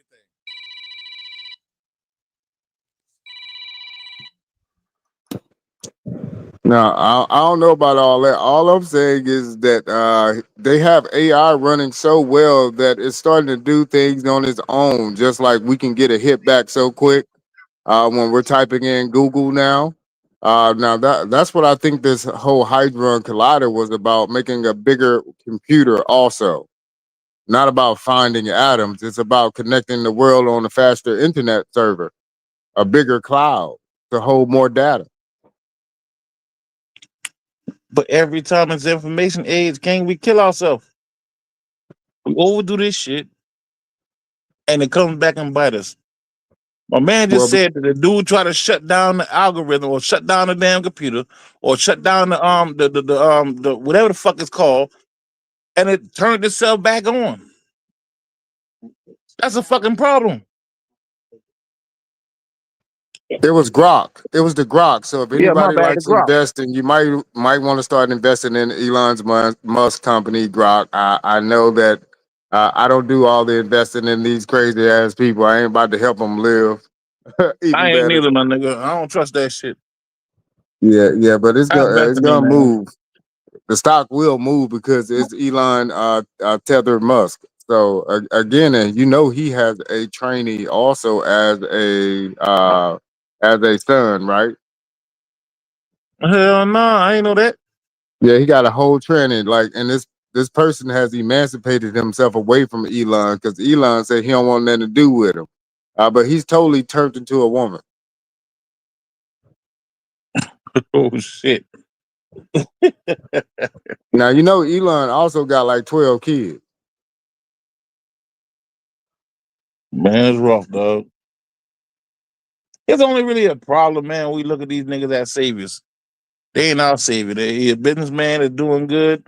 Most people doing good around this time, a nigga is usually foul as fuck. But not saying he is or he ain't, but he is whoever the fuck he is. And he ain't helped me out no motherfucking no way anyway. So Well, Elon Musk is almost like BB. He just ain't in South Africa taking over South Africa. But he's just another BB. He was trained here in America, got his stripes here in America. Now he can take over something. So they made him a branch, gave him his all own world leaders do branch. that. Yeah, and all world leaders did. But again, they have to come to America to get their education to become great in their own land. All right, let's talk about Cash Patel. What ethnicity is this guy? I don't know what the fuck he is. Look kind of Middle Hindustani. He looks like Eastern. Kamala Harris, right? You look all, yeah, but I can't really be exactly sure, bro. I really don't get like I mean, I really don't get a chance to really study this shit that I should be studying.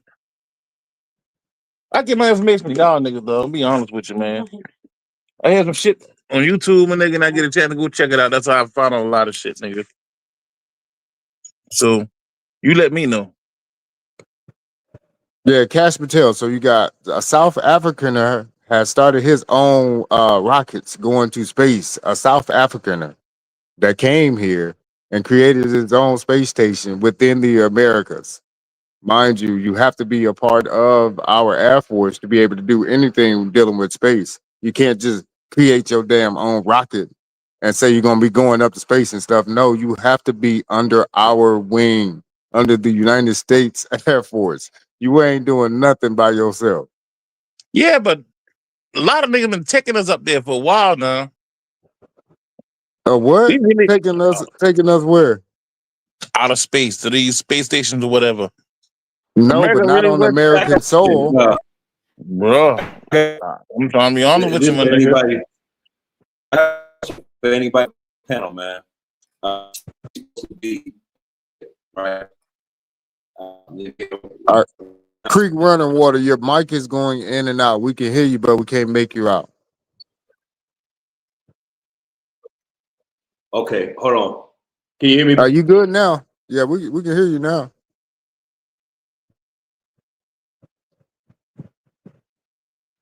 All right, now we can't hear you. Now you can't. Yeah, that's them doing it, man. Let me switch mics, man. I'm gonna get back in. Hold on. Yeah, but yeah, man, we got a lot of like ethnic wise. For each ethnic is over a certain division, as you can see what's going on with this regime.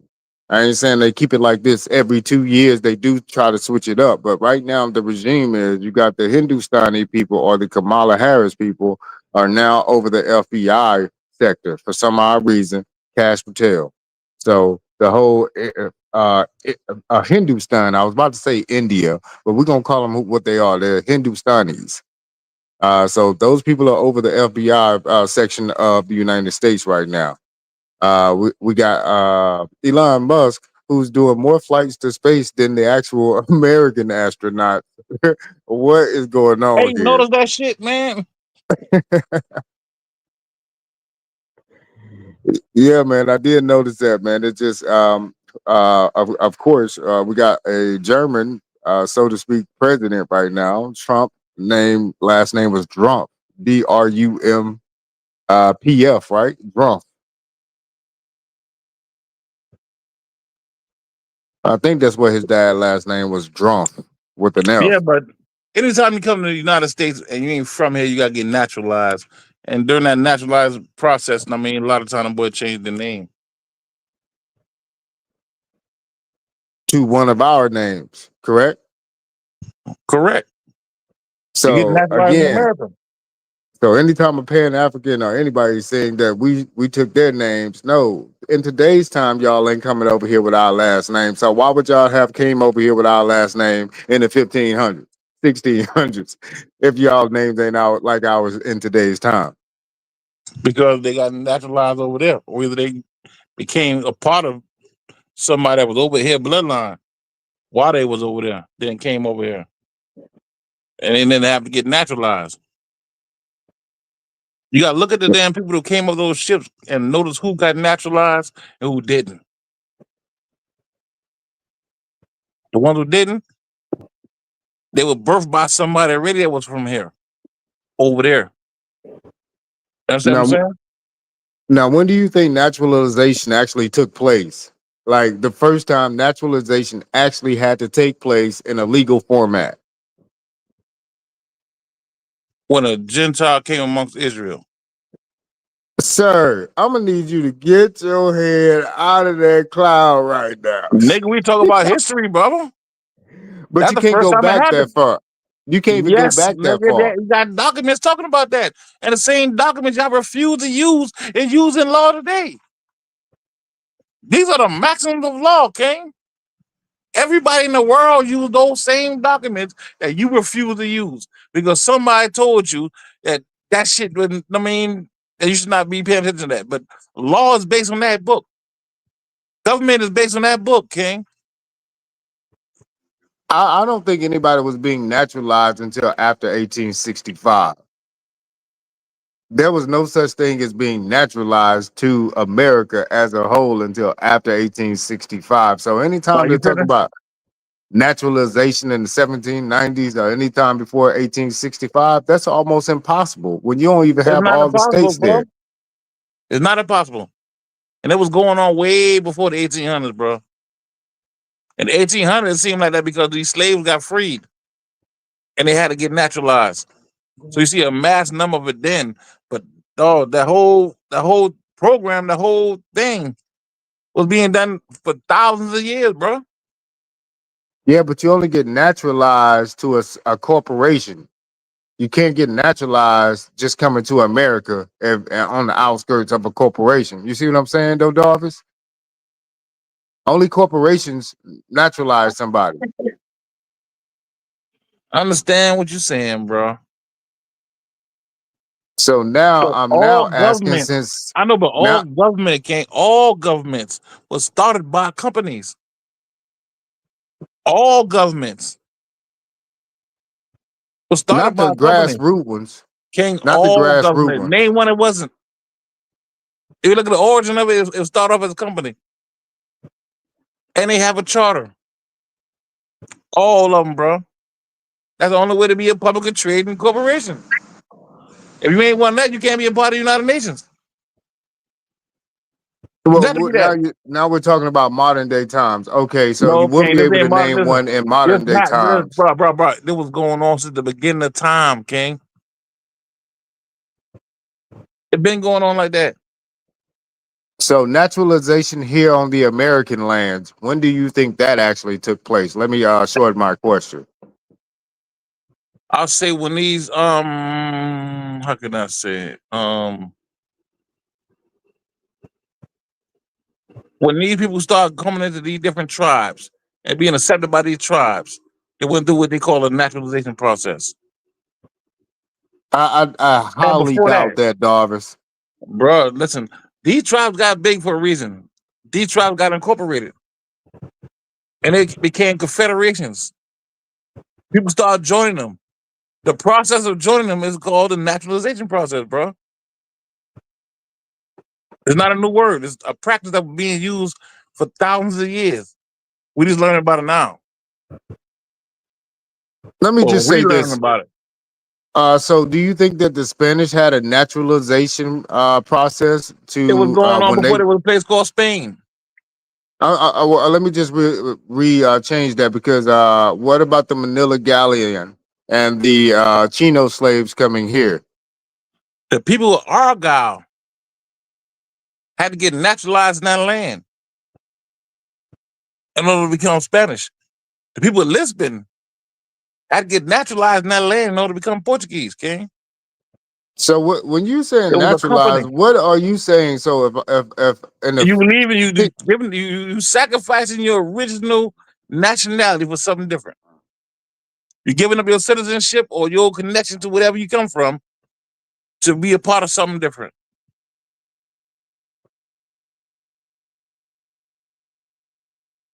that's why I gotta say naturalization is only a modern day word, But it's not. 1800s and up, not before then. Yeah, but the process has been going on, bro. Now In the order, process listen, wouldn't have been called naturalization. it is. It was though, okay? We got remember now. People converted into these different ideologies. It's a Christian empire we a part of.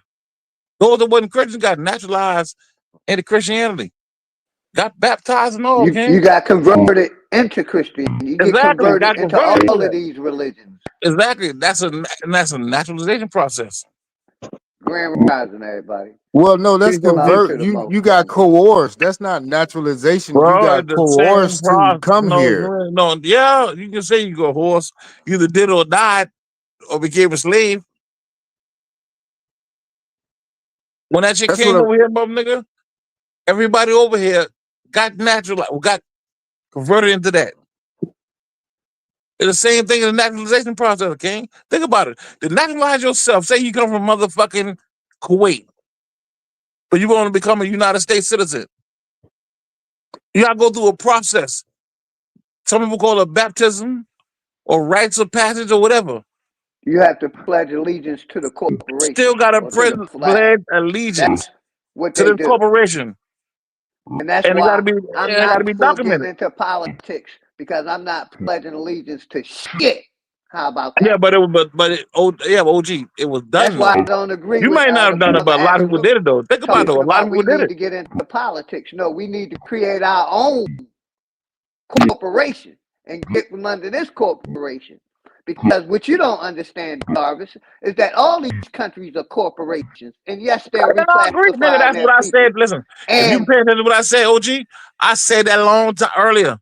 I understand that. I know that everything started off with companies. you know, And and I my agree with biggest that. thing with y'all want to believe in the mythology is real that these 12 tribes and these people Abraham and Noah. They're imaginary fucking people. They ain't us. They ain't black people. Wake But up they call. were. But they were. No, they wasn't. They were Trying to tell these people, yes, they imaginary were. people Yes, they were. that They were. can't be proven that No, no, existed. because everything they did The stand in only law proof is the now. Bible or Quran. Bro, Tell me all that. law comes from them two books, though, King. Yeah, You can all law come you can have from them any two issue what books, you want not with a book. people. That's on You you. said That's it an right, emotional Jarvis. standing. But the You said fact it that right, all brother. law The comes from law those books come you're from talking that about, though. book. And They you follow using law, though. the When law you drive down the of that motherfucking road, Bible you to still control follow the the people. same, but you still The follow people law. is not real in that book. The law ain't real How because the law it's ain't real? mythology. Point blank. No, you out of touch with reality, bro. Nah, And a lot of time we get that. A lot you've that can happen to been us. converted into one of their No, my nigga, you major out of religious touch with groups that reality. they You run lying to over there, yourself. bro. You're You lying to the indoctrinated. people. You're When you drive down the indoctrinated. road, You're my pushing nigga, their religious and then you do beliefs. that speed That's limit, nigga, real. you abiding by I'm the gonna law. mute up. You got it, brother. I know, but when you drive down the road, G, to that speed limit, you abiding by the law. Man-made law, sir. Not God's law. Man-made. You can Man-made call law. it whatever you want to call it. Let's get that Okay. correct status. Man-made law, not God's law. Okay, this is what I would say. That the law, the maximum law that we dealing with today come from that book. All the maximum of all law come from that book, King. Hey, Jarvis, You may have statutes written, no man don't apply to I it. didn't Ordinances disagree don't with apply that. to it.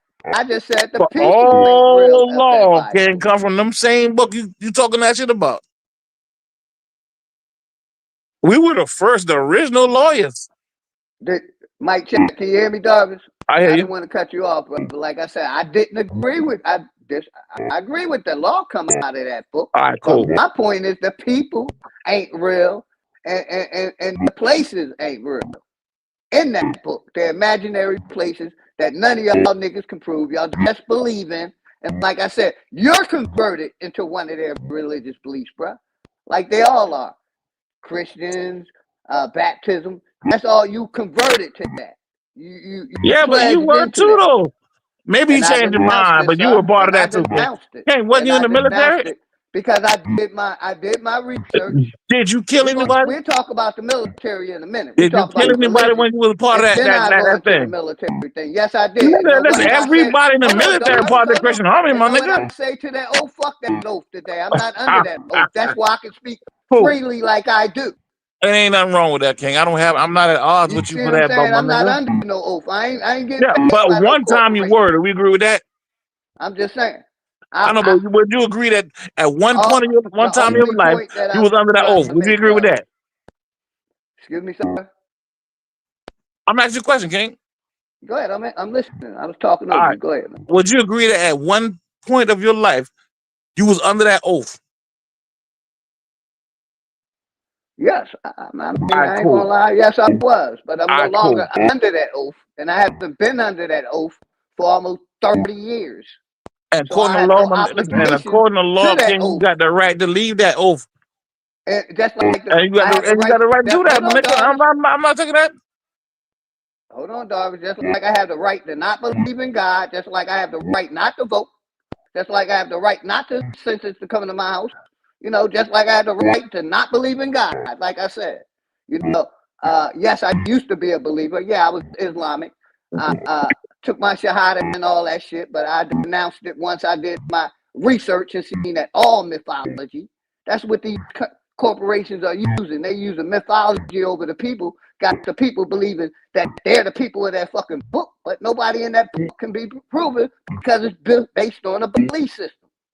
Y'all niggas still believing in this fucking so-called creator, God, and Jesus and Moses and the prophets and all that bullshit. Y'all still stuck in their mythology web.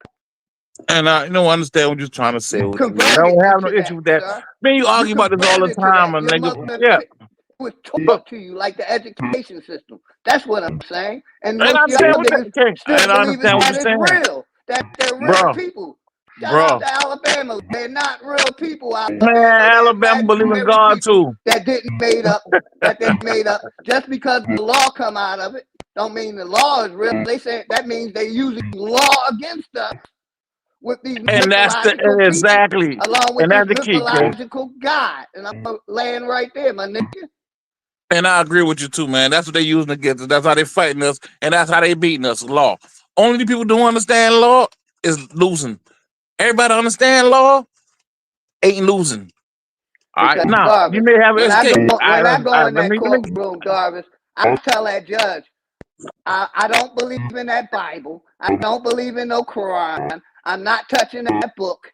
If you want me to agree to tell the truth, I agree to tell the truth, but I do not believe in none of y'all mythology, from Islam to Christianity to whatever the fuck you want to name it. That's what the power I show when I go to court. All right, cool. And listen, and it sound good too. Now, this is what I would say, right? But not doing it makes you civil little more tools. You understand what that means, right? Yes, in case you didn't, that's Latin for law does not apply. So that's why when you go in the courtroom, they treat you like a ward of the state. And that's another thing, Darvis. All these basically misnomers that they gave us, colored, black. You're a They dead ain't gave entity you to shit, the my nigga. We read it. They ain't give us including nothing. Negro. What the fuck is a Negro? No, What it's is not. A something? Negro is listen, man, listen. A Negro is what they call It's a an misnomer imaginary or person nom that de they guerre. made up. No, Just it's a like the nom people de in that guerre. fucking Bible and Quran. No, They're no, nigga, it's a imaginary nom de people guerre. that they made up. Ain't nobody in the Bible call himself no fucking Negro, nigga. You ain't see that word in the Bible? Somebody lied to you, nigga. I use it as an example.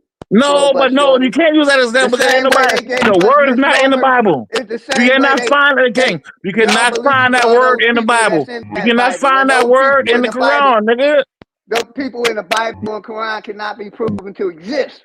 I show me Muhammad's burial site. Show me Jesus' burial site. Show me Abraham's burial site. They all mythological people that didn't exist. But y'all niggas want to think y'all kin to them because y'all still under this corporation. No. It seemed like that. It seemed like that because you never listen to what niggas saying. You hear a part of what a nigga saying and make a speculation about what they mean. And that's where you go wrong at, my nigga. That's not what the fuck I said. I ain't because you did that, my nigga. Listen, you was a military. You a military vet, my nigga. I did the research. So that meant you a sellout or a turncoat, nigga. Which one you was? Once I did the research and seen that these mythological people are not real. No, nigga, something traumatic happened in your fucking life, nigga. That changed the way that emotionally caused you to not think positive, my nigga. Fuck you, no, it's no personal shot, my nigga. You told me. Nothing traumatic. You told me. Well, you told so I'm gonna call you a liar then. Well, then I'm gonna call you a liar because me and you ready to talk. But you don't want to comprehend. No, nigga, I already talked to you. You told me that, my nigga. And that you told me that. To fucking believe nigga, you sound like Pastor Goddamn Fraud, my nigga. You told me that, nigga. Am I lying? I don't lie, my nigga. I'm talking about what you told me. No, you ain't got nothing to do with my belief. No, I said what I said based on what you told me, King. Did you lie to me? Did you lie to me, King? Question for you, brother. Well, answer mine first. Well, answer mine, now answer yours, King. I answered your last question. No, you didn't. No, you didn't. Yes, I said did. no. I said that you told me that something happened like that, and that's why you don't fuck with them no more. Am I lying? You not tell me that? The death of my daughter. Yes. I did. So something traumatic happened in your life, my nigga, that got you not fucking with God no more. That's what I said, bro. Okay, and guess what? Everybody on the fucking channel had something traumatic happen. That don't make what you believe real, nigga. Nigga, I lost kids too, nigga. I lost kids too. Darby, shut up for a minute. Let me say something. Yes, I lost the daughter to the medical system, brother. I accept that, right? But that'll make me not go against the research I put in, brother. The church and the state is connected. They're part of the corporation. They push this mythology as law, and it is based on people that never existed and ain't real. And that's why it's based on the belief system, brother. Like I said, I denounce Islam because I seen shit is connected to the Vatican, to the church. They're all one entity controlling the people. No matter what country you go to, they have mythology in that country. And they're controlling the people with that mythology. Do you understand that, homie? No, what I'm saying, King, is that you were once a part of this Christian army, nigga. You killed people in the name of the cross, my nigga. I was a Now part you of come the and saying something Islamic totally army, different. sir. I was a part of the Islamic army. I was Yeah, a Sunni cool. So Muslim. so that mean no Okay. all that. So that mean no is you I ain't went trustworthy. against the Christian religion, brother. I didn't believe in that white Jesus. I Nigga, believe you that went to war with Muslims, prophets was and you all was of color Muslim. that was niggas. I know, but if you been a But I learned military that thing, that was mean you went to war with mythology, Muslims. brother. But And you because weren't I Muslim at the lost my same daughter, time. So didn't why take do I? away What the how the fuck is I hold you? when I wanted to believe in You have no God. standing Once I behind, my did nigga. my research and seen God wasn't real, that created Allah wasn't real, that Jesus wasn't real, that Moses wasn't real, that Adam wasn't real, that's when I got against religion, sir. Not when my daughter died. I'm just correcting you, sir. All right, so what did you find out that said that God wasn't real? What Let did me you ask you this. research that made you think that God? No, I'm asking you a question. Then I answer your question. I'm asking you a question. You It's answer me a like the question. third question. I answer it, brother. Mute up and let me There you go. answer. I'm muting up. Thank you, sir. Much respect, my nigga. Basically, what I found out is any creation story comes with a creator. And most mythologies are based on creation stories, brother. And that's what got me away from the mythology. And then once I did the research and seen that it wasn't real. Now, my question to you is, you believe in the God of the Old Testament or the New Testament? That creator, that God was active in his creation. Why isn't your fucking God active in this creation and killing niggas like it used to for going against it? You see what I'm saying? My point is, the creator of today is not active in his creation, but that creator of the Old Testament and the New Testament, it was active in his creation. That's another fact that proves that this creator ain't real. He on vacation getting some head or hanging out with two bad chicks. You see what I'm saying? It ain't real. Something made up. That creator, that God, I'm gonna mute up right after this, isn't active in his creation like it was in that Bible or that Quran. It was merciless if you disrespected or just went against his belief. You got it, my nigga. Man, listen, man, peace to the God. I know you don't like to be called God, my nigga, but whatever. That book that you hate so much, King, you should take time out your life, my nigga, and actually read through it before you try to dictate what it is or what it ain't. You should read both of them simultaneously too, because they made it come together. Just like once you want to, y'all hold on, bro, let me y'all goddamn, niggas bro. like Listen, King, I let you talk. y'all I like let to you talk. mix Listen, King. the Bible and I the let you talk. TV I up. let you talk. No, Just like most of fuck y'all that. niggas still No, believe what y'all see on OG. TV You say is you keep getting the using that fucking word y'all message. as if You you don't ain't getting no understand English or message out something. of the Nigga. fucking Who's TV. y'all? None of y'all niggas. You getting more Who's y'all? Who's y'all? indoctrination, No, more fuck belief that. Who's y'all, OG? You talking to You, Darvin? nigga. Yeah, I'm You, only one Jarvis. person. Yeah, so I'm not You. y'all. I'm not y'all. All right, cool. So now I'm asking, I'm if talking you have to a the people question for that me, believe in the stupid cartoon shit like you. nigga, you That's do still too. pushing mythology. You do too, nigga. All you really doing is proving that you an emotional wreck. And you cannot motherfucking, I'm saying I don't God know what's ain't wrong real, with you because can't I'm get saying the right, my creator nigga. ain't real, and you But can't prove his everybody real. lost I'm somebody, showing nigga. stability. I don't fear God. You're a God-fearing man. I'm not. I don't give a fuck about God, the police, Nigga, the yeah, but you CIA, fought, the FBI, the white I know, supremacists, but you a the Muslim niggas. that fought in the I'm not military, nigga, against other Muslims. All right, so make sure you keep that in mind, my nigga. I was Before you start checking me, my nigga, indoctrinated you a Muslim, well, you was a that Muslim was living the that fought American in the dream, Christian brother. army against other Muslims. How many you killed, nigga? How stupid are What you? did God say about killing a Muslim, To nigga? bring up somebody. Oh, You excuse got me. family members Because that you think killed it's them a or armed goddamn forces. different, Are nigga. you talking What to them like Allah that? say it happened if you kill another Muslim, nigga? I Your don't believe in problem that is shit. with your transgressions, I don't nigga. believe in You it, sir. fucked up I and don't you trying to believe in make that that shit. problem everybody else's problem Like because I you made a said, bad decision, man, you're nigga. dumbass. In No, the military, I'm dumb. If you a Muslim that went out killing other Muslims in the name of Christianity, Jarvis, and you in the call me dumb, military, nigga? it's I people of never all sold my religions. You soul, got nigga. I own Islamic my ones soul. in the The same military. people you hate You got own you, Christians nigga. in the military. You got No, Jehovah's hell no, Witnesses I in the wasn't in the military. I military. never sold my soul. No, I did not sell I'm my telling you soul. a fact. You got all religions in the United States military. You I know, dumb and you bitch. sold your soul to it. So how can I go against? I know, but when you they don't already, possess your like I own said, I soul was right young. now. I was You what they indoctrinated. call a It was disruptive a job. employee right now, It my was a nigga. job, nigga. I learned how to protect myself and kill, nigga. I'm okay with that. It was a I don't do fucking no job. shit like that. A That's lot not of you your into that. family members did that same fucking job. Is No, you nigga, talking to them no, like no, that? no, Cause no, they'll knock man. your You did fat that, ass Bubba. the fuck out, you punk nigga. Talk that shit to a veteran face. I guarantee he'll knock you the fuck out and You choke you what? the fuck Listen, out. man. Whoa. Talk OG, to your whoa, customers like that, bitch. whoa. OG. We talking playing now. Don't do that. Don't do No, that. Obviously, you don't you know me. don't talk about me killing Obviously, you motherfuckers. know me, and I I won't don't. talk about But you. we Knock talk you the about fuck facts. out. You did that. Cause if You did that. You been in the middle. You did you that. say that to And I another can prove you veteran did that. in the street, Not only, other but than I can sending prove them. you did that, nigga. You was a war in the army, but now, Father, you proving that somebody knocked me out, nigga. Listen, if a bitch touched me, they died, nigga.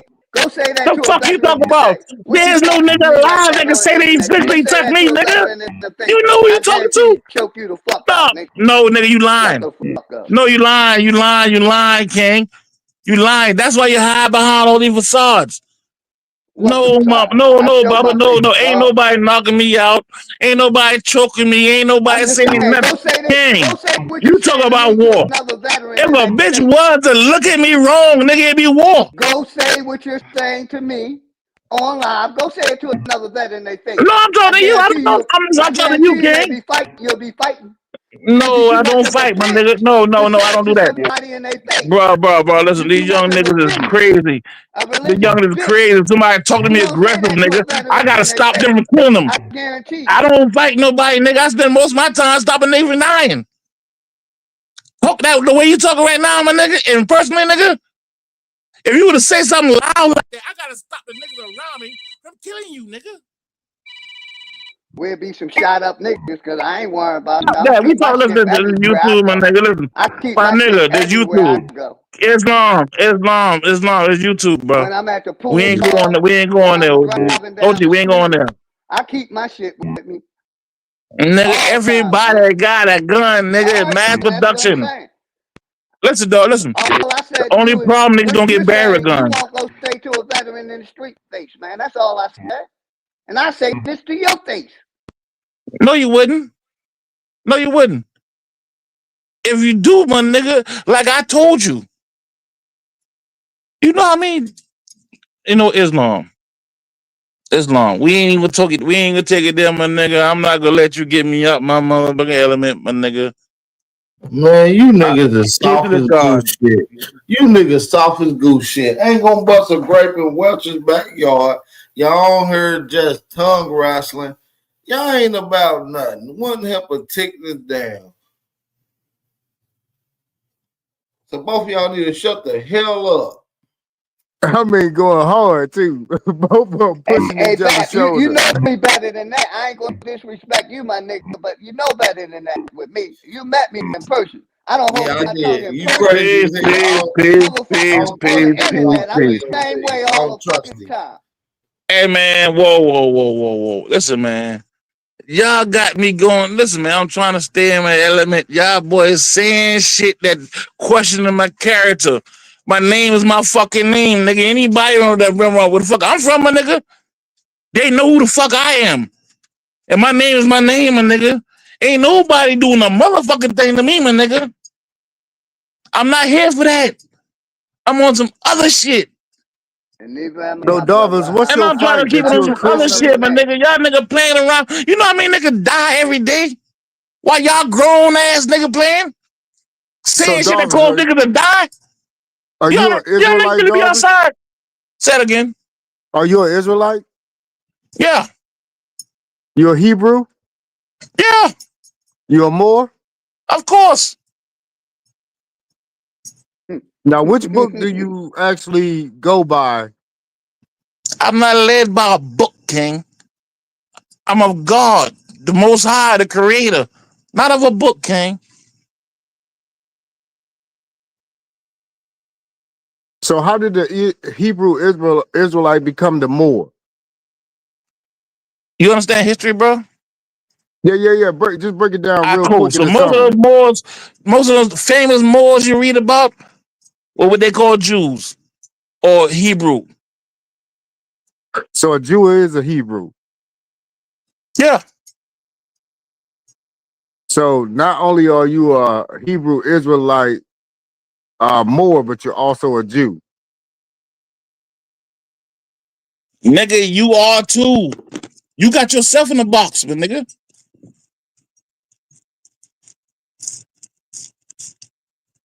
You more than a Jew. You a god, nigga. What a lowercase G though. No, we ain't gods. We demons, my nigga. Hey, demons are gods too, my nigga. Issue with transliterations, my nigga. All the demons were Elohims also. Right. Tell them about it. Tell them the real. Tell them we demons, fuck. Yeah. But we Elohim. So what was the book Demonology about that King James wrote before he summons the Bible to be written? What was the book Demonology about, Darvis? You tell me, King. Always got a question about it. And shout out my nigga Let me Matt, know. real quick. And basically, that's all I was saying. That this creator is mythology. It's a part of a creation story. And like I said, all countries have them. Buddha have them. The Chinese have them. The Islamics have them. They all have a creation story. And with that creation story is a creator. And you call it God, Jehovah, whatever you call it, but it's part of mythology. And the brother got upset because I brought out that fact. Man, I ain't get upset at that. All creators. Oh, gee, why would I get mad at that? No, Come you on, got man. mad Look, I'm because he said 50 the years Bible. old, He King. said you got mad because he said the Bible ain't shit. So, hey, listen, you really think that if you talk shit about the Bible, I would get mad, my nigga? I don't get mad at shit like that, King. I'm 50 years old. You know how long I've been walking outside here in reality, my nigga? I'm walking these roads for 50 fucking years. I don't get mad about a fucking book that I didn't copyright. When you got mad, and you got mad when he was killing the Muslims. When he was I was mad what? Listen, my nigga, listen. I don't get mad. When I get mad, nigga, people die. Nigga, ain't I don't nobody get mad, died my up nigga. under your motherfucking order. Nigga, ain't not one nigga died up under your authority, my nigga. Because I don't get mad, nigga. Only thing that Because I don't get mad. You get mad and ain't nobody ever died, my nigga. Nigga, stop there, stop there, stop. You know what? You know, back. Listen. Stop that, King. All right, go ahead. Stop that. We ain't finna go there. It's YouTube. All right. You from Charleston, my nigga. Well, you ain't from Charleston. We know the area. All right. I would say this, right? If I was getting mad, like, you understand what the definition of mad is. You're not thinking like that, I mean. You going off strictly emotion and adrenaline. You ain't gonna smoke nobody, my nigga. Nigga, stop. You don't know what I'm gonna do, my nigga. You don't know what I'm gonna do, my nigga. I know you ain't gonna kill nobody. Cause you ain't that type Listen, of man. nigga. You a god. Stop. Back. You a god. You already admitted Who that killed more niggas than God? Nigga, you ain't about that life. Nigga, ain't nobody killed more niggas than God, nigga. But you ain't that type of God. That's the demon that did that, by the way. But listen, you ain't no demon like that, bro. Well, listen, man. You keep talking about when you get mad, people die. You said this at your own mouth. I said I don't get mad because if I was to get mad, somebody die. Ain't nobody gonna die, man. Oh yeah, if I was to get mad, yeah, bitch. You know what? Islam. Islam can't help. I'm not gonna let y'all niggas question that goddamn place. My name, my nigga. Listen, my name is my name, nigga. I'm who I am. Islam can't help you, my nigga. Yeah. No, when I say Islam, my nigga, I ain't asking for no fucking help, nigga. There you is. You say Islam. No. I'm not asking for help, my nigga. I'm not helping. I know that. I'm dealing with me. I'm talking to me and about me. I'm controlling me when I say that, my nigga. I'm not asking no help for nobody, my nigga. You a witch, fam. You trying to put that demonology on us. Come on, man. Come on with that shit. You'll figure it out. Listen, that's why I say, though, you smart, but you ain't wise. You know, I'm wise enough to know you ain't gonna kill nobody if you get mad. I know that to be a damn for sure. I hear you, my nigga. Now tell the truth. When the last time you got mad? Last time somebody died. Nigga, ain't nobody never died up under your order ever. Say word. You know what? Islam. I'm not even talking to you about this crazy. It makes me feel like you trying to get me. You sound like one of the motherfucking detectives in the fucking questioning room, my nigga. Stop that. I don't even want to talk about none of that. Listen. I don't even want to talk about none of that shit there. Listen, if you a real nigga and you smoke niggas, Nigga, I'm not a nigger. I'm not a nigger. I'm not. I never called myself a nigger. I'm not a nigger. You act like one. Shit, no. Because niggas don't understand that. Nigga don't understand what a nigga is. A nigga don't. A nigga's an ignorant person. So they don't know no better. What it is. I know exactly what it is. Yeah. But those who wisdom understand who I am. You understand what I'm saying, man, dude? You're not no killer, bro. You're not. You know what? You're a teddy bear. You're a teddy bear, my nigga. Listen, man. I'm the grizzly bear, which I ain't No, no you ain't, killer. man. No, you ain't. No, you ain't. I know how to No, kill a you nigga ain't. in No, you 60 ain't. different ways, nigga. Bare hands. No, you don't. No, you don't. No, you don't. You talking Stop about that. getting mad? I don't gotta get mad. I get happy and kill a nigga. No, you won't, man. On 2 different times, my nigga. No, you won't, man. You sound good, and you know what I mean. Hey, but look no, my you name won't, up. man. Hey, look my name did. up. I already did, man. I already did. I say that for a reason, man. I already did. I already did. Look at my record. I already did. I already did. I can go to it right now, nigga. I got attempted murders in my shit, nigga. Yeah, I hear you. Yeah, I got assault with a deadly weapon, discharging a Yeah, firearm. and so what, man? You got that, Man. nigga? No, nigga, you's a teddy bear, my nigga. But go ahead. Keep I'll telling tell you us what. this Tell you what. You WL pull your story. record up compared to my record, my nigga. You see the difference, my I already nigga. seen your record. I already. I ain't not seen yours, nigga. You ain't never did no shit like that. Are you dumb? No. Public Far from record. that.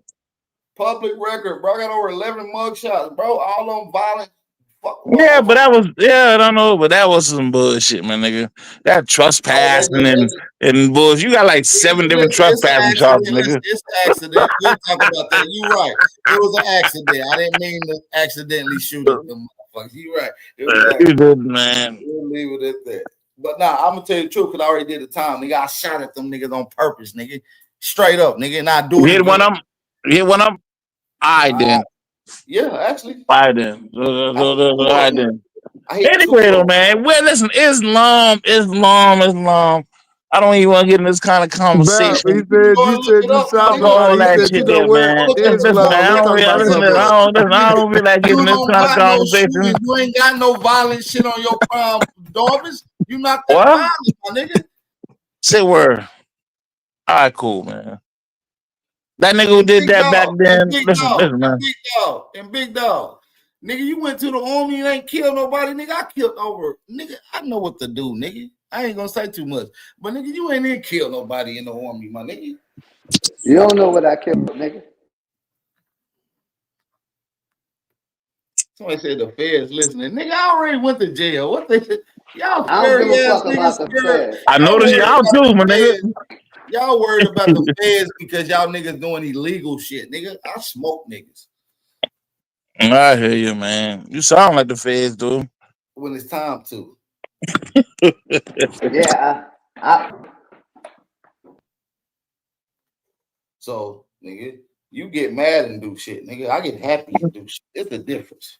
I don't get mad. Islam. Nigga, your ass is a teddy bear. I know you don't get mad. Hey, man.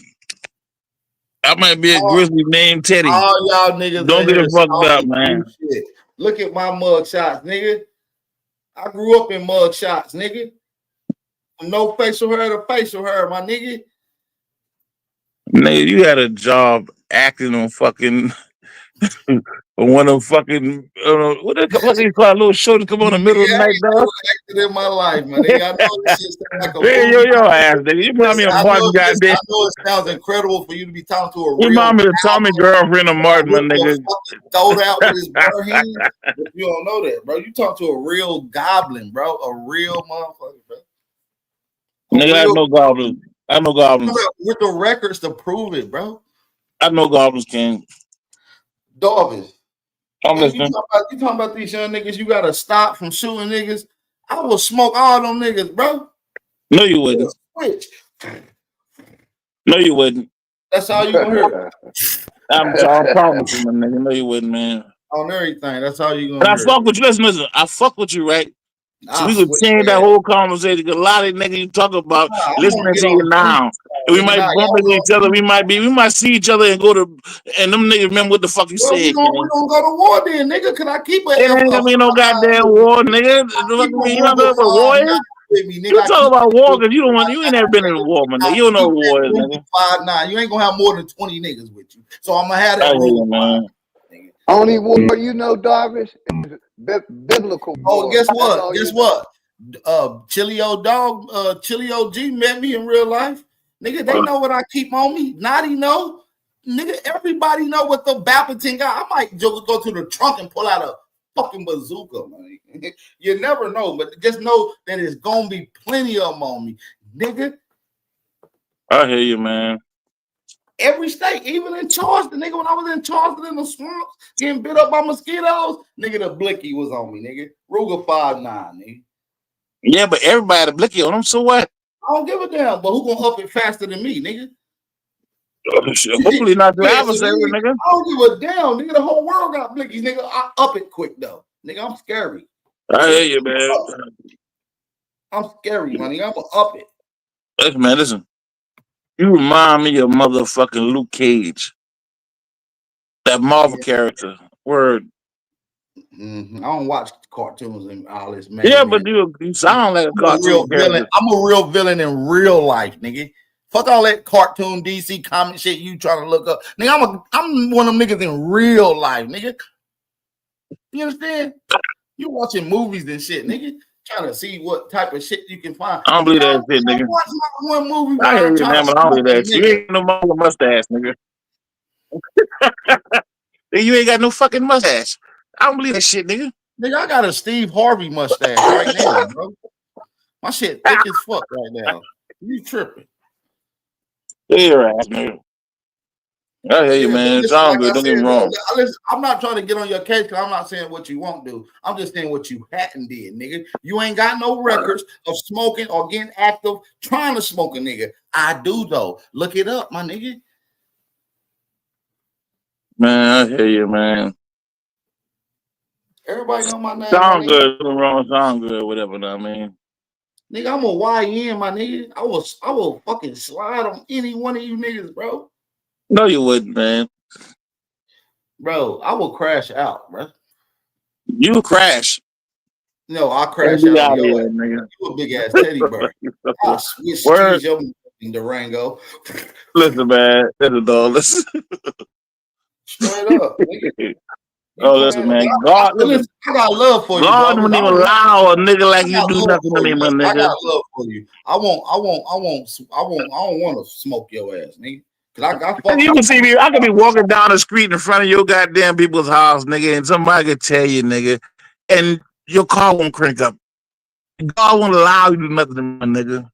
I don't give a fuck. I'm gonna jump in the other one, nigga. And this that won't crank up either, nigga. And then your gun wouldn't even work. You look at me, my nigga. Listen, you look at me, my nigga, and you see your future, your present, and your past. I ain't gonna do shit. I'm gonna and jump out people there. are moving, nigga. And I'm gonna what I'm doing, my nigga. When your gun don't work, I'm gonna touch in your forehead, my nigga. When I touch in your forehead, my nigga, you have a stutter for the rest of your life, okay? Let me tell you this. If I go outside, my car don't work. Nigga, you wanna do? If I see you, I'm gonna get out and Swiss cheese your ass on a spot. No, the fuck you wouldn't, nigga. No, you wouldn't. No, you wouldn't. No, you wouldn't. No, you wouldn't. That's not how my life ends. No, it don't. No, it wouldn't. No, it wouldn't. No, it wouldn't. No, it wouldn't. Never see how my life ends. It's not by nobody named Baby. What? Baby Penguin. No. Nah, nigga. I'm being honest with you, but I'm just gonna let you know your fat ass ain't gonna be able to run. Boy, I don't run, nigga. I'm of God. I don't run. Your ass to the motherfucking ground. Your ass gonna be rolled. These type of nigga that will see a nigga like me jump out your car, trip up and fall down, and gun and shoot yourself in the fucking face, nigga. Dead ass nigga on the goddamn ground. I'm trying to figure what happened to you. Until I talk to God again, he'll let me know what the fuck happened to you. I be damn. I would have been a cool ass nigga. Nigga, you want to make it off the block, my nigga. You want to make it off the block. Nigga, stop that. Your ass want to make it off the block, my nigga. Your ass will get Swiss cheese with these Ruger 5.9 rounds, nigga. You dumb? Nigga, you'll fuck around, shoot yourself like I'm gonna get you, sucker. Yeah, nigga. And kill yourself. And I'll come to your house, nigga, and eat some of your pie, eat some of your little red Kool-Aid, and little red rice, nigga, they have at your little repast, nigga. I'll be like, damn, though, I thought that was a cool ass nigga. The smartest young nigga I know. Dead as a motherfucker, though, but the smartest nigga, though. Bird. I bet yours about eating red rice, man. Hey, taking away everyone and shit. Man, I don't want to take away everyone. God damn, man, what the fuck happened to this nigga? I'm the calm nigga out the group, but nigga, you come around that nigga that would chop your head off and shit down your throat, boy. This nigga, boy, I'm a god, nigga. No, you wouldn't, nigga. No, you wouldn't. No, you wouldn't. No, nobody would, my nigga. Put your ass on Instagram. Listen, when I come in the area, man, listen. When I come in the area, it'd be like something, it'd be like an essence to come over you, my nigga. All you be able to do is shake my motherfucking hand, nigga. And when you touch my hand, and I grab you around your back, and then we bomb, my nigga, you'll realize I'm a god. You can't even be mad at me, man. Yeah, I would, nigga. You little nigga. And you'll greet me just like that, nigga. Yes, you would, nigga. I'm not. I'm yes, you would, nigga. You ain't got no fucking choice, nigga. Listen, you sound like one of us. I ain't gonna lie to you. If I see you, I'm gonna instantly up blick and just nod my head at you. If it's anything, no, you wouldn't, nigga. No, you wouldn't. No, you wouldn't. No, you wouldn't. No, you wouldn't. No, you wouldn't. No, you wouldn't. No, you wouldn't, man. No, you wouldn't. But listen, when you see me, be like, oh shit, that must be. I'm talking about when you see me. The name Darvis will connect automatically with me and God. The three will come together in my face. You notice me. That's Darvis the God. Hey, peace to the God, nigga. When you clap my fucking hand, nigga, no mean shit can come through your mind. When you touch me, I'm a God, nigga. Nah, I feel that, but listen though. Even if your homeboy might still be persuaded by whatever he said, nigga. If he end up shooting himself trying to pull a gun out, nigga. Listen, Darvis, all I'm saying is, bro, I'm not saying nothing about nothing. All I'm saying is, I will fucking Swiss cheese you, and I got the records. You don't got no records from doing nothing. No, you wouldn't, man. You not an aggressive dude. Stop it. You's a teddy bear. You's a sweetheart. You's a bookie butt. Come on, bro. Chill out. You's a nice kid, man. Calm down. You finished, man? I'm a Go god. ahead, tell us some more of these comic book shit. I'm a god, my nigga. No, listen. I'm a god. I've been living, walking these motherfucking sand rules for a long time, King. All I can tell you is I've been around for a long time. You can make whatever goddamn assumptions you want to make about the god, my nigga, but I'm the god. And if you was a bump path with the God, my nigga, you'll realize you bump a path for the God, nigga. And you all that shit you talk about, you ain't do none of that shit there, nigga. When you talk about my motherfucking president, my nigga, you know it's something like, listen, you have been outside smoking a blunt, blue flashing lights automatically come around. No, follow me. Listen, I'm asking you serious question though. Richard, follow me, King. You have been outside smoking a blunt. And say the police are chasing somebody down the street or whatever. But when them blue lights start flashing all over, you know that feeling you get in you? I don't get no feeling. I fuck with the police. I don't get no feeling. I don't get no feeling. It put you in the best behavior. Yeah, put me on my best. Something like that. Word. Yeah, I don't get scared when I see the police. God told me, nigga, I'm gonna put this mark on you, and no matter where you go, nigga, nobody never touch you. That was the Most High told me, King. So I ain't worried about going nowhere. Listen, you a criminal. The Most High line, you can't touch it if you do. And if you or anybody touch that, I mean the Most High lied to me, and Most High don't lie. No, what I'm saying is, Darvis, you get scared when you see them lights because you're a criminal. I'm not no criminal, my nigga. I smoke criminals like you. Then call the police on your ass. No, you don't, man.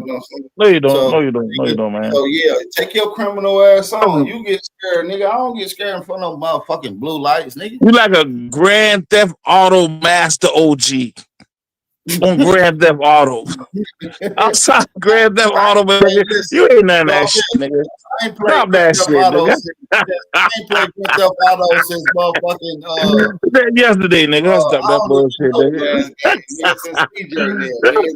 Well, listen, man. Y'all sit there play the video games, nigga. Get that shit confused with real life, nigga. Like a video game ass nigga. I don't play no fucking video game. Yes, you sound just like one. You would never hear a nigga named Bap say, I'm about to go get on 2K. I'm about to go play Call of Duty. Nigga, I don't play no fucking games. I don't watch comic books. I don't sit around eating chicken, watching superhero shows. Nigga, this real life, my nigga.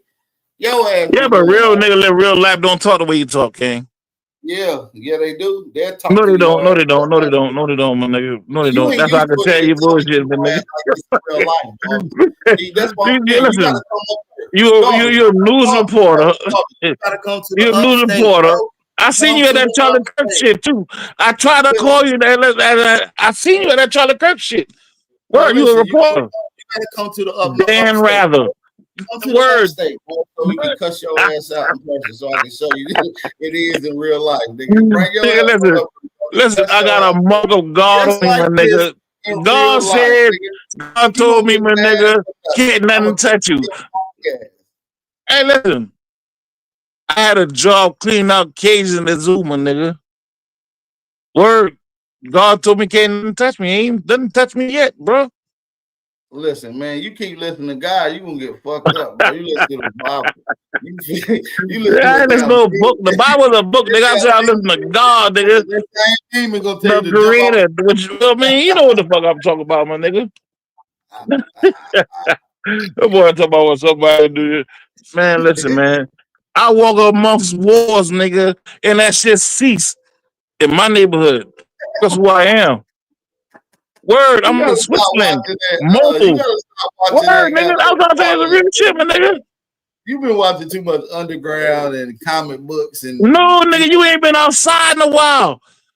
There's niggas like that out there. all day. All day Yeah, I I'm got outside. listen. And if All people that day. call me, listen, real talk, listen. Though. I heard somebody call me a prophet one time. I said, don't call me no shit like that, dog. A what? Called you a what? A prophet. Nigga, ain't nobody call your monkey ass no goddamn prophet. You a motherfucking Hey, lie. listen. You That's what I'm saying, right? I went to the gas to get some motherfucking gas and some That's how cigars. lost people Them niggas is. ain't had no fucking Calling your cigars. dumb So I ass had a to go to the prophet. other gas station. I rolled the other gas station. These niggas actually shooting at each other. I pull up in the goddamn gas station. Them niggas wait for my car to go past, but I stop in the middle of them. They can shoot at each other. Word, listen.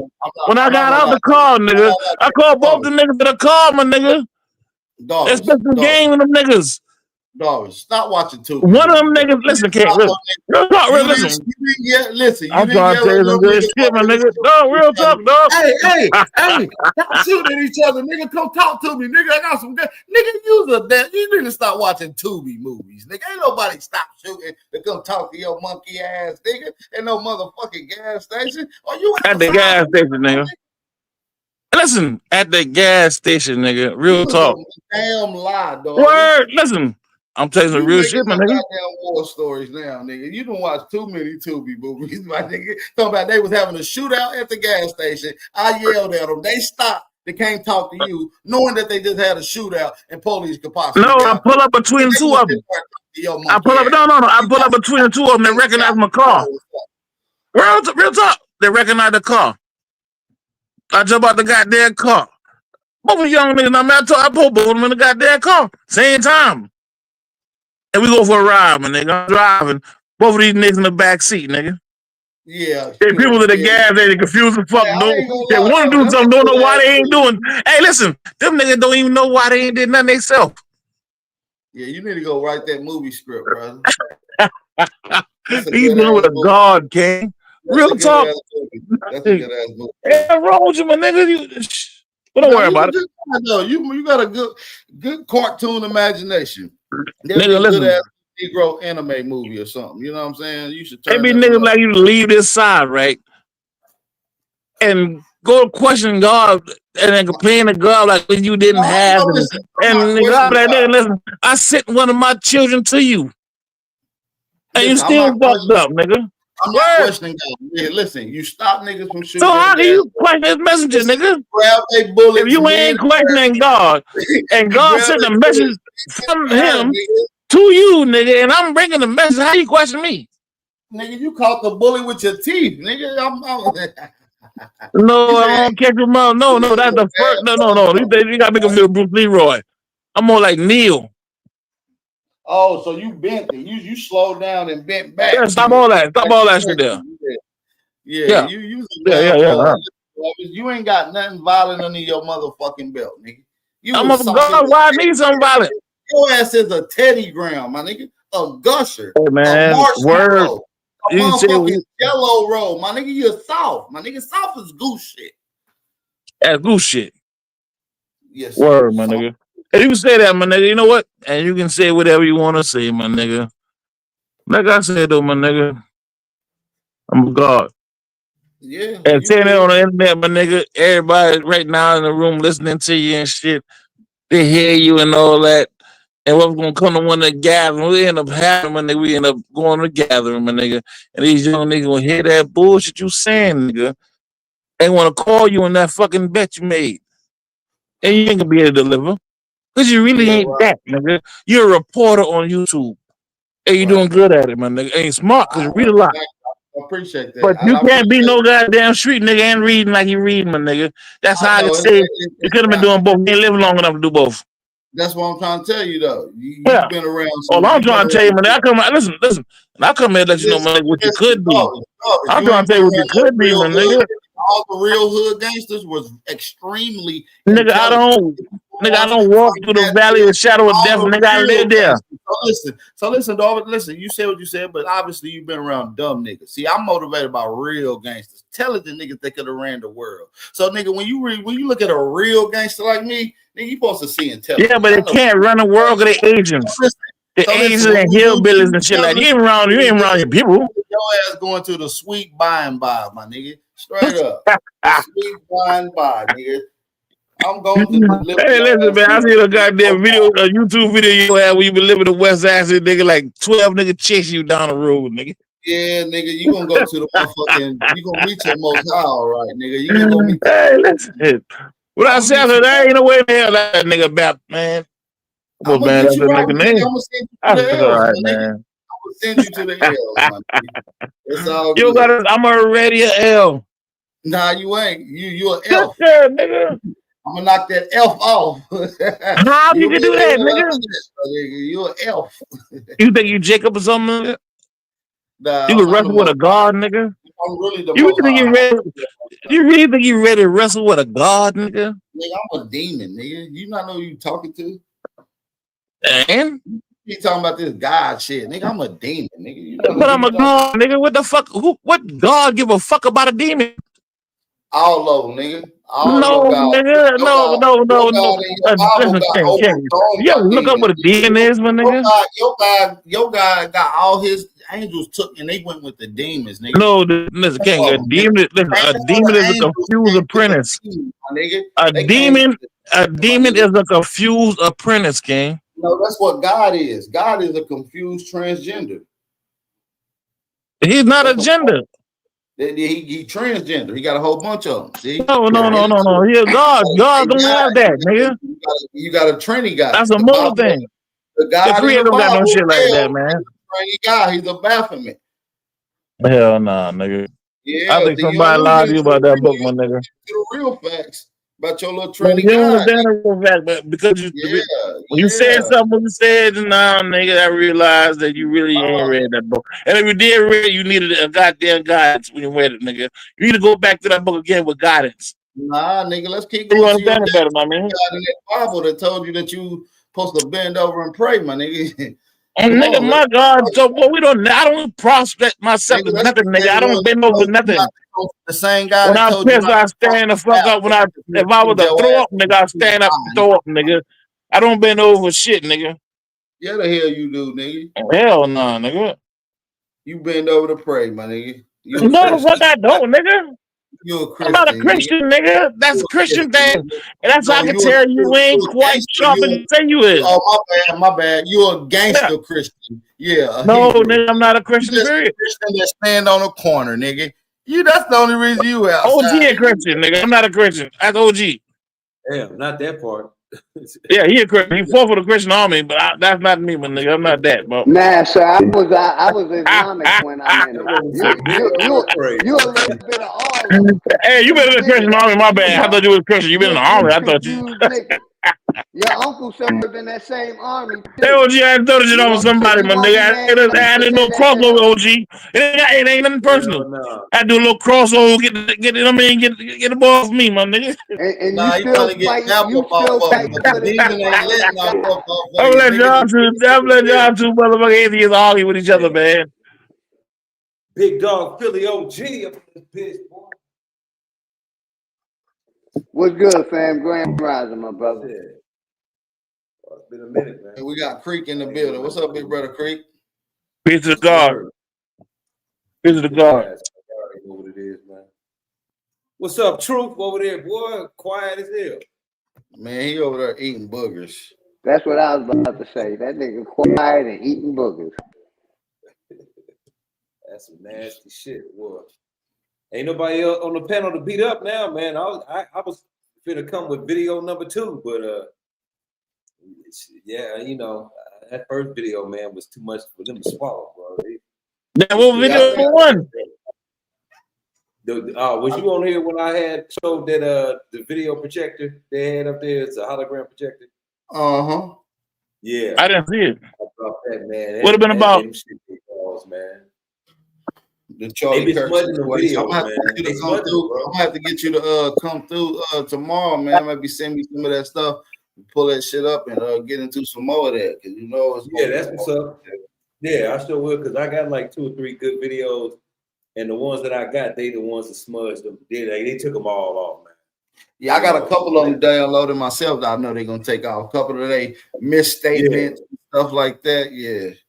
Yeah, man. They try to pull a number, man. Yeah, you know, listen, these folks ain't pulling no number on me. They ain't got me convinced. I knew this shit was fake from the jump before anything even hit the net. I was like, man, I know that shit fake.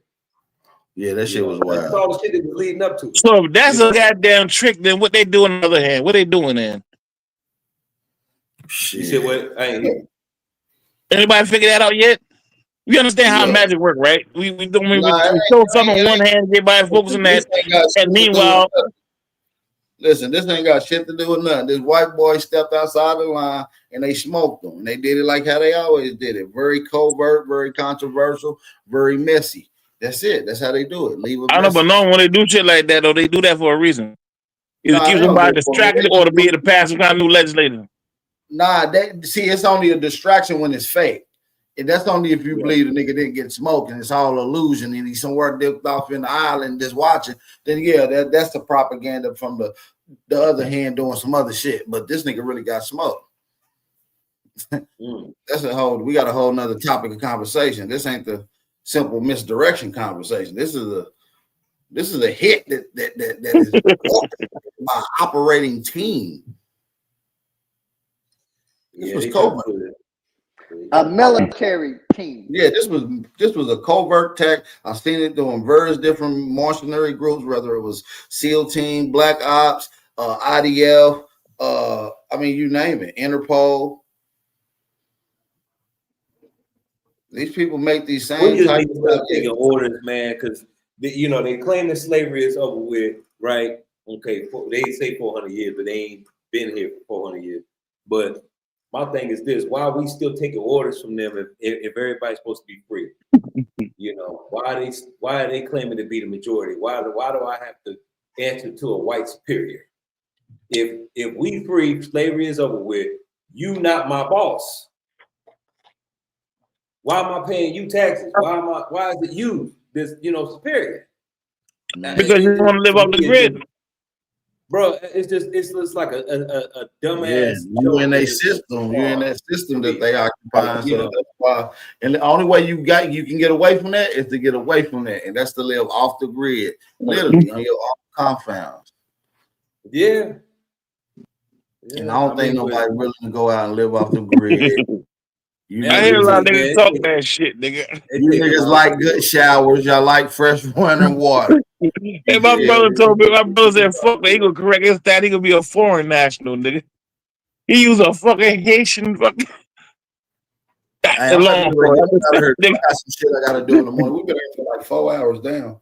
It didn't even seem like it was that long. But I do appreciate everybody for coming through. Big brother Creek, you got to definitely pop up a little more though, gang. Truth, even though his ass ain't said a word. Alabama, I know he's snoring. Big brother Darvis in the building, and Big Dog Philly OG, and the most importantly, man, shout out to the realest chat on YouTube, man. Appreciate everybody, man. I will see y'all tomorrow, probably. You feel me? We'll cook up something real smooth, like. But make sure y'all be easy for those that's on the East Coast. As you go back, pull that down out the chat, man, and chop that up with them two wayward, all hat motherfuckers, man. I'm telling you, man, you're gonna get some nice clips out of that. All right, especially when they're trying to keep niggas on the hook to be on the ground in Iran fighting for these goddamn Starve David bastards. Y'all Man, I got that Alabama, man. Piece of the God, Alabama, man. Alabama, you put me in mind. Listen, man, you put me in mind of the first freed slave. Word. He trying to dish you, Alabama. He say you sound like an unintelligent nigga, man. That's I ain't said exactly that. why I'm Never, no, ignoring I ain't that said that. South No, no. Kakalaki The nigga nigga. sharper than a mother, but I never Is said this that, chain nigga. on? Me and nigga might not agree a lot of shit, but I can never say that he's unintelligent. That nigga said you sound The like nigga the sharp. first. I can't say that. Hold on, Alabama. Let me say it again. He said you sound like the first freed slave, my nigga. You remember J. Anthony Brown? You not that young, but you do remember J. Anthony Brown and Tom Joyner and the Shucky Ducky damn skit. Is this chain on, nigga? Later, Bapperton, keep them running. Peace and love to everybody. On the track, on the track, on the track, on the track, on the track.